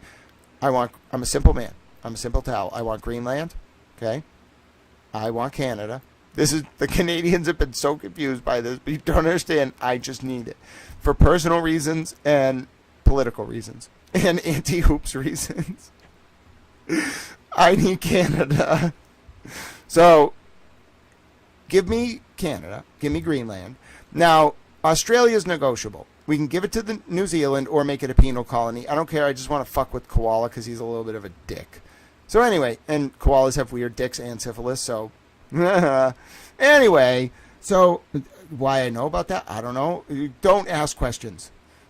Anyway, somebody posted about it on Twitter, all right? And then I just need northern France. Northern France is unrelated to all of this. I just want it as a base of operations, and I don't really think Macron will give a fuck. The French are a little, like, pesky about their territory, but, bro, like, come on. It's northern France. Like, do you really need it? What are you doing up there? Brittany, you know what I'm saying? I just want it to fuck with the British, because then they're going to think I'm going to send Erica into Ireland, and she's going to, like, start some conquest and retake Northern Ireland. That's part of the reason I want it. I also want it just because I think Northern France is cool, and I want to say I own it. I want to call it Norman Towel. I'm a simple man. That's all I want. So anyway, I don't really know how that was really. Oh, right. I was talking about how Boozy Beauty is very good at what she does, and I was like, oh, we can definitely use her to conquer northern France. I was going to say Emily C. and a penguin would have easily conquered the French. They would have just surrendered immediately. Throw Boozy Beauty in there, it's going to be the most, like, the French will just, like, be like, all right, fine, fuck it, take it. They won't even put up a fight. The Garde du Maine or whatever the fuck they're called would just be like, oh, you two are very pleasant. Why do you have a penguin with you? Then Emily C. will be like, well, there's this whole ship with animals, and it's a long story, and we try to teach being drama-free, and this is Boozy Beauty, and we're just going to take this part of northern France and call it Norman Towel, and we can't really explain. Some guy wants it. And they're going to be like, okay, you know what I'm saying? It's a genius plan. So anyway, Boozy Beauty's like, no, it's this Dunkin' Donuts grant that puts together this giant puzzle that's entirely unrelated to your conquest of northern France. And I'm like, okay, I can run with that. So I'm like, motherfucker, let's run with that shit. So I'm being a little towel, you know, and I'm masquerading around as a, you know, little oblivious, ambivalent little towel, but I'm not. I am, in fact, a super towel. So then I write this. Okay, everybody ready? I'm going to let you read this post so we all get caught up in case you're tuning in. But look it, I made a map. I made a towel map. All right, I'm like Dora the Explorer. I made a map. All right, you can think of me as a towel, but also Dora the Explorer. Okay, look at me hopping around on the map. All right, now I'm a little towel, and I find the address of the newly closed Dunkin' Donuts, and I say, oh my God, there's an IKEA. Oh my God, they never left this area. They went to an IKEA, a gas station, potentially this specific building. And then they went the next day, Epstein or whoever the fuck from the Epstein files with his card, to this Dunkies, which is right next to 128, motherfuckers. I think that's 128, isn't it? Whatever fucking highway runs through Stoughton. It's probably 128. Might be 95 South. I think 128 stops at the split, so this might technically be 95 South. The point remains the same, motherfuckers. Might be 24. No, it's 95. It's 128. So it's 128 past the split. So it's 95 South. I'm pretty sure. Anyway, the point is, that's the highway. They get off. They built it. Look at this from a map. They built this on purpose so it could be patroned. And they were traveling around this area, somebody with the Epstein card, on July 8th and 9th of 2014, and I'm pretty sure it was because of this building. Okay? So, that put that all together for me. And I'm going to let you read this post so I can get some water. If you're just getting caught up, this is the news that broke overnight. Yes, it's a lot to understand. Yes, it's worthwhile to listen. Yes, Emily C. and Boozy Beauty Jeffrey are Epstein was making credit card purchases in Stoughton. One second. Conversation. The Donkeys in Stoughton visited by Jeffrey Epstein, after Epstein spent the night in town on July 8 to 9 of 2014, has been located. Overnight, I reported. If Jeffrey Epstein went to this specific Donkeys after staying overnight in Stoughton on July 9, 2014, I am telling you we may well be looking at a cop brothel that was grooming young girls, including Sandra Birchmore, and operating in plain sight for decades. Minutes earlier, I reported. Why was Jeffrey Epstein sending packages to Canton, Massachusetts companies as early as 2001? How deep does this all go? Earlier Saturday, I reported. Jeffrey Epstein was also using another Canton company called ComputerShare Investor Services, ComputerShare, Inc. in Canton as the paying agent for an offering of stock related to a company called Dynagas LNH Partner LP that is still operating. Source as to Epstein's stock offering being tied to Canton. Source as to Epstein sending checks to this Canton firm. Earlier that hour, I reported. Jeffrey Epstein was making credit card purchases in Stoughton, Massachusetts, while staying overnight and in person in the town from July 8 to July 9 of 2014. Stoughton is the town where Matthew Farwell worked and where Sandra Birchmore was recruited during her time in the Police Explorer program into a ring of police officers on the Stoughton PD. Epstein stopped at an IKEA in Stoughton on July 8, 2014, where he spent $345.57. On that same day, Epstein spent $37.57 at a convenience store, gas station. Then, the next morning, indicating Epstein stayed the night in the area, on July 9th, Epstein spent $2.35 at a Dunkies number 30331. It is very important that... Now, obviously, we identified this Dunkies, and I was working so fast I didn't remove this line, but yeah, we identified the Dunkies. God bless Boozy Susie. Then, the next morning, indicating Epstein stayed the night in the area... Boozy Beauty. Then, the next morning, indicating Epstein stayed the night in the area, on July 9th, Epstein spent $2.35 at a Dunkies number 30331. it is very important that someone help identify this donkey's location, and its location, at the time in question in 2014. As that may help us understand where Epstein spent the night and if there is some kind of brothel ring in the area in which he was involved. After Sandra and her unborn baby were killed on February 1, 2021, there was a cover-up of her death by the state police unit run by Brian Tully and John Fanning. Fanning used to work as a cop in Stoughton, as did Tully's other employee, Yuri Buchanek. However, after Farwell was initially cleared of the crime by MSP, the federal government then indicted Farwell in August of 2024. Farwell was indicted again for the murder of Sandra's unborn baby in fall of 2025, and he is scheduled to stand trial in October of 2026. In turn, an IA investigation into the conduct of Farwell, Robert Devine and other officers revealed that, before her death, an unknown person was threatening money about money that Sandra owed to the girls at a dorm suite. However, Sandra lived alone in an apartment, and had for some time. Thus, if Epstein attended a brothel tied to cops in the Stoughton area, and if this ring of cops were also involved with Sandra's death, we may have smoking gun here that opens this entire Pandora's box. Fuck. Fuck. Those poor girls. We will all avenge them. As I have said previously. No one wants to talk about it, but the Sandra Birchmore cover-up potentially touches on a ring of connected cops abusing children, grooming them and then seeding them into a cop brothel somewhere in Stoughton. Some questions. Who is the father of Sandra Birchmore's unborn baby? Why did the MSP ignore so much evidence confirming Farwell killed Sandra, including video evidence of Farwell at the scene at the time of Sandra's death? Years of phone records confirming Farwell abused Sandra since she was a child. And evidence that Farwell said he would take care of the problem himself if Sandra insisted on carrying her unborn baby boy to term, when John Fanning wrote his report clearing Farwell in 2021. Who was the unknown person threatening Sandra, in the months before her death, about the money Sandra owed to the girls, who Sandra knew from a dorm suite? Sandra lived alone in an apartment in Canton.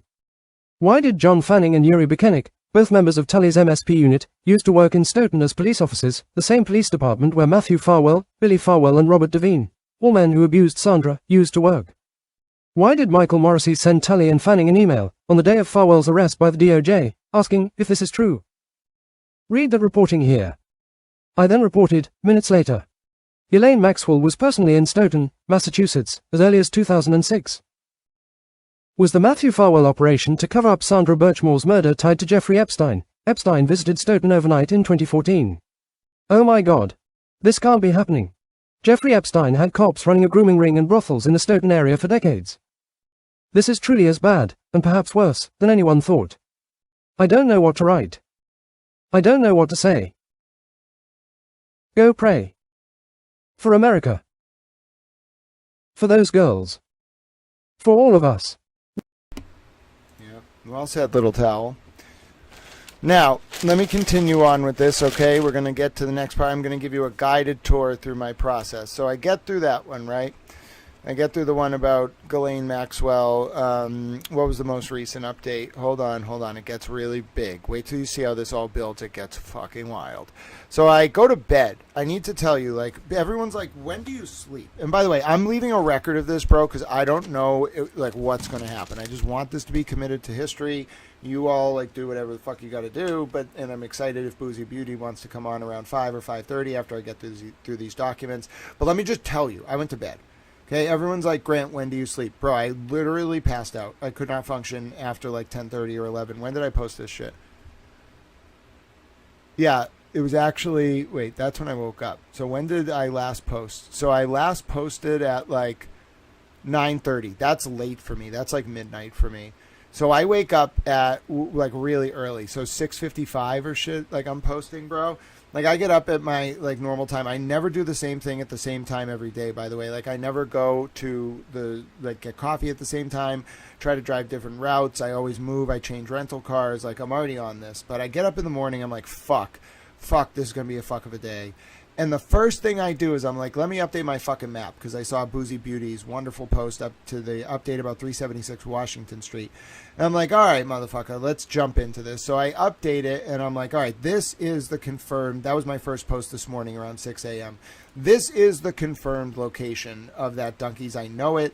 Like, somebody found the actual store number and then found their closure page, which had the store number listed, and you can cross-reference the store number, which is 330336, I believe, with the documents about that specific location closing.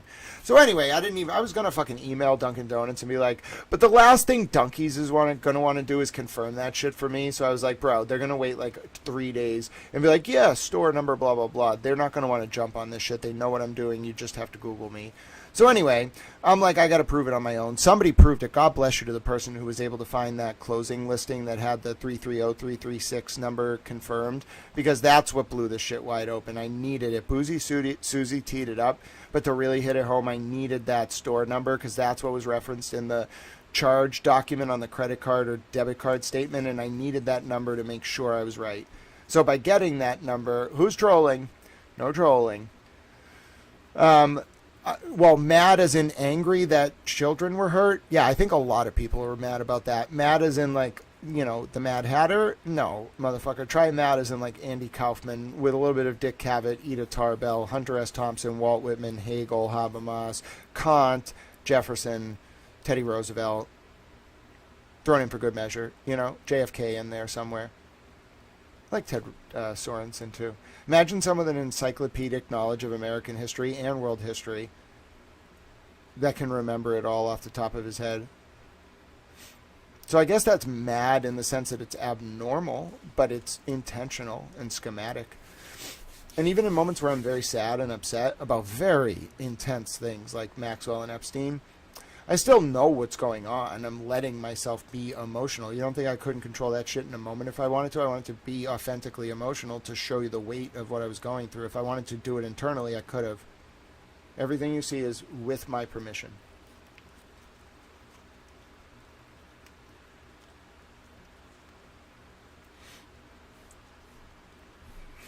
So, thin line, you know what I'm saying?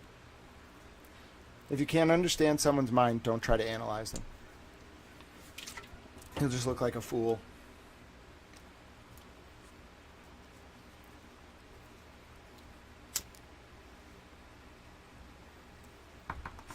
So anyway, let's go back to this. I wake up in the morning, and I'm like, motherfucker, I got these bastards. And then I go forward. And there was like a moment where I was like, I'm just going to go live. Little did I know. I wait just a little bit more. And then I start seeing this stuff about the like horse thing. Bro, that's what had my eyebrows like cocked, you know? The Rock style.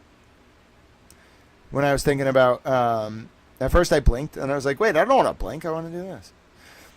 I was thinking about, my brain is so off that it thought me telling it to do the Rock eyebrow was it telling it to blink. Motherfucker, I didn't want you to blink. I wanted you to do this. Now it's got it.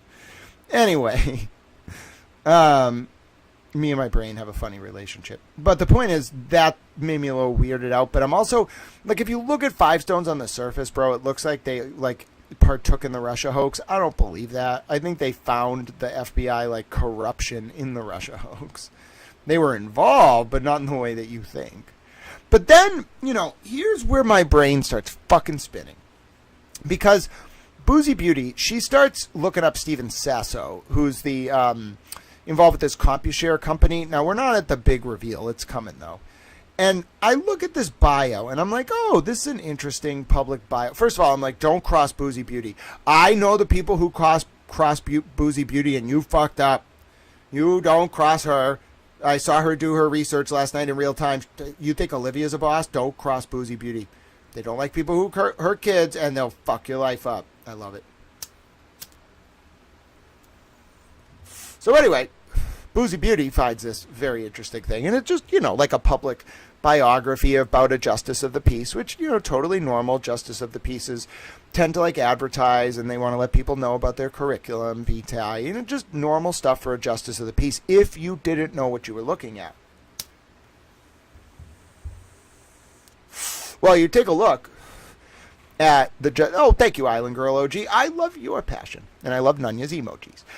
And, okay, so you take a look at this, and it's like, oh, that's interesting. He's with CompuShare, a financial services company, and what did he do? Oh, he's an adjunct professor at BU. The law, and you know, does it? What's his face? Dan Medved work at BU School of Law? Maybe he's at Northeastern.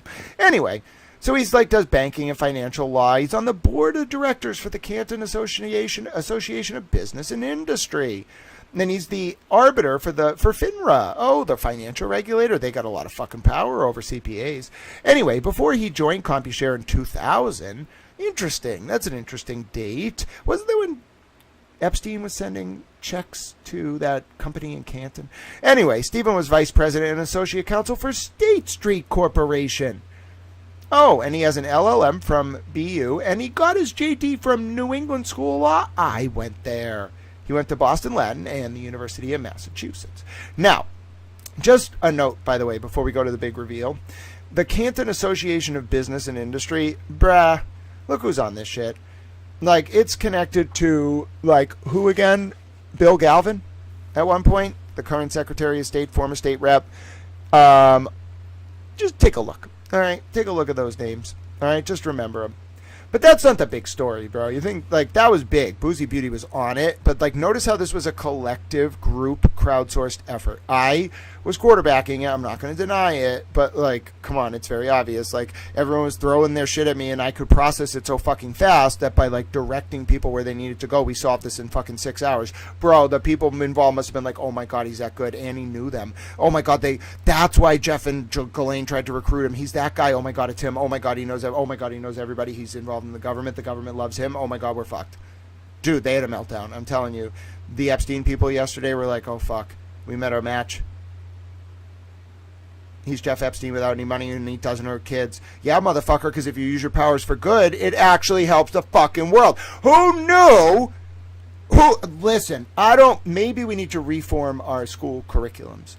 Who knew that if you're intelligent and you don't make videos of harming children and you don't run brothels and use cops to threaten and enslave women, who fucking knew you can do a lot of good? Listen, I am now realizing this is just a problem of education. Okay? Clearly, we just need to spell it out to people. We're going to have a special class. Why you should not unalive children. Why you should not hurt children sexually. Why you should not kill people. Oh, goodness. Fuck. We need to do the 10 Commandments. Oh, my God. Oh, my God. It really was the collapse of religion. We have to just explain. I get it now. I totally get it. It's just not obvious to them. You know?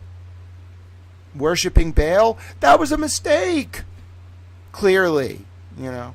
Who knew? Who knew? All you have to do is not worship the devil.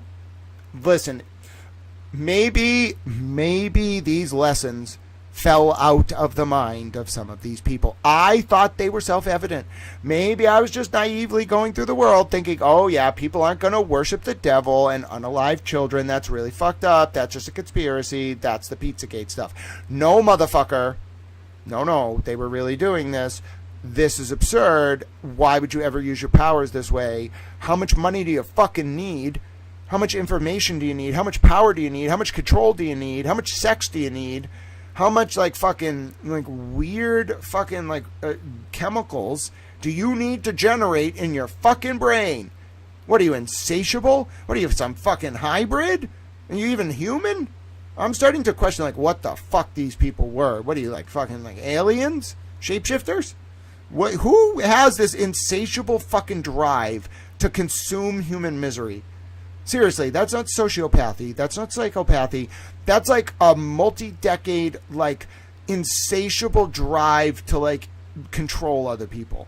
Bro, that's not normal. That means you only get off on that shit. And not just only that shit. You have to literally do the worst of the worst to get off. What kind of fucking brain chemistry do you have? What are you chasing? What are you making? Why are you doing this? Are you fucking bioengineering humans? What the fuck are you doing? It's crazy shit. Why would you ever use your brain that way? Bro, you could do so much good. You can do so much good. You can reform constitutions. You can take people out of poverty. You can make cities revitalized. You can build hope for a better future. You can make people smile. You can give them a nice quality of life. You can give them cars, fucking radios, TVs, entertainment, happiness, a hope that tomorrow will be better than today. Instead, you fucking shit on them. Why?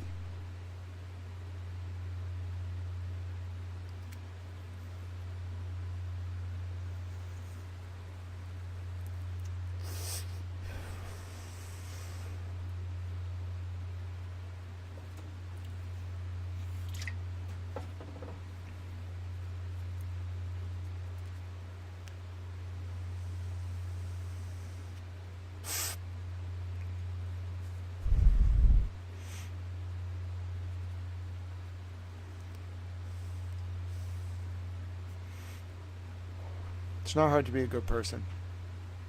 It's really not. It really is not. And there's nothing you'll do that will stop me from being a good person. No amount of pressure, no amount of mocking. I'll just play along. It's fun for me. But you'll never make me be a bad person. I'll never understand people who are bad people. I want them in jail. I want them to suffer from the judicial system the very thing and worse that they inflicted on others. You don't understand. That's all I want to do. My body is compelled to hold people accountable that exploit this country, the vulnerable, the unheard, the weak, the unconnected. I'm hardwired to do it. They are hardwired to hurt those people. And they do it with glee, and they get off on it. And then they fucking talk to me. How dare you? How dare you? You talk to me. It's profane what you did, what they did by talking to me. They violated something sacred, and I'm hurt.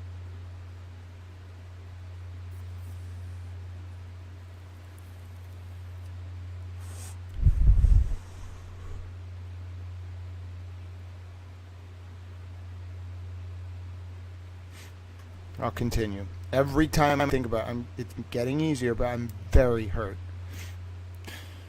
Alright, so here's the big one, and it gets bigger and bigger, but let's start with the fucking Clinton one. Oh my fucking Christ. God, please protect me.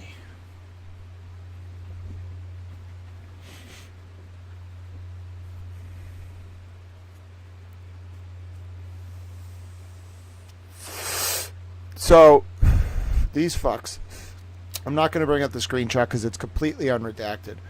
They couldn't get it all done. It was so many documents. They just threw up a bunch of shit unredacted, including pictures of victims' faces in some cases, which I did not open and will not be opening. Don't open the one with the manila folder. That's the victims' faces. So anyway, bro, this is what blew... Let me just let you read this, all right? I'm just going to have it read out. No, I'll fucking read it.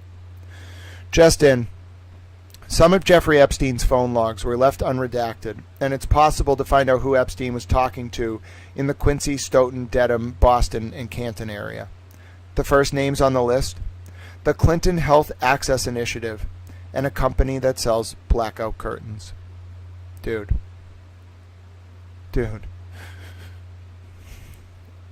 Like, for decades. Like, it was the Democratic Party.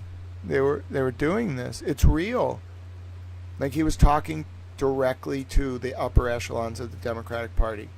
I found the number. In the Boston area. And then this other company, literally, it's called like Blink or something, only fucking sells blackout curtains. Now, you might be saying, Grant, did it just say this? No, I had to get the numbers and reverse engineer who the numbers belong to. I want you to know how traumatizing this was. Every fucking new revelation was breaking me. Every single... I was like, no, it's getting worse. It's getting worse. It's getting worse. It's getting worse. And, like, I'm trying to, like, reach out to people who I don't even, like, know that well, but who I really think are, like, who care about women. Like, I hope you know, like, it's not white knighting. I think people who take advantage of children and women are fucking cowards. So it's more like an ideological thing about not mistreating people who, like, are vulnerable. I reached out to people who now, if I reached out to you in the past few days, it means that I think you actually care about women and children. Consider that a very fucking high compliment. I didn't reach out to a single person I didn't like. And if I didn't reach out to you, that doesn't mean per se I don't trust you. It's just, like, the people I reached out to know that, like, if I talked to you in the past 48 hours, I think you really care about women and children. Like, really. And that's a compliment for me.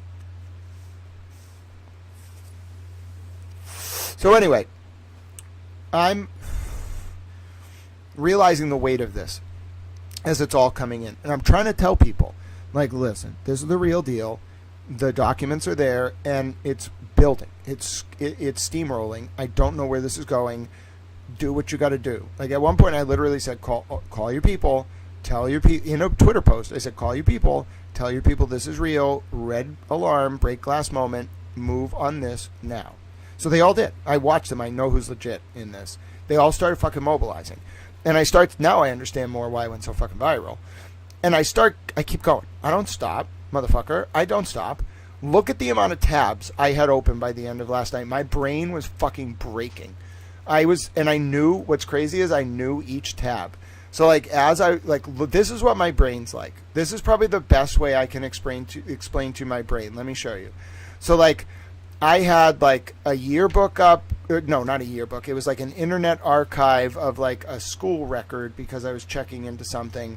Then I had like all these DOJ files up. I was Googling things. I had case decisions up because I needed to cross-reference certain people's identities. I had Google searches up. I had a Canva page up that I was using to amalgamate all this information in real time and produce screenshots that were capable of being rendered on Twitter the right way. You have to format them. That's why screenshots don't look good if you don't format them in a program.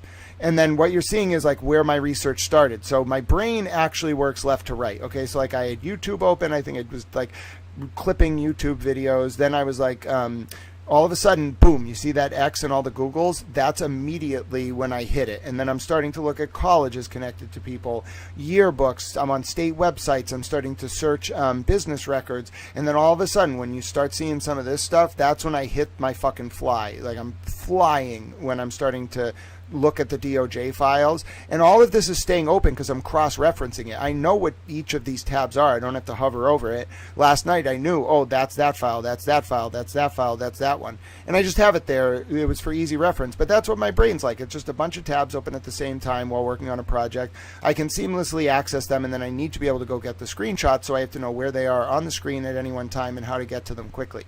So anyway, that's a tour of Tal's brain. It's like a web browser with a lot of tabs.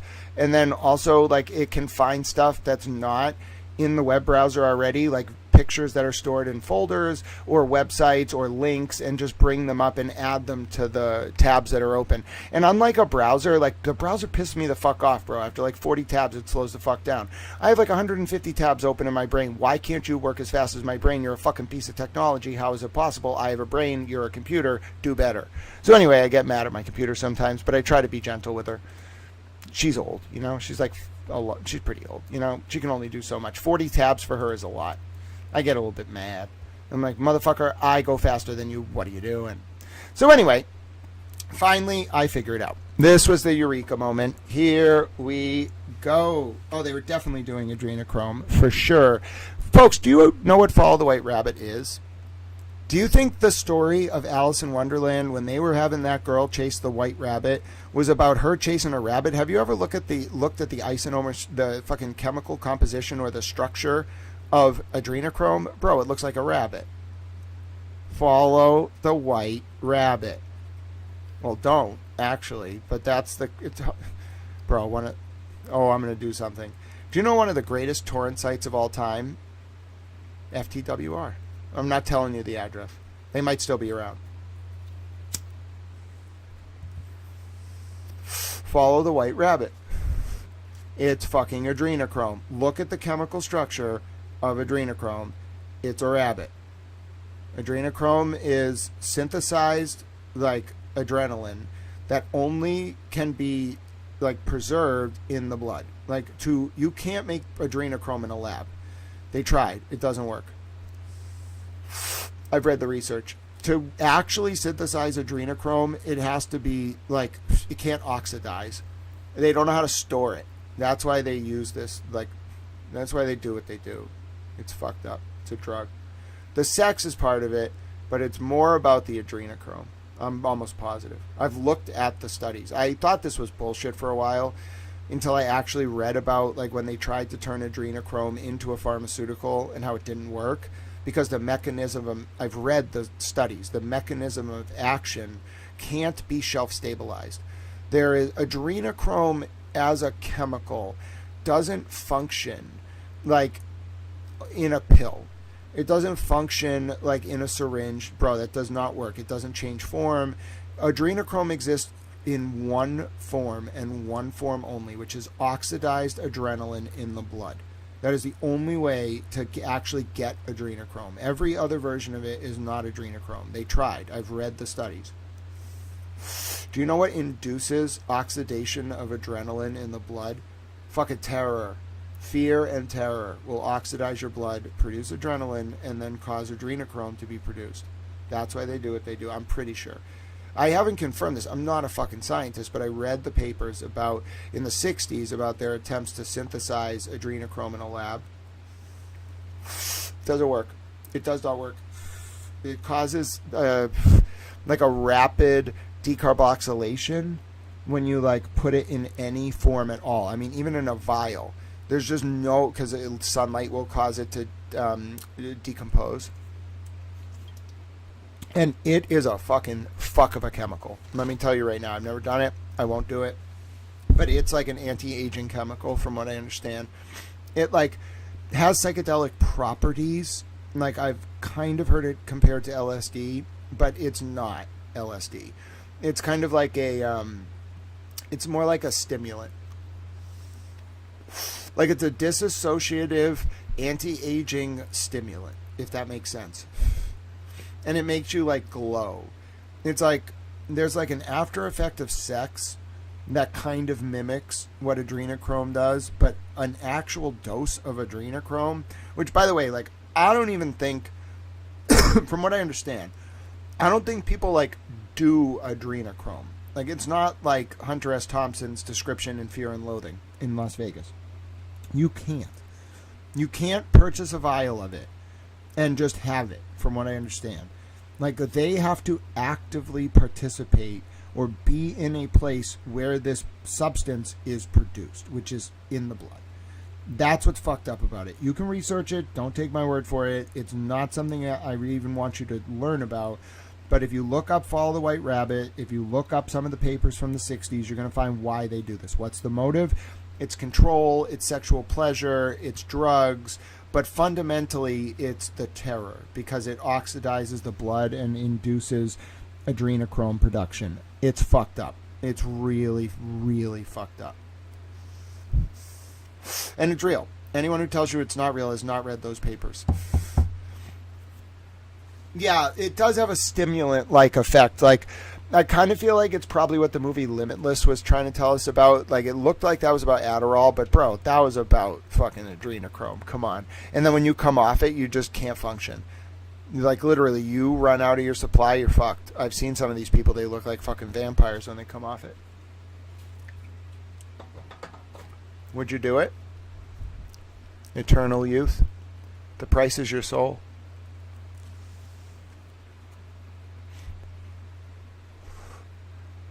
No, I wouldn't do it. All right, here's your answer. The actual company that Jeffrey Epstein was working with in the Quincy and Canton area was State Street. I deadpanned it. There it is. There it is. And it gets worse. What is that right here? What does the unredacted file show? They tried to protect them, but somebody who's very smart got it. What is this? Let me see. I got a DM. Hold on. All right, so what is this? What were they actually doing at 1200 Crown Colony Drive? What does that say? What does that say? And by the way, we can zoom out if you want to see the full address. State Street, Private Wealth Management Services, 1200 Crown Colony, Quincy, Mass. That's when it all fell apart. That's when I first started realizing the weight of it all. Before the Maxwell and utensil thing even came up.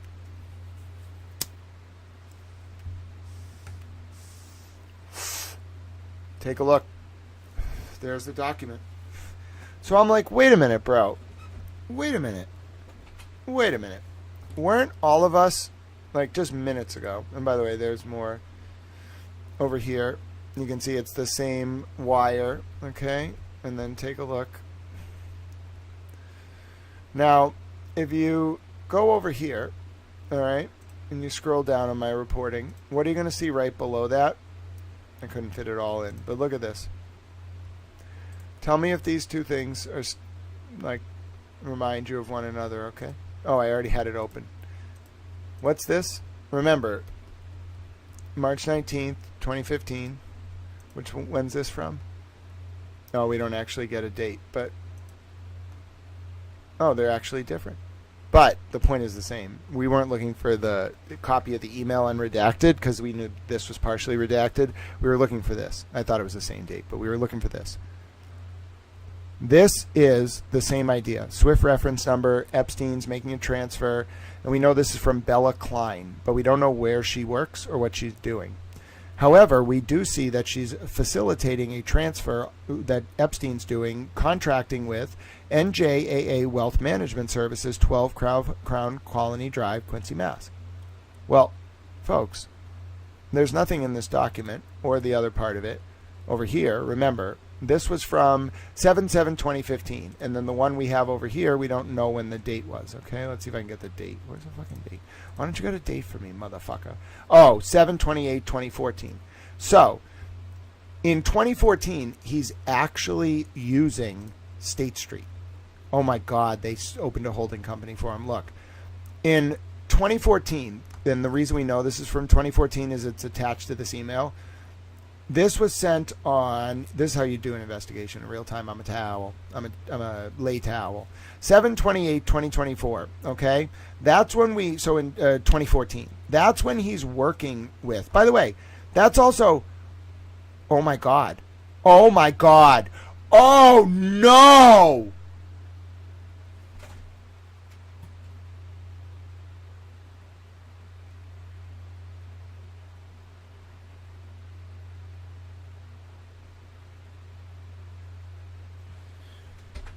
That's right after he spent the night in Stoughton on July 8th through July 9th of 2014. So he's still, oh my God, they were, oh no. Oh my God. This can't be. So they're willing to attach the State Street name when he's first like, because again, they've been around Stoughton and Canton forever, but this motherfucker, oh my God. In 2014, they're just openly saying that they're State Street working for him. They must have known. Why else would you open a fucking holding company? By 2015, they were called NJA Wealth Management. Why else would you do that? Why? Tell me why. You wouldn't. They started in 2014 using the State Street name with him, and then they decided they needed cover and opened this holding company at the same address. Oh my God, this is horrible. That's right when he traveled to town, bro. No. This can't be happening. This is so bad. Oh my God.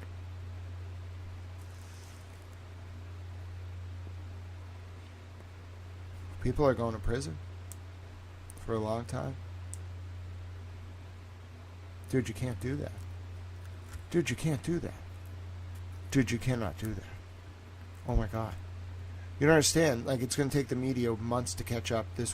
You had to really know the shit, and you had to have a team of people who knew the shit helping you to put this together. I did it in 3 hours. Well, 12 hours if you count my sleeping. Oh my God. Oh my God. I can't believe this. Dude, people are going to prison.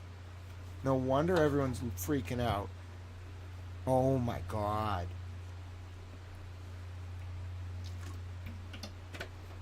Oh my God, people are going to federal prison.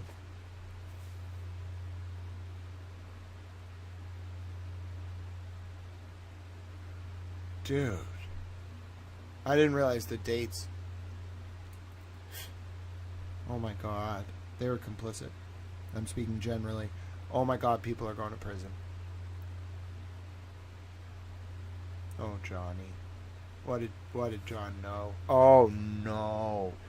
John O'Keefe was going to expose Epstein's fucking ring. Oh no. Oh, this is fucking deep.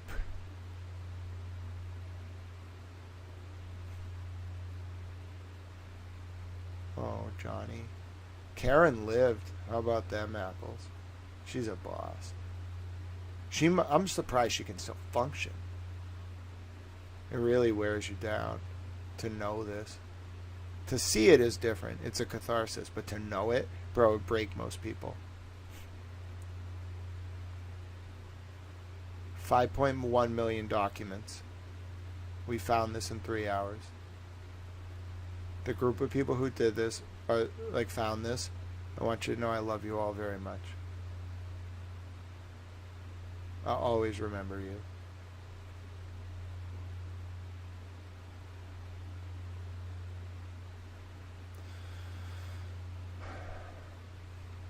The New York Times, the Washington Post, El País, BBC, Guardian, they can all bow at our feet.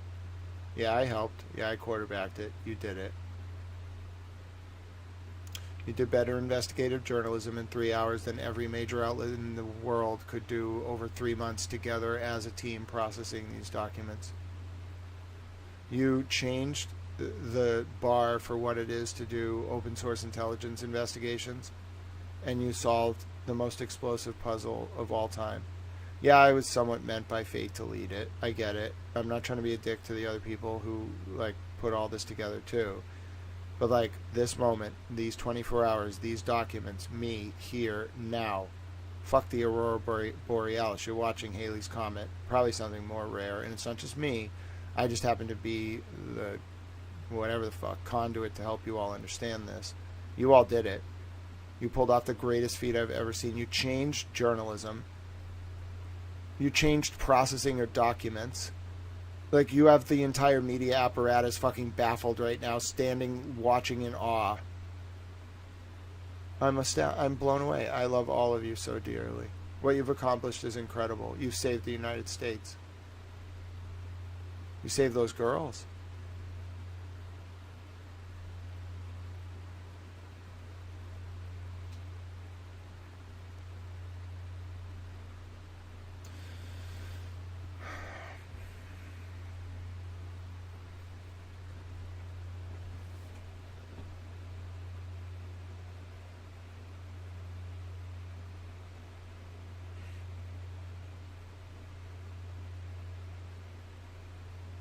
This can't be real.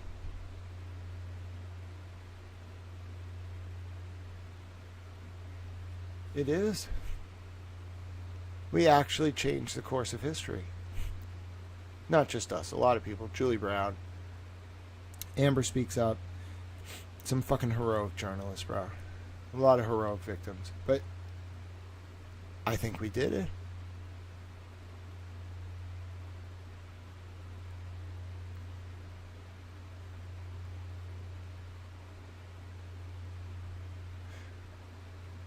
Dude, some of these people are not going to want to go to trial. They're not even going to make it to trial. Oh my God. If they can't get to those girls or the people who know about this and all the world knows about it, people are going to... Oh my God. They're just going to start dropping. Oh my God. Dude, anyone involved in this?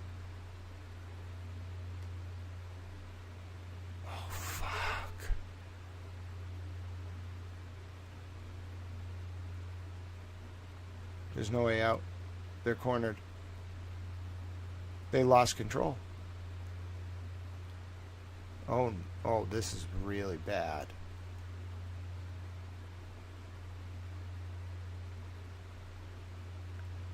They're going to start saying their goodbyes. They're not going to make it. I'm telling you, these people cannot go to trial. Dude. Oh, no. Well, okay, we all have to have a serious talk.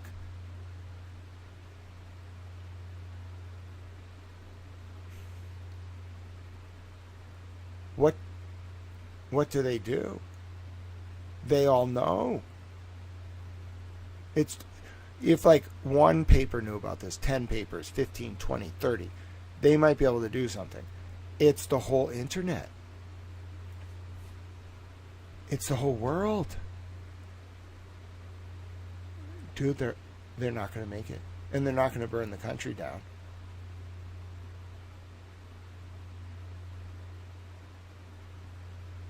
Oh my God. Dude, this is not regular crimes. I'm telling you, it's not. People aren't going to make it. They're not going on trial for this.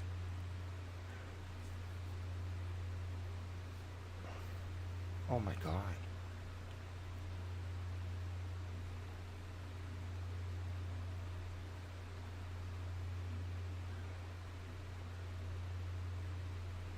What are we going to do?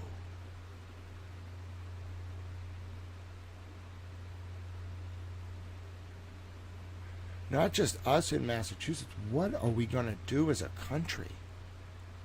Dude, we might have to have tribunals. I'm not kidding you. I don't know how we're going to deal with this. The justice system is not built for this. We're going to have a special court. You can't. Oh my God, the scope of this is incredible. What? It's too big to jail. Try too big to try.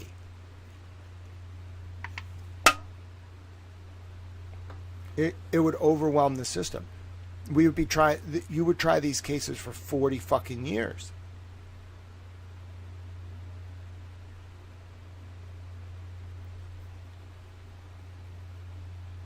I've never seen anything like this in my entire life. I'm only now realizing, because the date put everything together for me.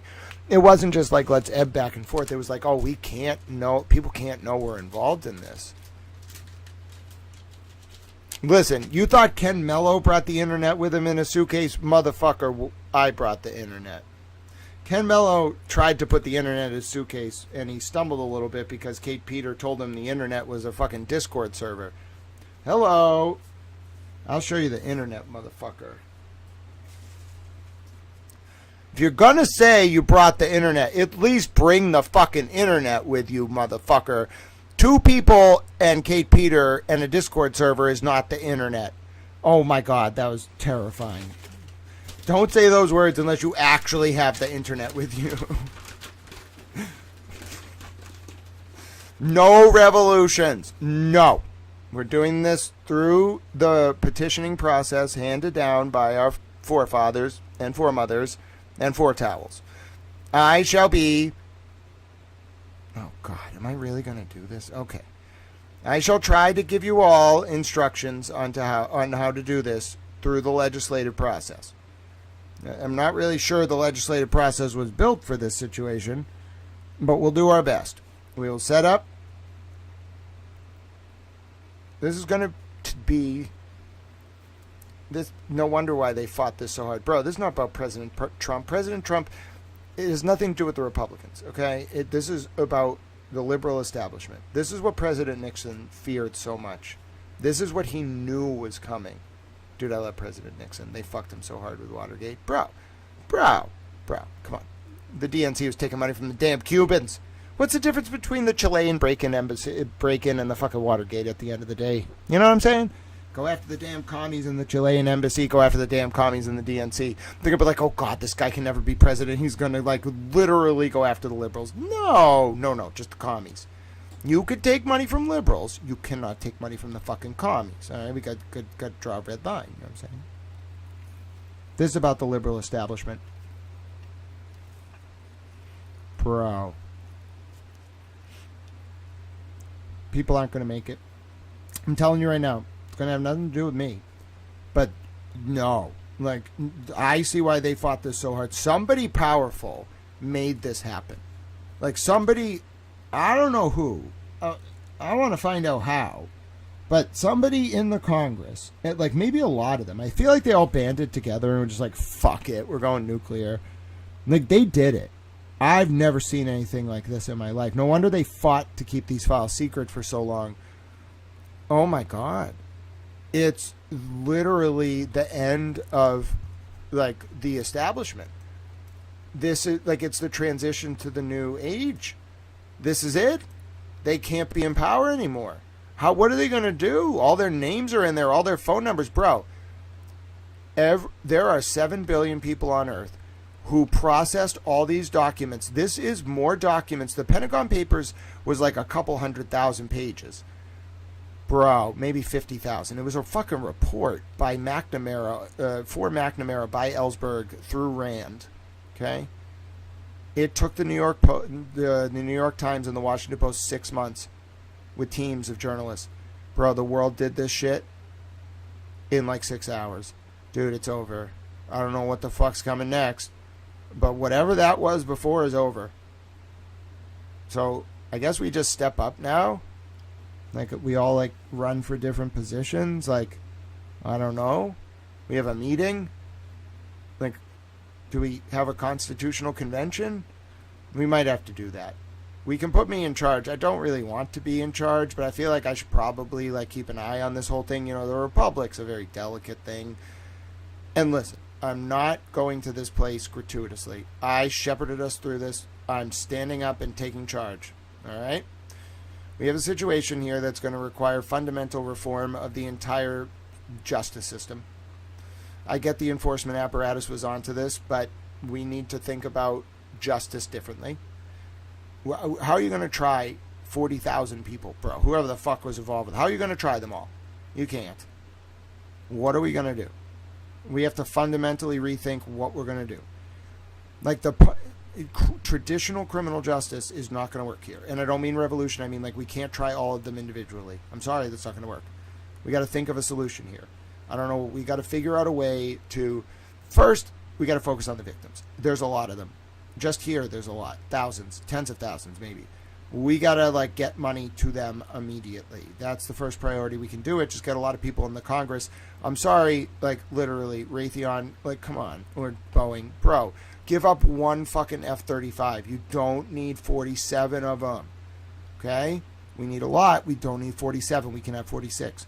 Just give up one. Okay? Just one. Think one fucking plane helping every victim of Epstein. You know, that's not a hard fucking choice to make.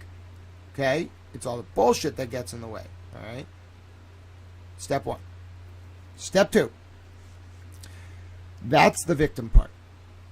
Step two. We have to think about what to do with these perpetrators. There's a lot of them. They're everywhere. They're in positions of authority. They are the entire justice system. What the fuck do you want to do? Try them in front of each other? How's that working out? No. We have to, and I am not going to start a revolution. I'm going to do this peacefully through the legislative process. That's what Thomas Jefferson would want. Maybe not Thomas Jefferson, but Teddy Roosevelt and JFK. No revolutions. No commies. Don't make me get Pete Bunny Towel. He's going to be my vice president. He's going to be Vice President Pete Bunny Towel. You all can vote for a stuffed fucking Pete Bunny as vice president to make a mockery of this all even more. So anyway, it'll be fucking hilarious. Imagine going into meetings with, like, Latvia, and I'm like, hello, Miss President of Latvia. This is my vice president. She's like, that's a stuffed animal. No, that is Pete Bunny Towel. He hates the commies. You know, he's my little Richard Nixon towel.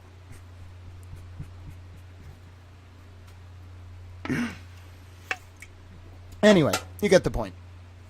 We have to seriously think about what we're going to do here. Otherwise, it's already going to stop. Their names are out there. Their phone numbers are out there. It's over. A lot of them aren't going to, want to face this, bro. Like, people are just going to turn up. Hopefully not me. I pray to God that I'm protected. People are just going to be dead. I don't mean to be really direct about this, but, bro, you think these people are going to, I'm not talking about this specific company. In general, this is obvious. There's a paper trail. Epstein was fucking flagrant. It's all out there. What are these people supposed to do?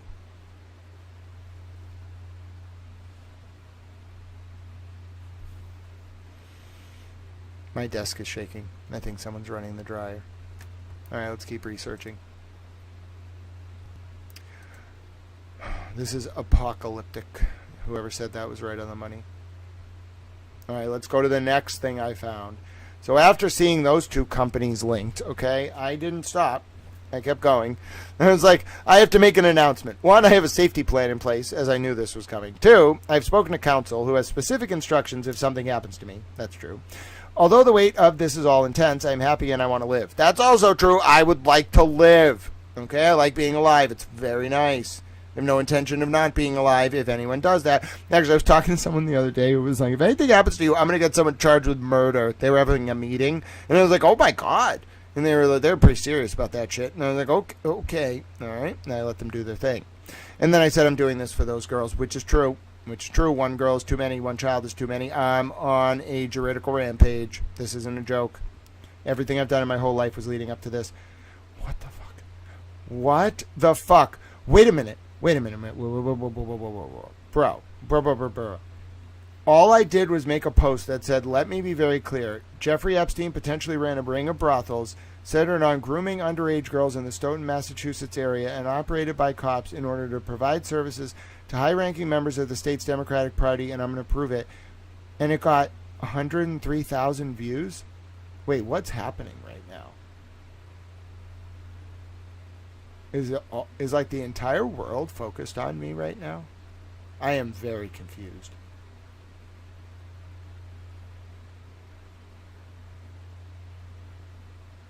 Wait, what?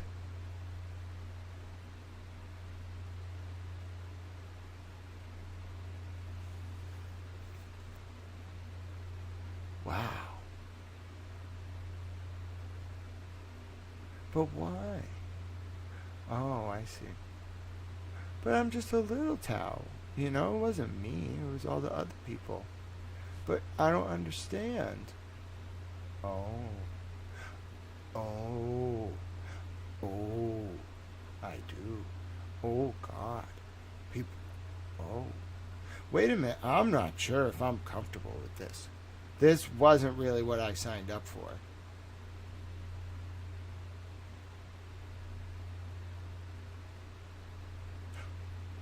Whoa. This is really, this is some serious shit.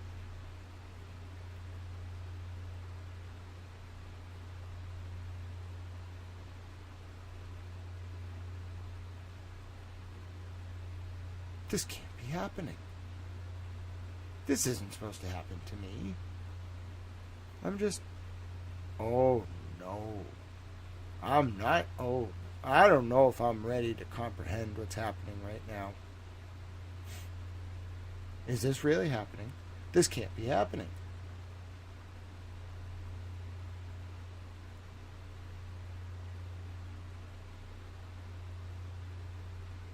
It really is.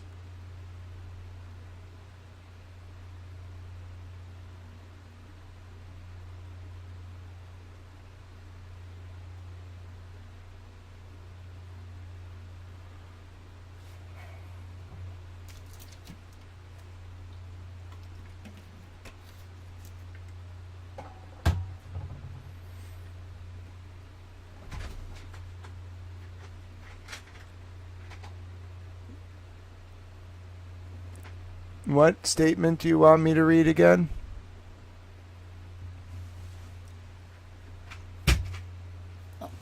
Someone asked me to please read a statement again. Oh, the statement was, let me be very clear.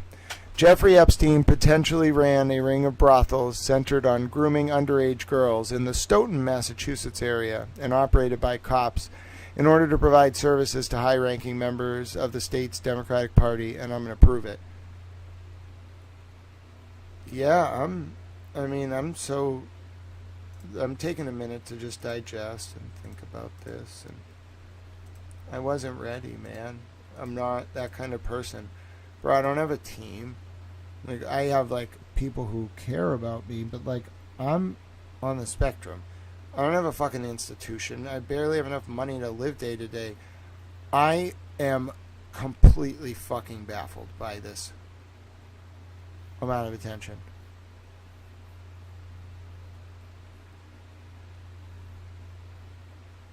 I don't have, I do listen to everybody. I have a lot of help and I call to play, but I don't have those traditional systems. There's nothing staged managed about this. It's just me.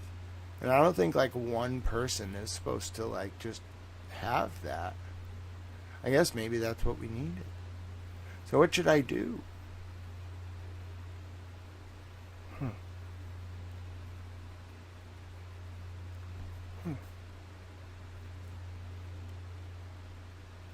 I don't know. quite empowering, I suppose. But I don't really know what I want to do.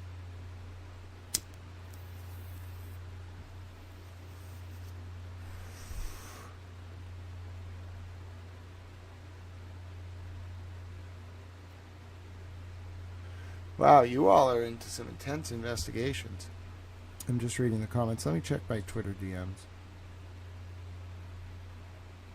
Hold on. Let me see. What's this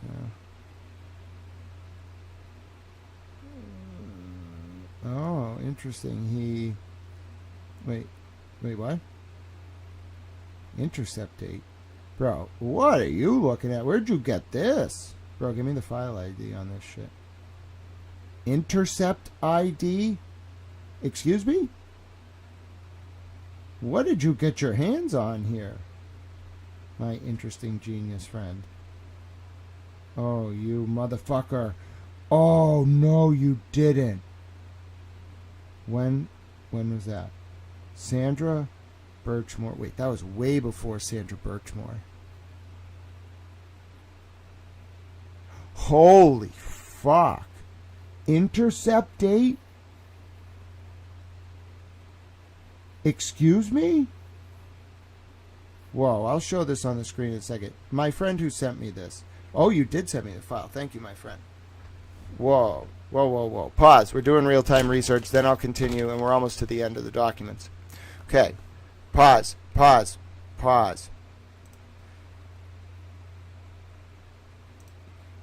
need to run this down, but this is a very interesting document. Give me a second.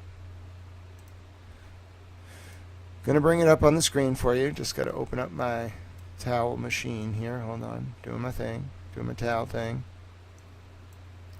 Okay, got it. Thank you, towel friend. You're a towel. Yes, I am 18. Thank you very much. What's this? What the fuck is this? What the fuck is this? What is this? The ID is EF. I'll put it in the chat. Hold on. What is this? What is this? From January 19, 2020. Okay? So before Sandra Birchmore's death, before John O'Keefe's death. Correct. What was going on here? What is this? What is this? Why is there intercept ID on a device out of Avon? What is this document? Oh my God, that's how they do an intercept? Fuck. They don't need fucking warrants. I told you they don't need warrants. I told you they don't need warrants. Not like a traditional wiretap warrant. Oh my God, this is incredible.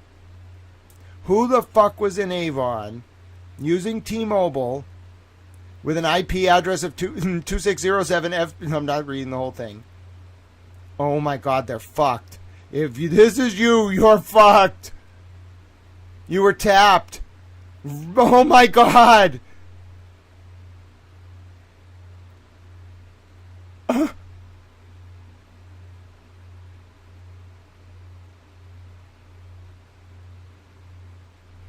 Oh no! There's coordinates! Oh, fuck me. Alright. Listen, I don't... Alright, everybody... Oh my God. Oh no! What the fuck am I... Alright, I want to do this with you all. I'm glad... Oh no! Please, no! I'm going to take this off the screen before I search these coordinates. What the fuck am I about to find? Oh, fuck me. Fuck me. Don't do this to me, please. Wait, what? That can't be right. Let me actually do a latitude and longitude locator. You can't search it the way I tried to search it. You have to actually put in the coordinates. Hold on. It's so fucking annoying. What the latitude? Who's store? I guess it's the most precise way to fucking store it. What the fuck is this going to take me to? I'm so scared right now. What else? What else could possibly happen today?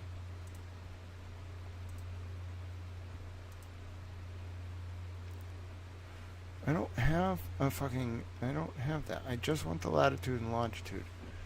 United States.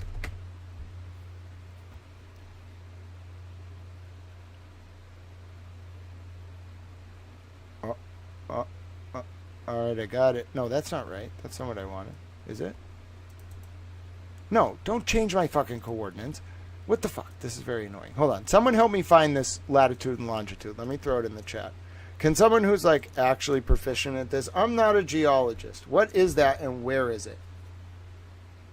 Can someone give me a Google Maps link to that exact lat and longitude, please, so we can look at it? And then we need to... No, we're looking at it in 2020.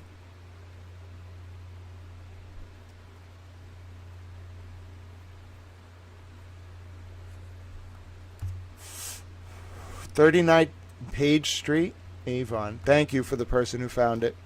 And we'll double check this. But if someone has a direct link to the lat longitude, please let me know. Otherwise, we're just going to look at it this way. That means they're tapped. Whoever the fuck that is tapped. The person who asked about the expiration date. What? Oh, no!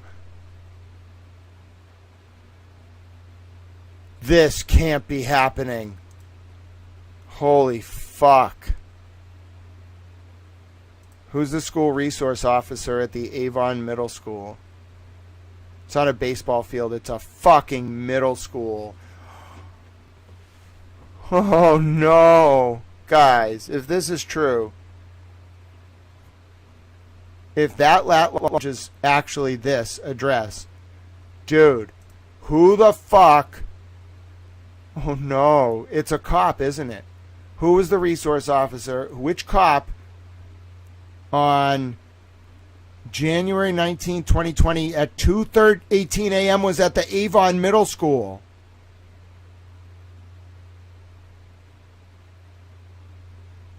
Dude, pull those cameras. Kyle, FOIA them right now if he can hear this. Kyle, oh my God, I don't mean to command her, but Kyle, somebody, FOIA this shit. Whoever was at the Avon... Who's at a middle school at 2:18 in the fucking morning?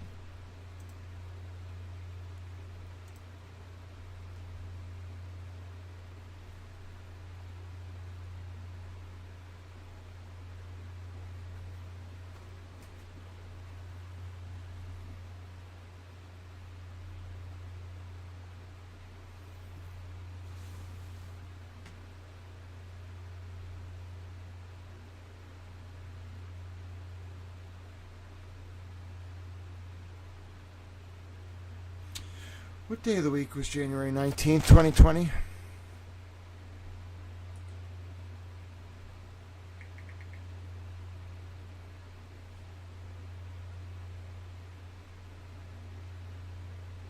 It's going to take a second. Hold on.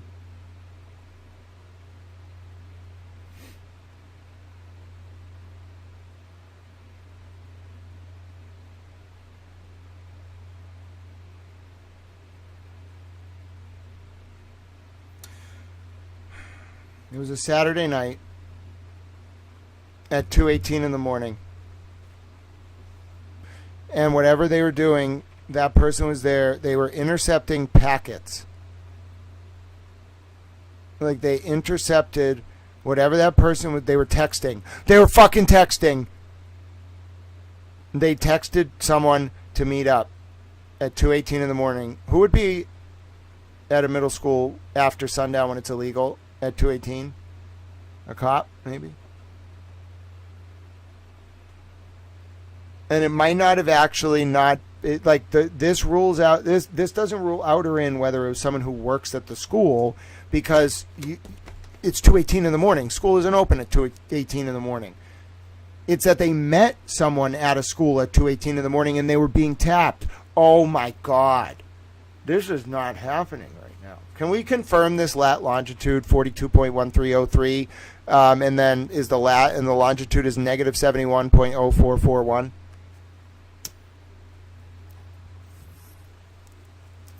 Oh, it's UTC. Oh, hold on. It's UTC. Great fucking catch. Great catch, Phoebe Beach. Whether you're a trial watcher or whatever, that you're a genius. It wasn't 2:18 a.m. I'm going to convert this. Hold on. UTC to Eastern Time conversion. UTC to Eastern Time conversion. Oh my God. What are we on to right now? This ain't no joke. So if it was we said it was 2 a.m., right? What time was it? It was 2:18 a.m. in 3 seconds, okay? If that's what time it was in UTC, then it was 5:30. No, that's not right. No. It was 9:18.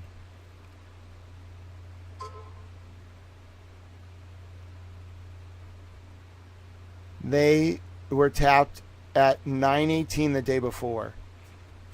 So it was 5 hours before. What day did it said it was the 19th? It was actually the 18th. So it was Saturday at 9 p.m. All right, so that's what it was, 9:18 p.m. on Saturday, January 18th, 2020. They were there for they were tapped for 4 minutes.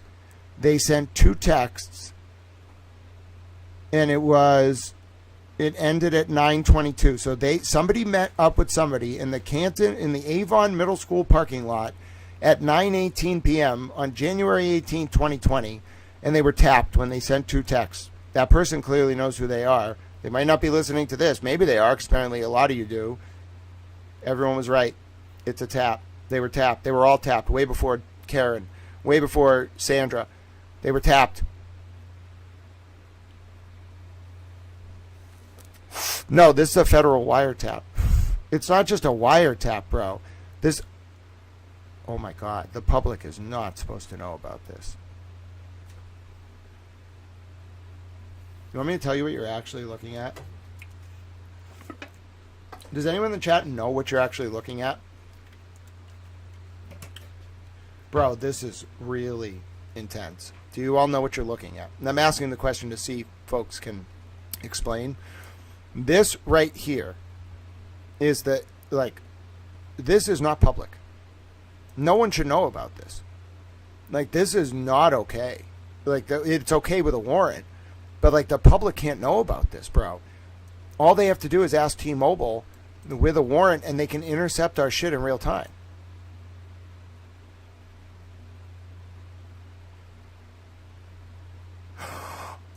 It looks backwards. Bro, they just told them they wanted that shit from that time period, and they loaded up the record that, oh my God, this is crazy. This should not exist. Why is this in there? Bro, this should not exist.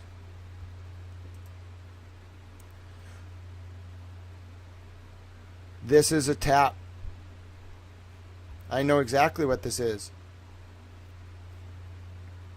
It's not a tap, it's a... Oh, wow. Oh, wow. I knew they could do this. I knew it. Fuck. They target the port on the phone.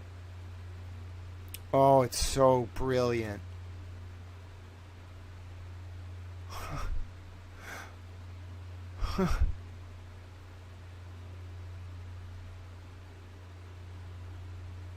Dude, this should not be public. Dude, they threw everything out there. They didn't screen half this shit.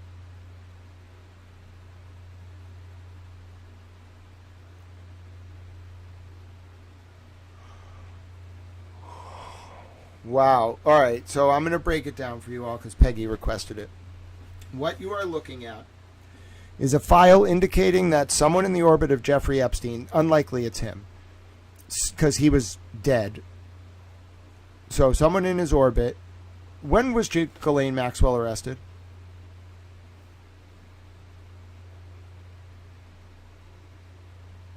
What exact date?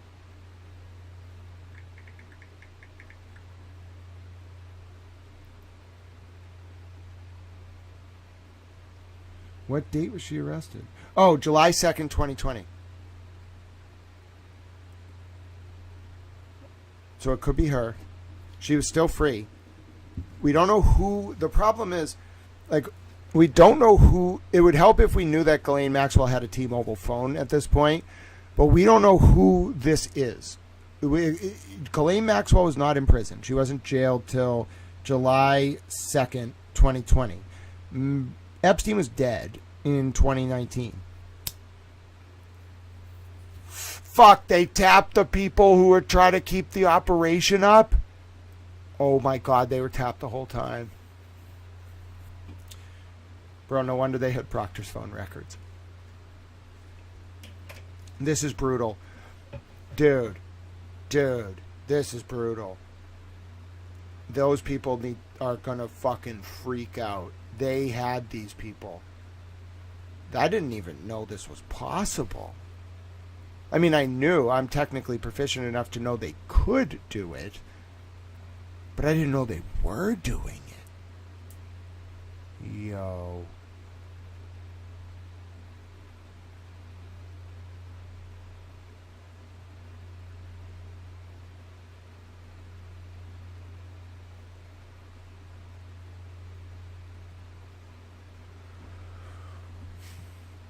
This is what link? Lizzie B, can you summarize? I don't want to click a ChatGPT link right now. I just don't like clicking links in general. If you could summarize what ChatGPT says. Is it about like what this document, you can post it in segments if you want in the comments. Is it about like what this means? No, this is federal. This is federal. This is not a state police document. This is the FBI federal files from Epstein. This is an intercept. And I want to know who this person is.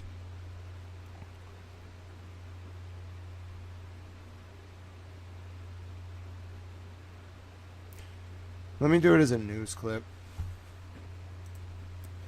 Hello, folks. My name is Grant Smith Ellis.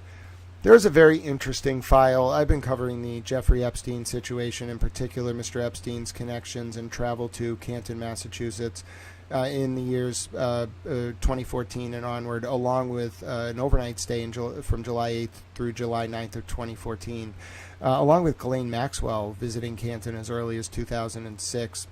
And Mr. Epstein also was purchasing blackout curtains and things of that nature in the Canton area, right off 95 South, right off the highway. And after staying overnight on July 8th to July 9th of 2014, Mr. Epstein visited a Dunkin' Donuts. It's no longer in existence. It's number 330336, 279 Washington Street in Canton is the location, although it's closed now. It closed in the last year.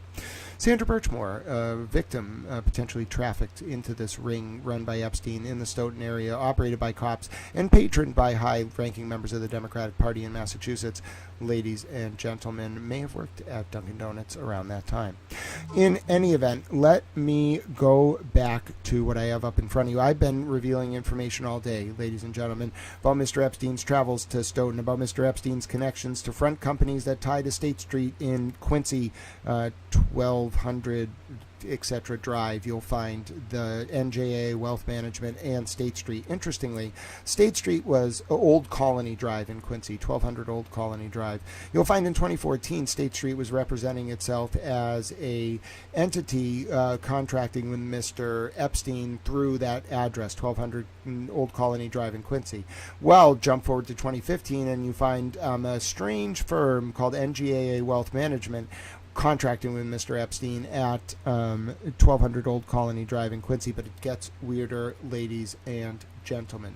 As you continue to dig into these files, you find strange connections between Mr. Epstein, a number of financial firms that were using cover identities tied to larger financial firms.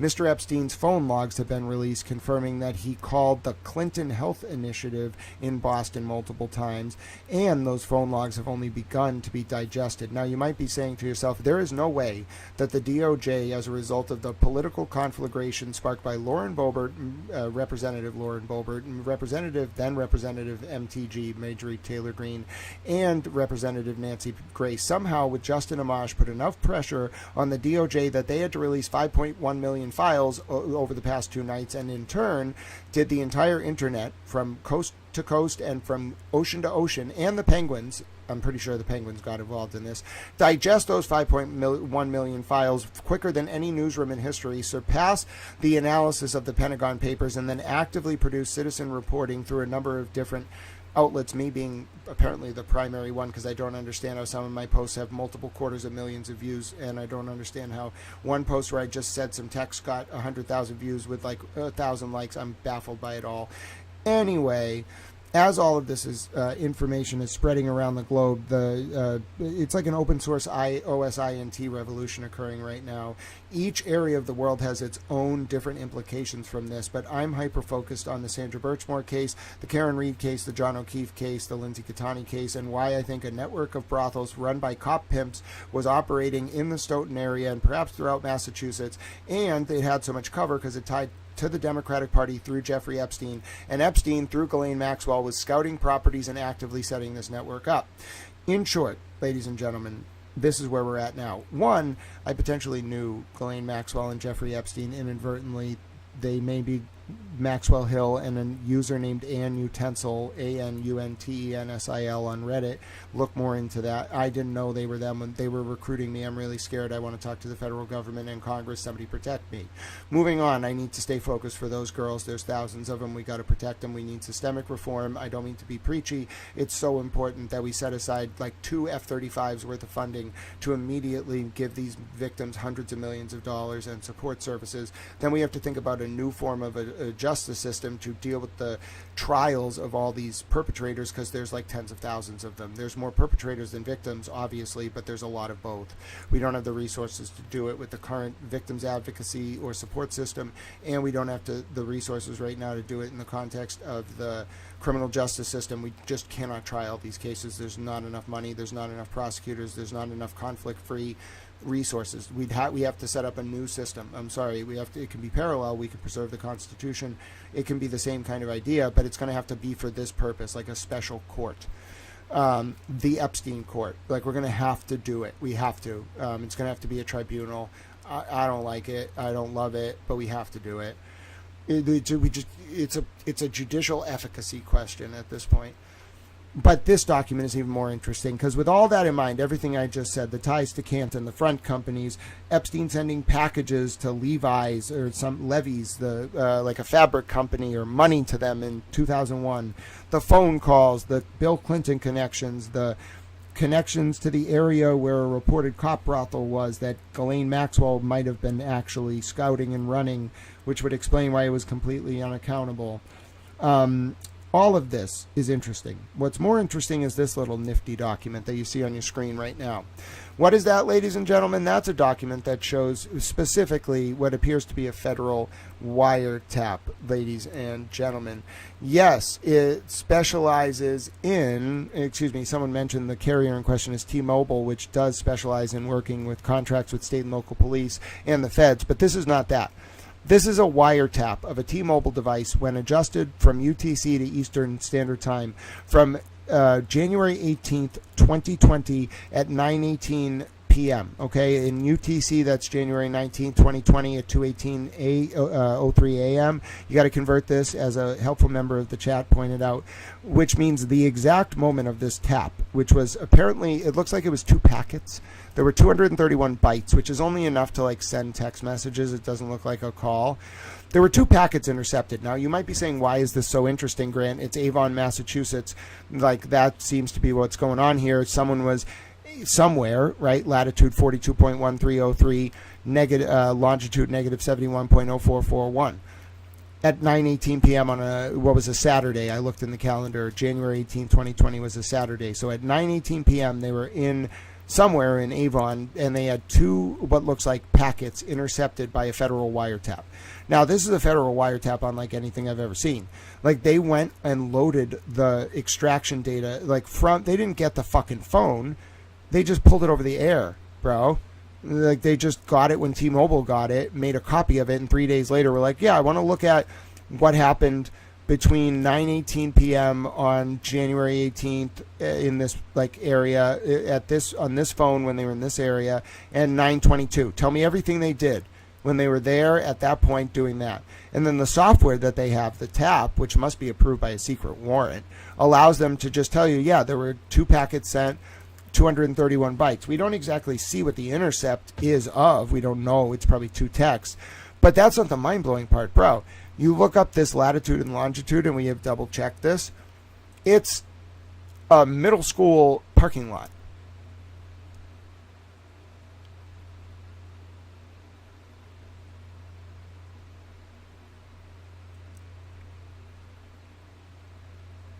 Why?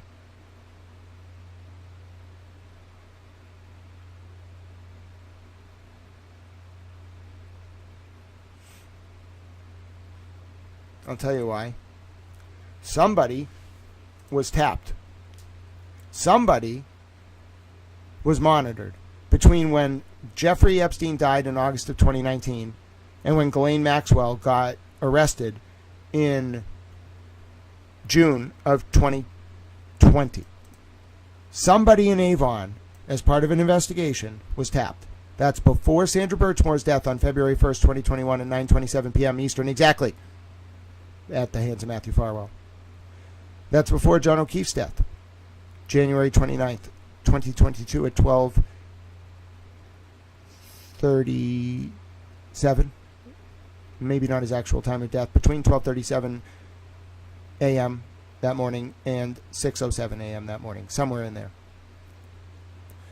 This was a year before that. Somebody was tapped, and we don't know who. Why was it in the Epstein files?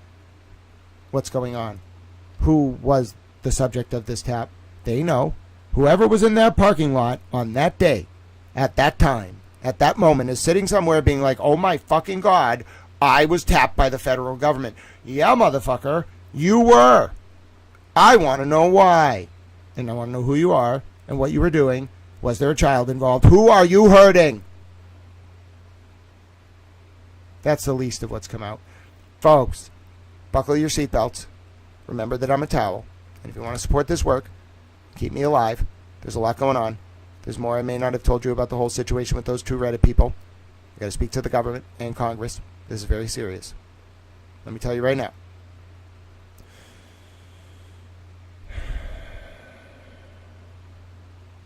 Maxwell and Epstein were liberals. Hard liberals. If you want to support this stream, if you want to help me and the Republican Party, which I want to join, I want to help President Trump, if you want to take down this liberal establishment, they drove me to bankruptcy. I have a Cash App and a Venmo. Cash App, money sign Grant Smith Ellis. Venmo at grant-e1. Did this with no A&R, no distribution, no deals, no network, no staff. Me, alone, 3 years for those girls. And I don't want rewards or accolades. I just want a little bit of comfort. And who knows if I'll make it. I hope I do. I love America. You know? God bless you. This is the end of the recording. Keep watching. Jeffrey Epstein. Maxwell. Somehow Towell's involved in this. I'm really fucking freaked out. Canton, Stoughton, Quincy, Dedham, Avon. Taps. Birchmore. O'Keefe. Reed. Was it meant to be? Was Towell meant to be in the middle of this the entire time? Is the whole world watching? Why do I have hundreds of thousands of views on my tweets? I don't understand. You don't understand. You're baffling, little Towell. You can't just... I'm like, what the fuck, bro? I just wrote a little sentence. It got 104,000 views and 2.1 thousand likes. I don't know what's going on. I'm just a little towel. I'm not one of those towels. I'm a little towel. I might not be a little towel anymore. I might be becoming a big towel. Oh, no. I wasn't ready to be a big towel. You don't understand. I'm just a little towel. I'm not a big towel. You can't make me a big towel just yet. I don't know if I'm ready to be a big towel. Are you sure you want me to be a big towel? If you need me to be a big towel, I'll do it for you. But I was just a little towel, and then now I'm not. I don't know how this has happened, but there's just hundreds of thousands of views. Look at this one. One of them got like 250,000 views, and then right after the other one got 250,000 views. Then one of them got 100,000 views. You have been baffling, little towel. See what I mean? 266,000 on that one. And then the one about bathtub got 265. Then the other one's getting 100,000. I don't know what to do anymore. I don't think I'm in Kansas anymore. I don't think I'm a towel. I'm not a little towel anymore.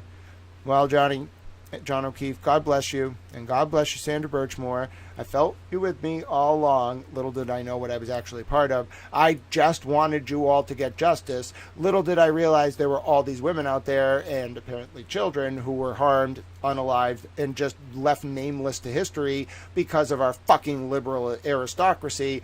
I'm hell-bent on reforming it all. My name is Grant Smith Ellis, and fuck every one of them and any one of you who got a problem with it. That was a good recording. I'm a beach towel. Thanks, Kevin from South Boston. You can have a wrench. Don't do anything with it, or I'll yell at you. Not that you really can. All right. I'm a blanket. I pressed the button and the island moved. Good job, Nunya. All right, let me see. What about Boozy Beauty? You want to come up and yell about boozy things, Boozy Beauty? Go into Twitter if you want to. I'll send you a link. Hold on. What do we got here about what? Walpole? All right. Hold on. How much more are you going to make me lose my mind? Let me see. Pulse Inc. Anyone want to look up a company called Pulse, P-U-L-S-E, Inc. from Walpole? Data communication. That was in 2006. So you're looking for a company called Pulse in Walpole from 2006. And then we got something about Medfield here. Why was he in fucking Medfield? What are you doing in fucking Medfield, bro? FedEx? No. When, motherfucker? What were you sending to Medfield? What day was this? 2002? What were you doing? Sending something to Medfield, Math? Oh! Let me see. Back in the Saddle. He shopped at a company in Medfield called Back in the Saddle. Let's see. That might be like a horse thing.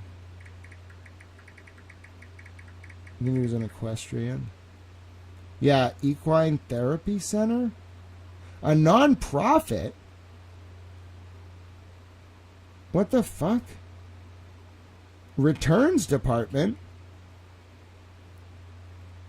Why are you returning something to a non-profit? And why were you involved with a non-profit in Medfield?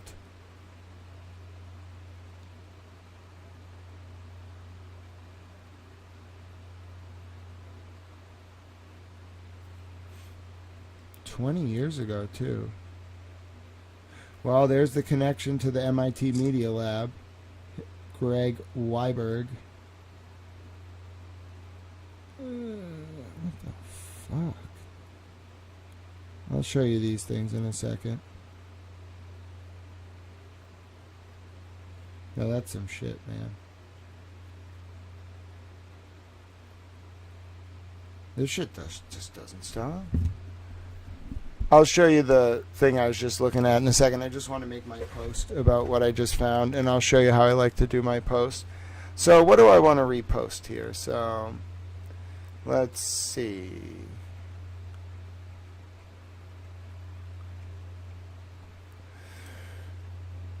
All right. Who in Avon, Massachusetts, and what day was it again? Let me just look at that file date. I think it was 118, right? Yeah, 118. Who in Avon, Massachusetts was at the middle school at 9:18 p.m. Eastern on 1/18/2020, a Saturday between the 2019 death of Jeffrey Epstein and the June 2021 arrest of, I don't know how to spell her fucking name, and I never want to learn it. You don't make me use the word. Ghislaine Maxwell, who in Avon, Massachusetts, was at the middle school and subject to some kind of federal wiretap / interception. I am both intrigued and terrified. I'm both intrigued and terrified. I had to reduce that. Now, you see how you do that, folks? You see how nice that was? You just type that little shit up. You just do a summary like that. And then let me attach the video. You see how quickly I typed that up? You just got to have a thought. You got to condense it. I'm pretty sure you're now seeing why Maxwell Hill and Anu tried to fucking recruit me. They thought I was a beast, which is true, but I never would work for them. I never would sell out. Fuck your mother. You know how I feel about that. They can fuck themselves. Fuck them. One of them dead. Maxwell, her and I have to have a conversation. Let me interrogate her. Let me do it. Let me do it. This is America. If Towel can't interrogate Ghislaine Maxwell, something's wrong with America. Let me interrogate her. Just let me do it. She manipulated me. I demand to interrogate her. I demand to. Let me do it. Why does everything have to come back to Medfield? I know, right, motherfucker? I'm just like, what the fuck? Why also is half the world apparently listening to me? What am I supposed to do? I'm the most baffled leader. I don't know what to do with you all. I'm pretty sure the only plan I have right now that's fully solidified is Nunya Business has a boat. And Emily C is going to captain the boat. And Emily C and Boozy Beauty are going to go to northern France. They're going to have tea with the Macrons and then take northern France.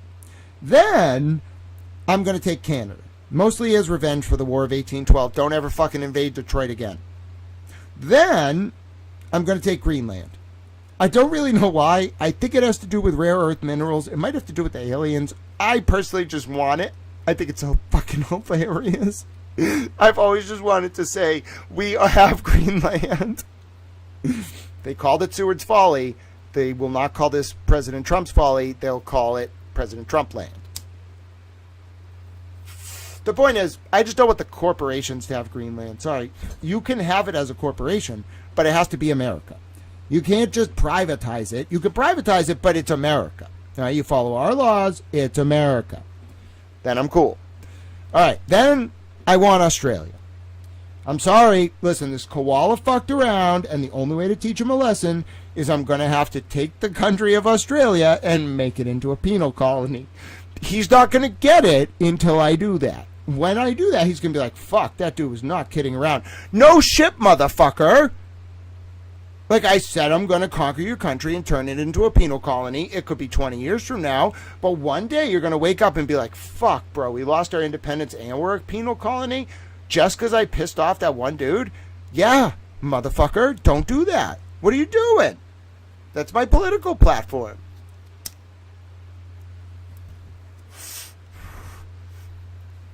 The United Confederation of Weasels. Yes. I don't know what we're going to call this fucking penal colony. Can we call the penal colony? I feel bad because Koala's like, I was just trying to help. Oh, really? You think what you were doing was helpful, Mr. Koala? Maybe it was helpful. If you ever show me some documents that what you did was actually some kind of fucking wrestling theater production to get the bad guys, maybe I will leave Australia as an independent country. Okay? Okay, I'm pretty amicable. I'm reasonable. I'm friendly. Okay? I'm diplomatic, and I'm erudite. If you can convince me, I know the Australian people are probably really worried about this. Koala's a little temperamental. Koala has to convince me that everything he was doing, everything, was not actually to help these fuckers, but to get them. If I find out that this was the other way around, then my price is Australia. If he was helping these fuckers, I'm taking Australia in a loving way. I'm going to let all the people do whatever they want, except for Koala, who has to live in a penal colony called something derogatory about koalas. You know, syphilis, we'll call it, or something. Now, I just want to say that this is a 50-50 ball, all right? Toss it up, see where it goes. Maybe you swing, hit it out of the park. Maybe it's a ground ball. I'm 50-50 on these fuckers, all right? If they were actually working to get these bad guys, which I might believe because of their focus on anti-human trafficking work, and everything was a fucking theater production, then I will not conquer Australia. Okay? This is my if-then statement. If they were at all working with these very bad people to hurt women or children, then I'm conquering Australia. Okay? There will be no negotiation. I'm going to run for president. I'm going to become president. And then I'm going to conquer Australia. The Australians aren't going to know what fucking hit them. What are the fucking kangaroos? The kangaroos are going to be like, please don't conquer us. Well, I'm not conquering you. I'm going to let you do whatever the fuck you want. I'm going to punish Australia. I'm not going to collectively punish them. It's going to be the opposite. It's going to be collective reward, punishment for koala. Now, you might be saying, great, you cannot conquer an entire country because koala upset you. Yes, I can. Why can't I? There's no rule. I mean, there might be a few, but there's nothing that says I cannot go to Congress and say, listen, we have to take Australia because this koala pissed me off. They're going to be like, Grant, koalas do not fucking speak English or any language. And be like, all right, it's an anthropomorphic koala, and he pissed me off. And then Congress is going to be like, you want us to declare war on Australia because a koala pissed you off?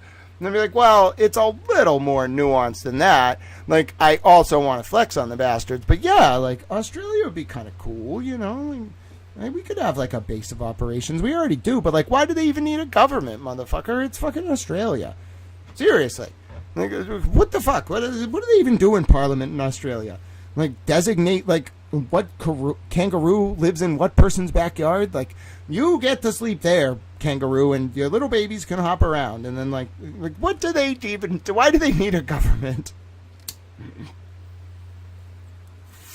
Can you see koala pissed me off a little bit? He has now convinced me that the entire Australian state doesn't need to exist. It is perfunctory at best, redundant. You know, I'm just saying, koala really alienated my perspective on Australians if he was doing it to protect these people. If he wasn't and wanted to get them, we can talk. Like, I'm not saying we can hang out. We can talk, and maybe I won't conquer Australia. Now, I have a right to run for president on the platform that I want to conquer Australia. It's probably going to piss the fucking Australians off, but, like, ask the Venezuelans how that worked out for them. You know what I'm saying? You know what I'm saying? A little graphite bomb, little like strange EMP technology. All of a sudden we own Venezuela. Great job. Fuck the fucking commies. I'm thrilled. You know what I'm saying? Jay-Z wants to work on my campaign. That's wonderful. But Jay-Z, I have to figure out whether you have put it all together yet. If you put it all together, the answer is yes. If you are at all like in the middle about whether the people around Epstein were tormenting female victims by putting state police around them and enslaving them, you can't be on the campaign. You have to be fully on board with reforming the aristocracy. All right? We can bring Karen. Yeah.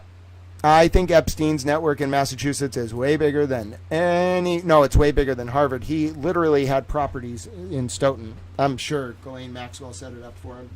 And their whole operation was to run brothels, bro. Like, they were running brothels. Now, let's take a look at the Medfield situation, because I want to yell about this. I like yelling about things. Wow, okay. That's horrifying. Somebody found information about, like, kids' play places in the Epstein documents. Oh, no. Oh, no. Oh, no. Kids were being sold into this. I can already tell you. This is going to be so bad. What are they going to do? If they do anything, like, the whole internet is just waiting. Like, they have to have an answer to this. They can't do nothing. They can't, like, shut anyone up. What are they going to do? If they shut people up, the internet's going to be like, this isn't an Aaron Schwartz. This isn't a Michael Hastings. Bro, this is the entire internet. What are you going to do? It's like every country. It's every state. It's every town. It's every city. What are you going to do? It's everyone. You're going to, like, kill us all? You can't really do that. You can't stop. It's not like a movement based on one person. It's a fucking, like, approach to synthesizing information. Bro, they got to make a call and quick. I don't know what the fuck they're going to do, but they better make a call and quick.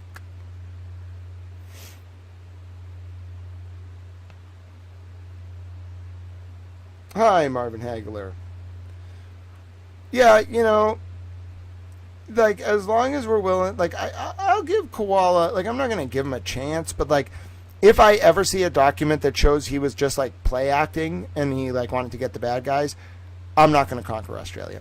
I'm going to be nice. Like, I'm not going to be a fucking dick. Like, imagine if you were just an Australian and you were like, oh, no, like, this one guy, like, he went more than a little overboard. Like, this one dick was a little bit of a dick, and then he didn't realize that the dude was a towel, and so the towel was just like, fuck it, I'm taking your country. Like, as an Australian, you'd be like, well, bro, like, what the fuck, Koala? Rightfully so. We're like, what the fuck, bro? Like, why would you do that?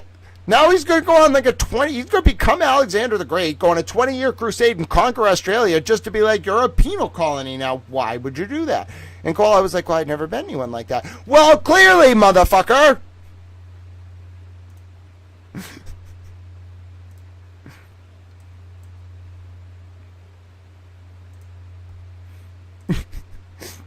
The world is just like, oh no, what is going on? Why this man? This is like the 1976 movie Network. Grant is that man. He has just been put before us to lead us to the promised land, and I'm not sure I'm ready for this. Well, God bless the United States of America.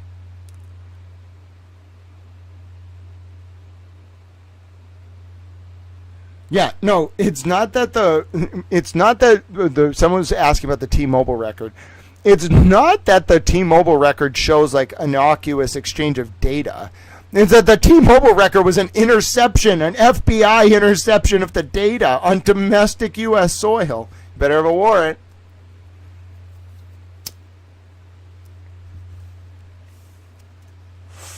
Yep, I saw that, Lexi Lynn. Koala is disgusting. But like I said, if Koala was play acting, I mean, like, I got to figure it. I'm going to be pissed, but I don't have to invade Australia. You know what I'm saying? Can be gentle. I'm a gentle towel. You'd be surprised. I have a gentle side. Apparently, you all are now figuring out I have a bit of a ruthless side. But I have a gentle side. I'm very gentle. I'm a fluffy little towel. I'm a big towel now. We have a problem. I'm a big towel. I know. I don't know what to do. I can't call myself a little towel anymore. I'm kind of sad. It's like graduation day for towels. I'm a big towel. I wasn't ready to become a big towel. I always just wanted to be a little towel. I didn't want to be a big towel. I didn't want to be a big towel. I want to be a little towel. I just always liked being a little towel. I thought being a little towel was nice. It's really nice to be a little towel. I don't know if you understand. You go around and you're a little towel and you're very inconspicuous. Nobody really knows what you're fucking doing. So people are like, oh, he's a little towel. He's not a problem. He's a towel. Now I'm a big towel. I can't do my work the same way ever again. What do you do when you're a big towel? I guess you do your work differently. But I can't be a little towel anymore. I'm never going to blend It's funny. I had a friend for a long time, not related to any of this. I'd be like, oh, you want to go hang out? And he'd be like, Grant. And I'd be like, I'll put on a hat. And he would be like, he's known me forever. He'd be like, Grant, no. Grant, you are not conspicuous. You are the opposite of conspicuous. You can't just wear a hat. I'm like, what do you mean? And that was a while ago. Now, I'm fucked. It's over. I can't do my work the same way ever again. Everyone's going to see me coming. I can't, I just have to, go out and be a towel now. I can't be a little towel. I have to be a big towel. I have to be all responsible, be all adult, and put on suits and be like, hello, government. I can't be a little towel anymore. I have to be a big towel. I wasn't ready to be a big towel.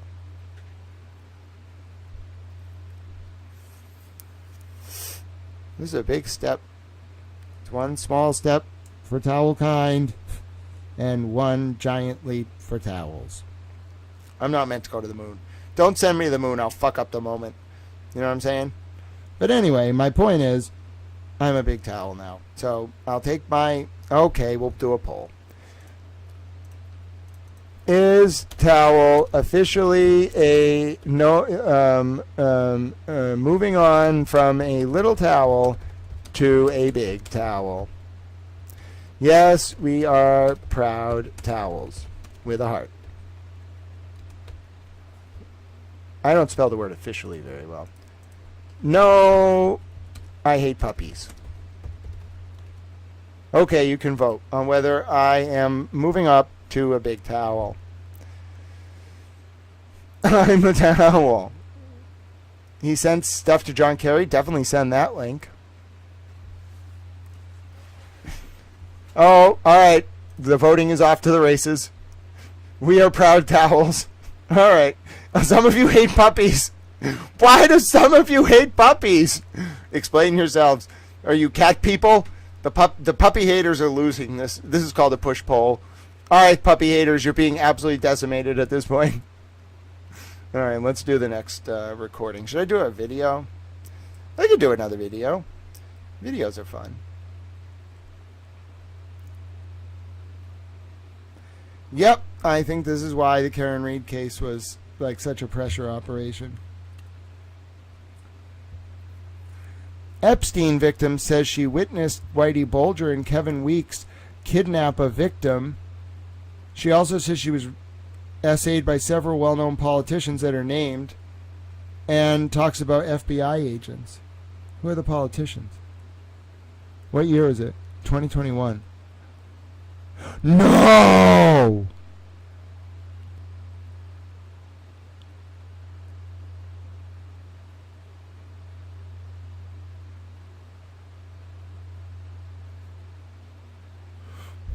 All right, let's read this. All right. Oh, no.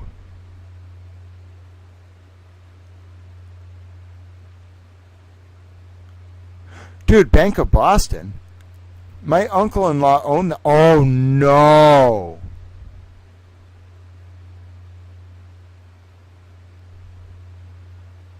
Oh, no.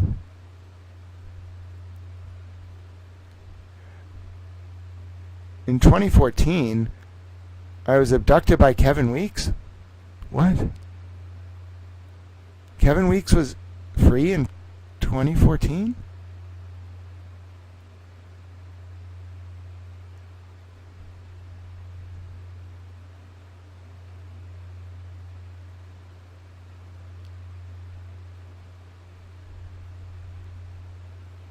This can't be right. Oh, if this is real, we're all in a lot of trouble.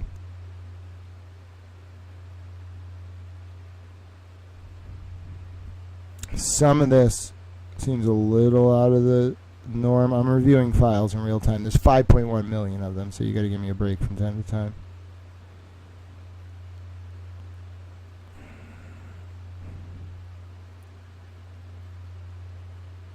This seems a little out there. However, if even part of it is true, a lot of stuff is going to be like false leads, but there are some names in there, I believe. I was screening a file. I want to talk about the one here. So give me 1 second, because I want to show you what Back in the Saddle is, bro. It's not a fucking like store. It's scary. This is bad.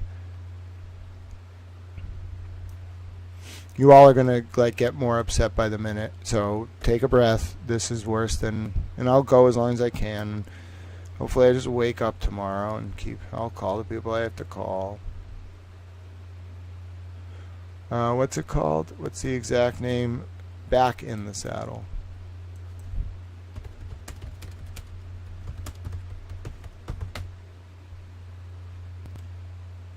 Alright, you want to see what it actually is? You're going to get pissed. No, that's the one in New Hampshire. I want the one in Medfield. Oh, it moved?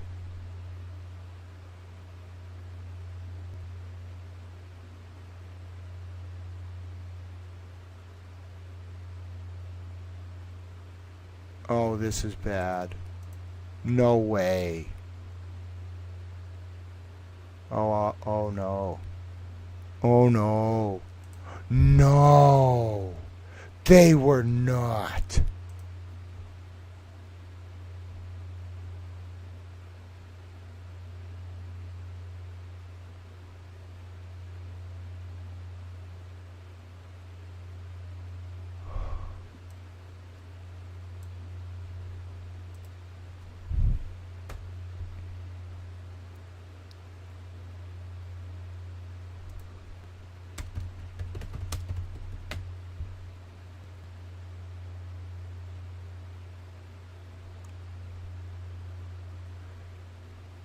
Hold on. I found it. North Meadows Road. I found it. It's this. It used to be in Medfield. Back in the Saddle.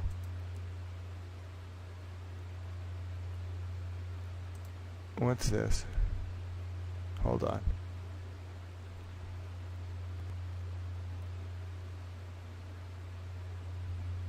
Alright, here's what it is. I found it. At first I thought it was an equine charity for disabled people. It's not, thank God. But we can do our research.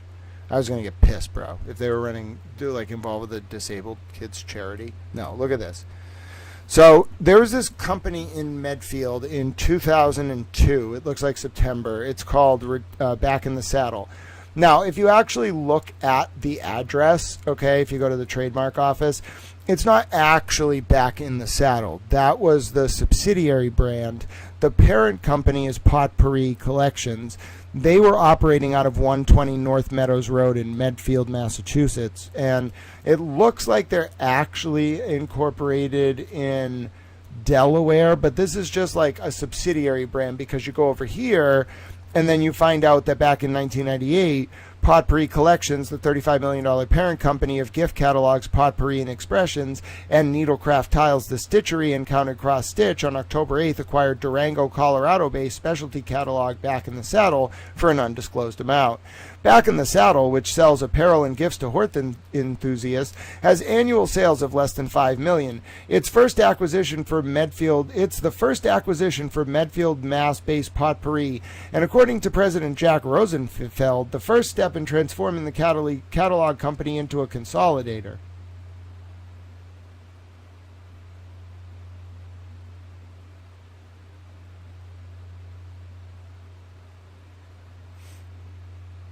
Well, there you go. How interesting is that? Not really sure that's like that name Jack Rosenfeld might take us somewhere. Hold on, I don't like to like live search people's names because it can get intense, but let me take a look. Who the fuck is Jack Rosenfeld? And what do you do with your life, sir? Oh no. People are probably like, fuck, he said my name.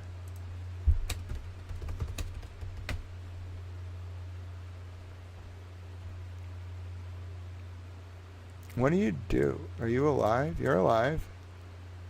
What do you do, Mr. Rosenfeld? What do you do with your life?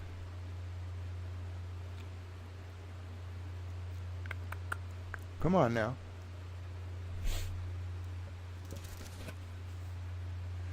Yeah. Okay, so what does he actually do with his life? I know. I'm not interested in that. Hold on. I'm not dead. That's another Jack Rosenfeld.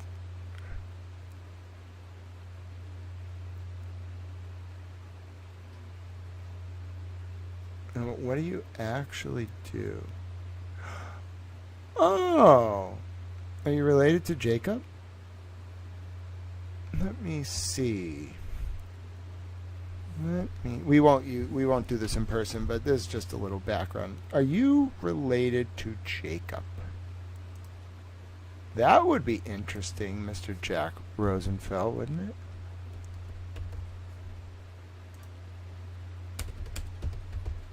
Let's see.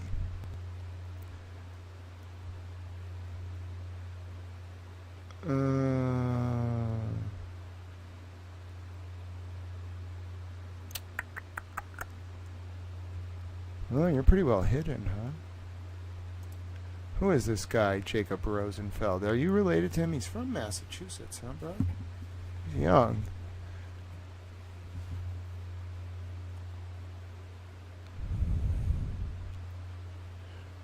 No, it doesn't say who his parents are. Huh. Alright, so this guy, Jack Rosenfeld... No way.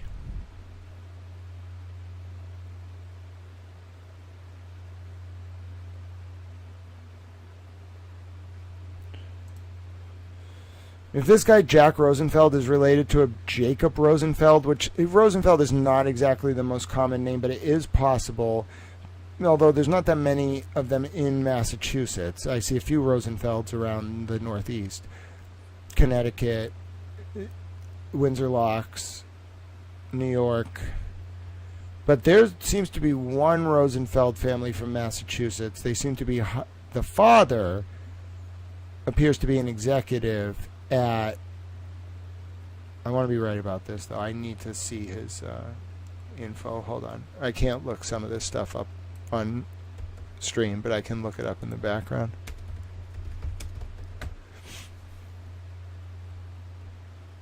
Where are you from, motherfucker? What?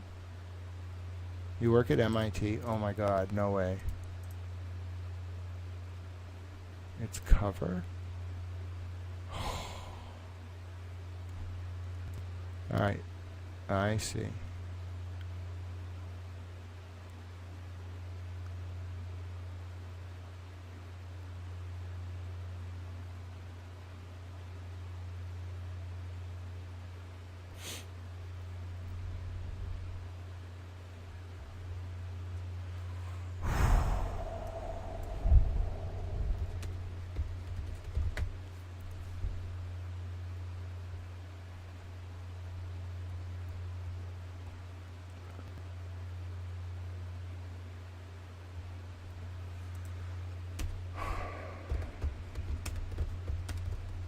This can't be. I gotta look up his actual fucking... Yeah, I know. I want the fucking... Give me his fucking... How are you so well hidden, bro?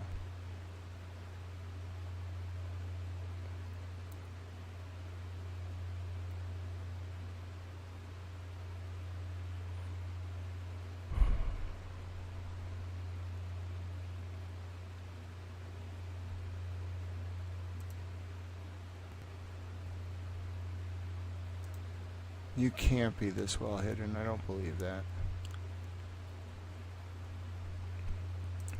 What are you, a fucking government company? No way. You sell fucking like... You sell like commodities. Oh, found it. No, that's not you. Are you really 87? No way. You're 87? I guess that would put your son at like 40 to 50. Alright, this might be him. Dude's 87.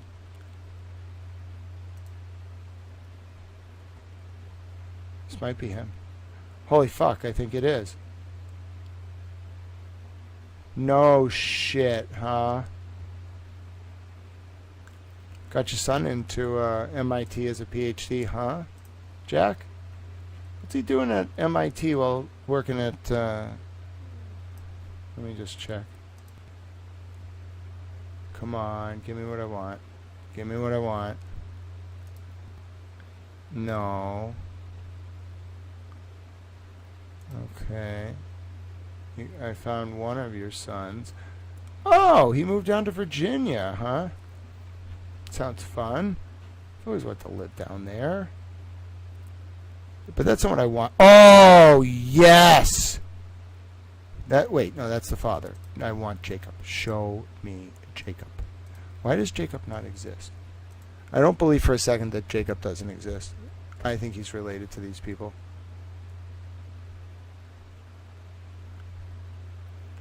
He looks a little older than 28. I don't believe he's as high in his in that career at 28. Unless he's an old 28. But even then, I don't buy that. 51, better. Got it. Suck my... Yes!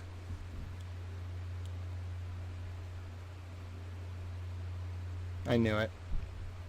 You people. You motherfuckers. No family, huh?